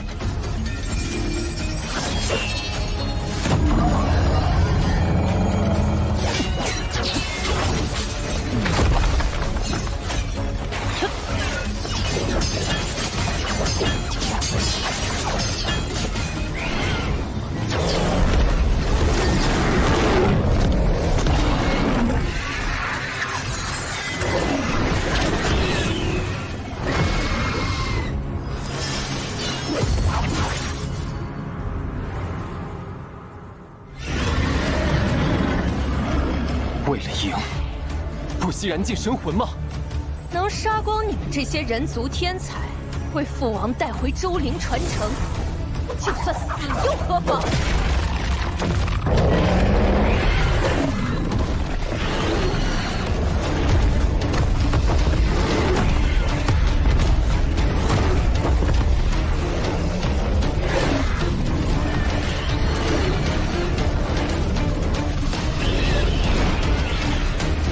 就凭这几把老态龙钟的剑，你也想活？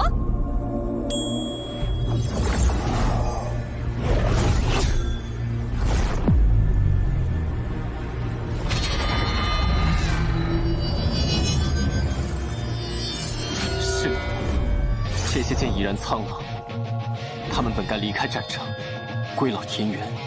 只可惜，这里并非故乡，只是牢笼。千百年来，他们只有一位同伴逃离了这里。今天，我带他归来了。诸位前辈，与我一道斩魔归乡。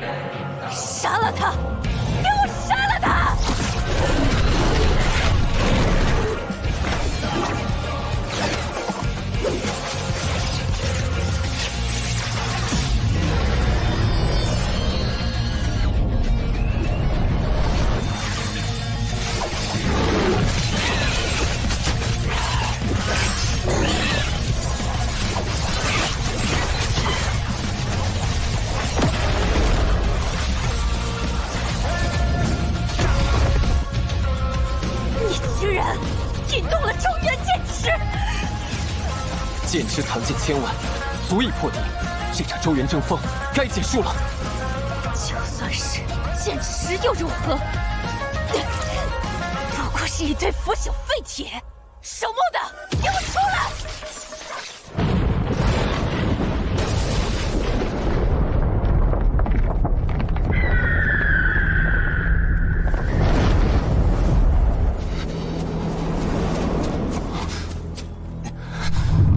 有大妖来了。传说周毒夫的坐骑是一只金翅大鹏，始终沉睡在周原深处。是谁唤醒了他？无论是谁，都不是我们能解决的问题。我们的任务是找出口。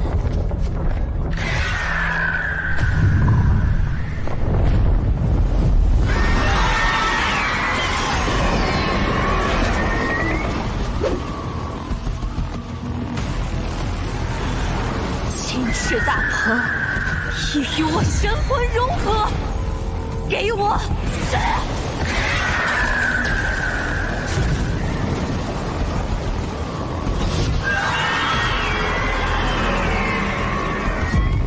天良有君神，横扫八国，剑斩大鹏。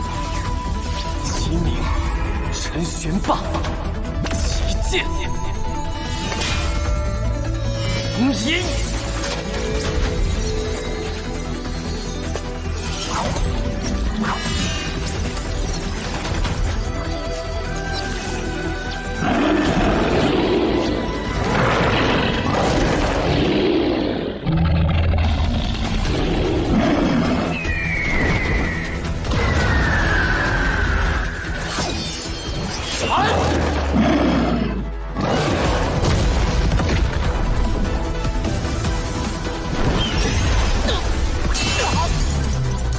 蠢货！什么陈玄霸，不过是周毒夫的刀下亡魂。这把飞剑1000年前就被斩断了。剑是断了，但剑魂仍在。速照此关，万里雪。闪！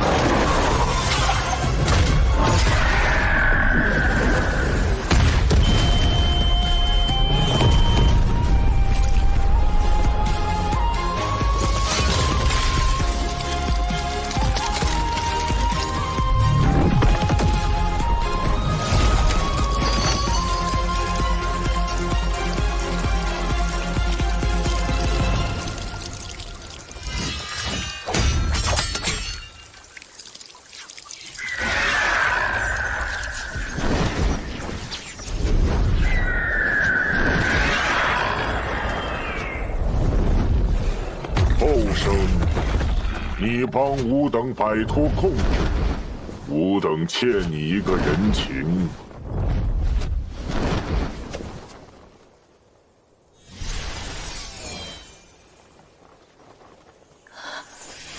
怎么可能？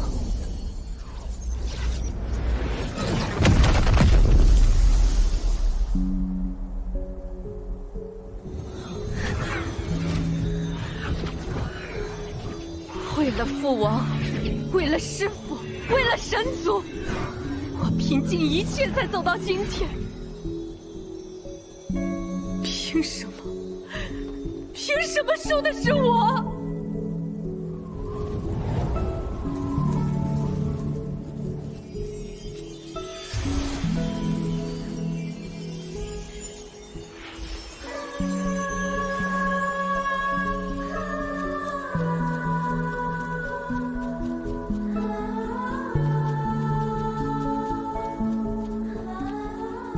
着，就只是为了顺他人的心意。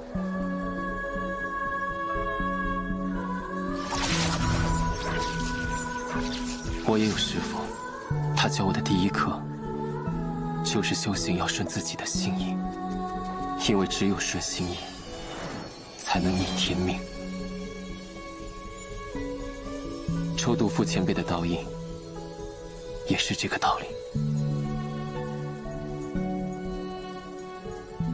世间又有几人能顺心意？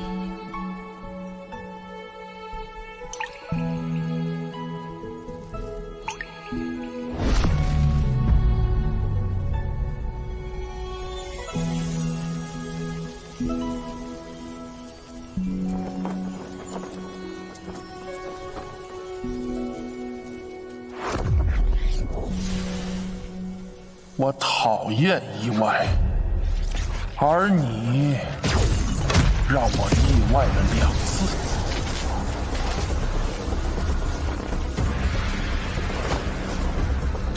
黑袍，作为回报，我告诉你一件有趣的事。周毒夫原本用了11座天书碑来支撑周原世界，但被人带走了1座。所以他需要剑池来维持周原稳定，而如今剑池被你抽空，现在所有人都要死了！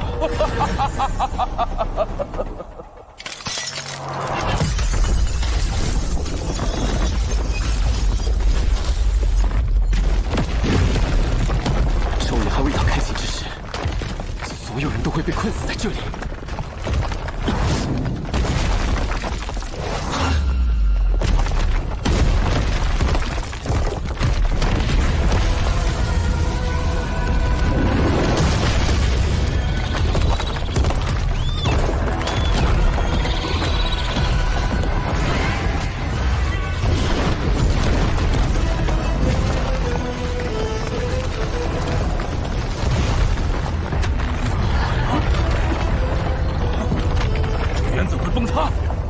山弟子，速速结阵！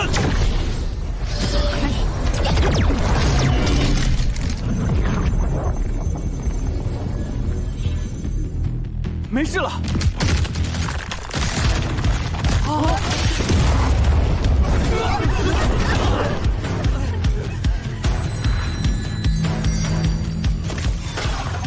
各宗修士尚未出援，必须守住通幽之门，撑到周原开启。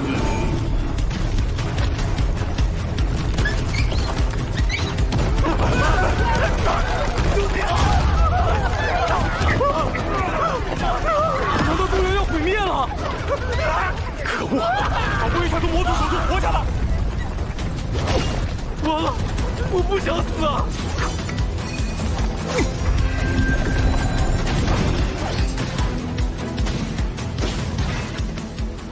都冷静些，还有2个时辰就到第7日，届时这里就是出口，集合所有人，一起撑到开元。这部分长，枪，刺杀，接头。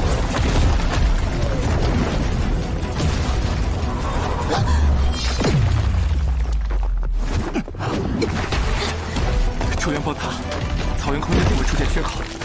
答应过带你出去，就一定会做到。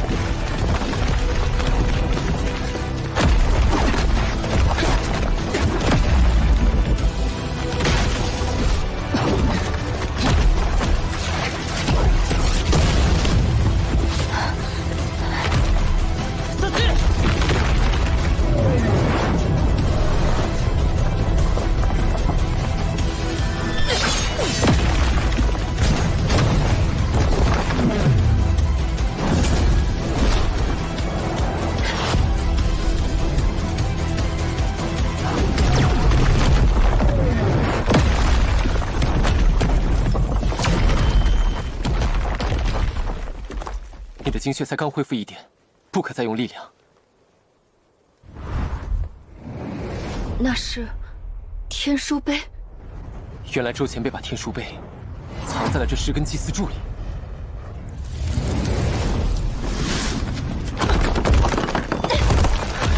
陈姑娘，你先走，周原的门快开了，我得留下来，想办法争取时间。我们约定好的，要走一起走。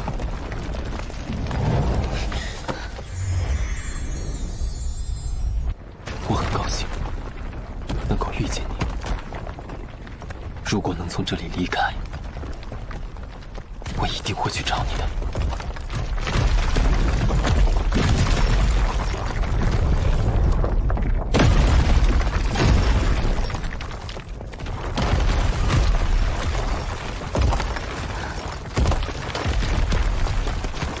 遇见你，我也很高兴。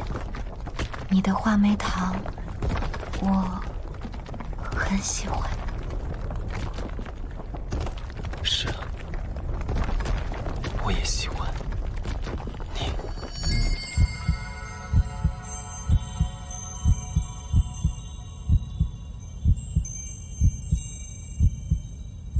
所以，要好好活下去。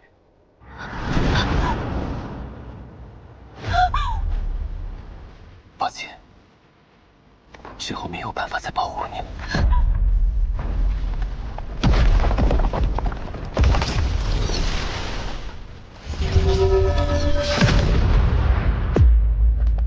守灵契约已除，赶请大鹏前辈带他出援，我会为你们争取时间。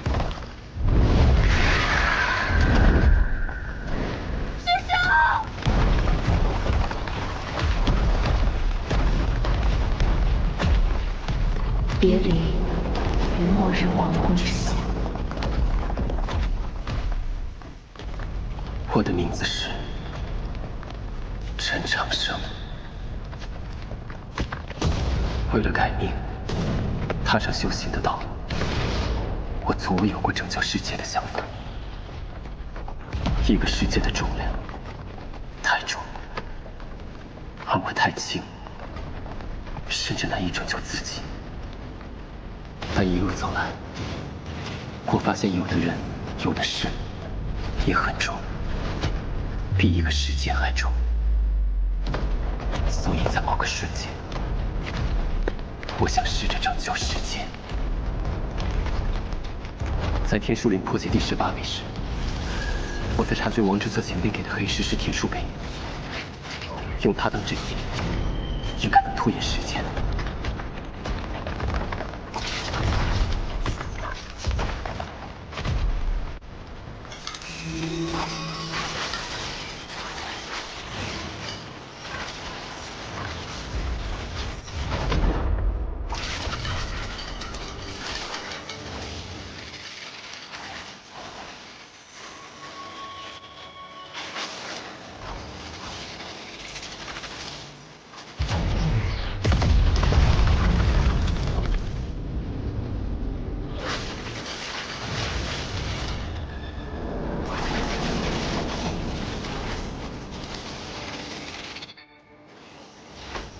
周原崩塌，因我而起，请诸位前辈再帮我一次。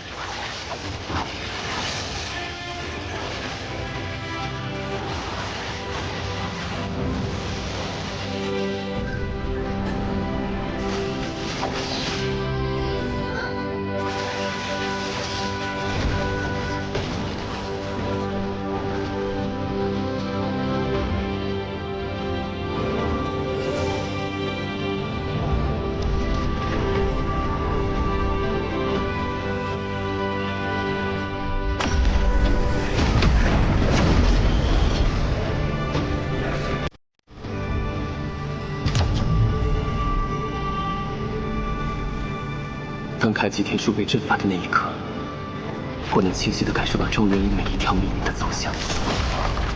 所有人的命运与我相交，我想要让这些命运都通往下一个可能，而不是夹在中间。师父，师兄，长生终究还是改变了命运了。但如果这样能帮到他们和他，这也是顺我心意。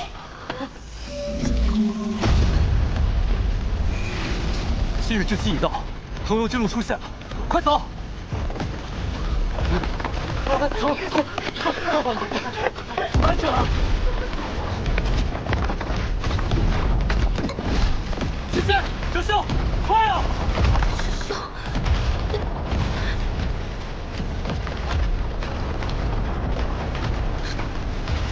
他的伤一直在强着，必须尽快出去。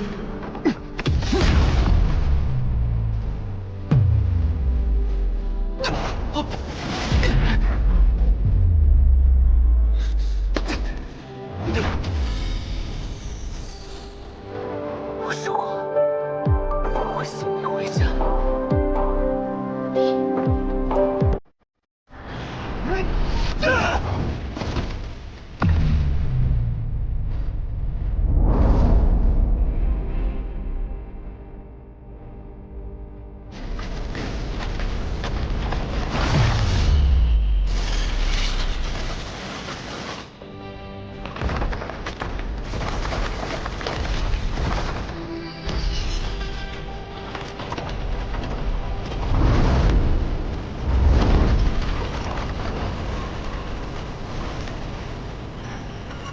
原来应该开启了，再继续一会儿。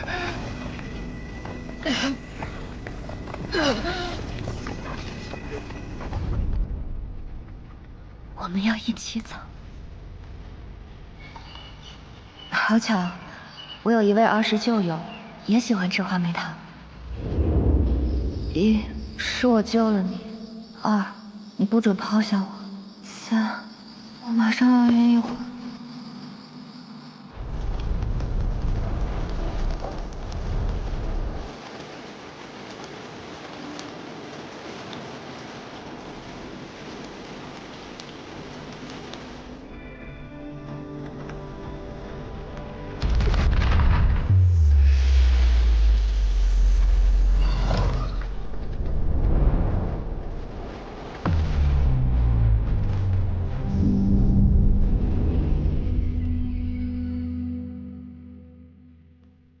许多年后，小道士回想起那一刻，天地俱寂，一切似乎已走到终局，但事实上，却是新的起点。这就是死亡。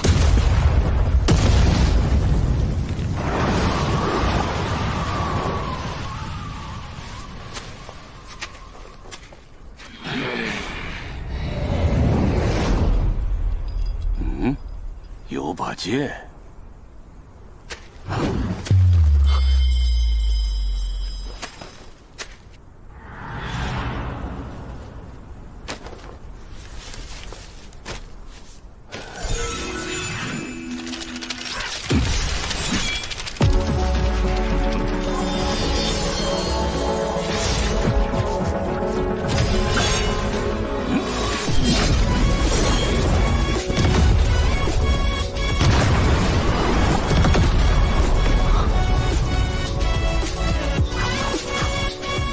小子，敢不敢与我一同杀上这魔君圣都雪老城？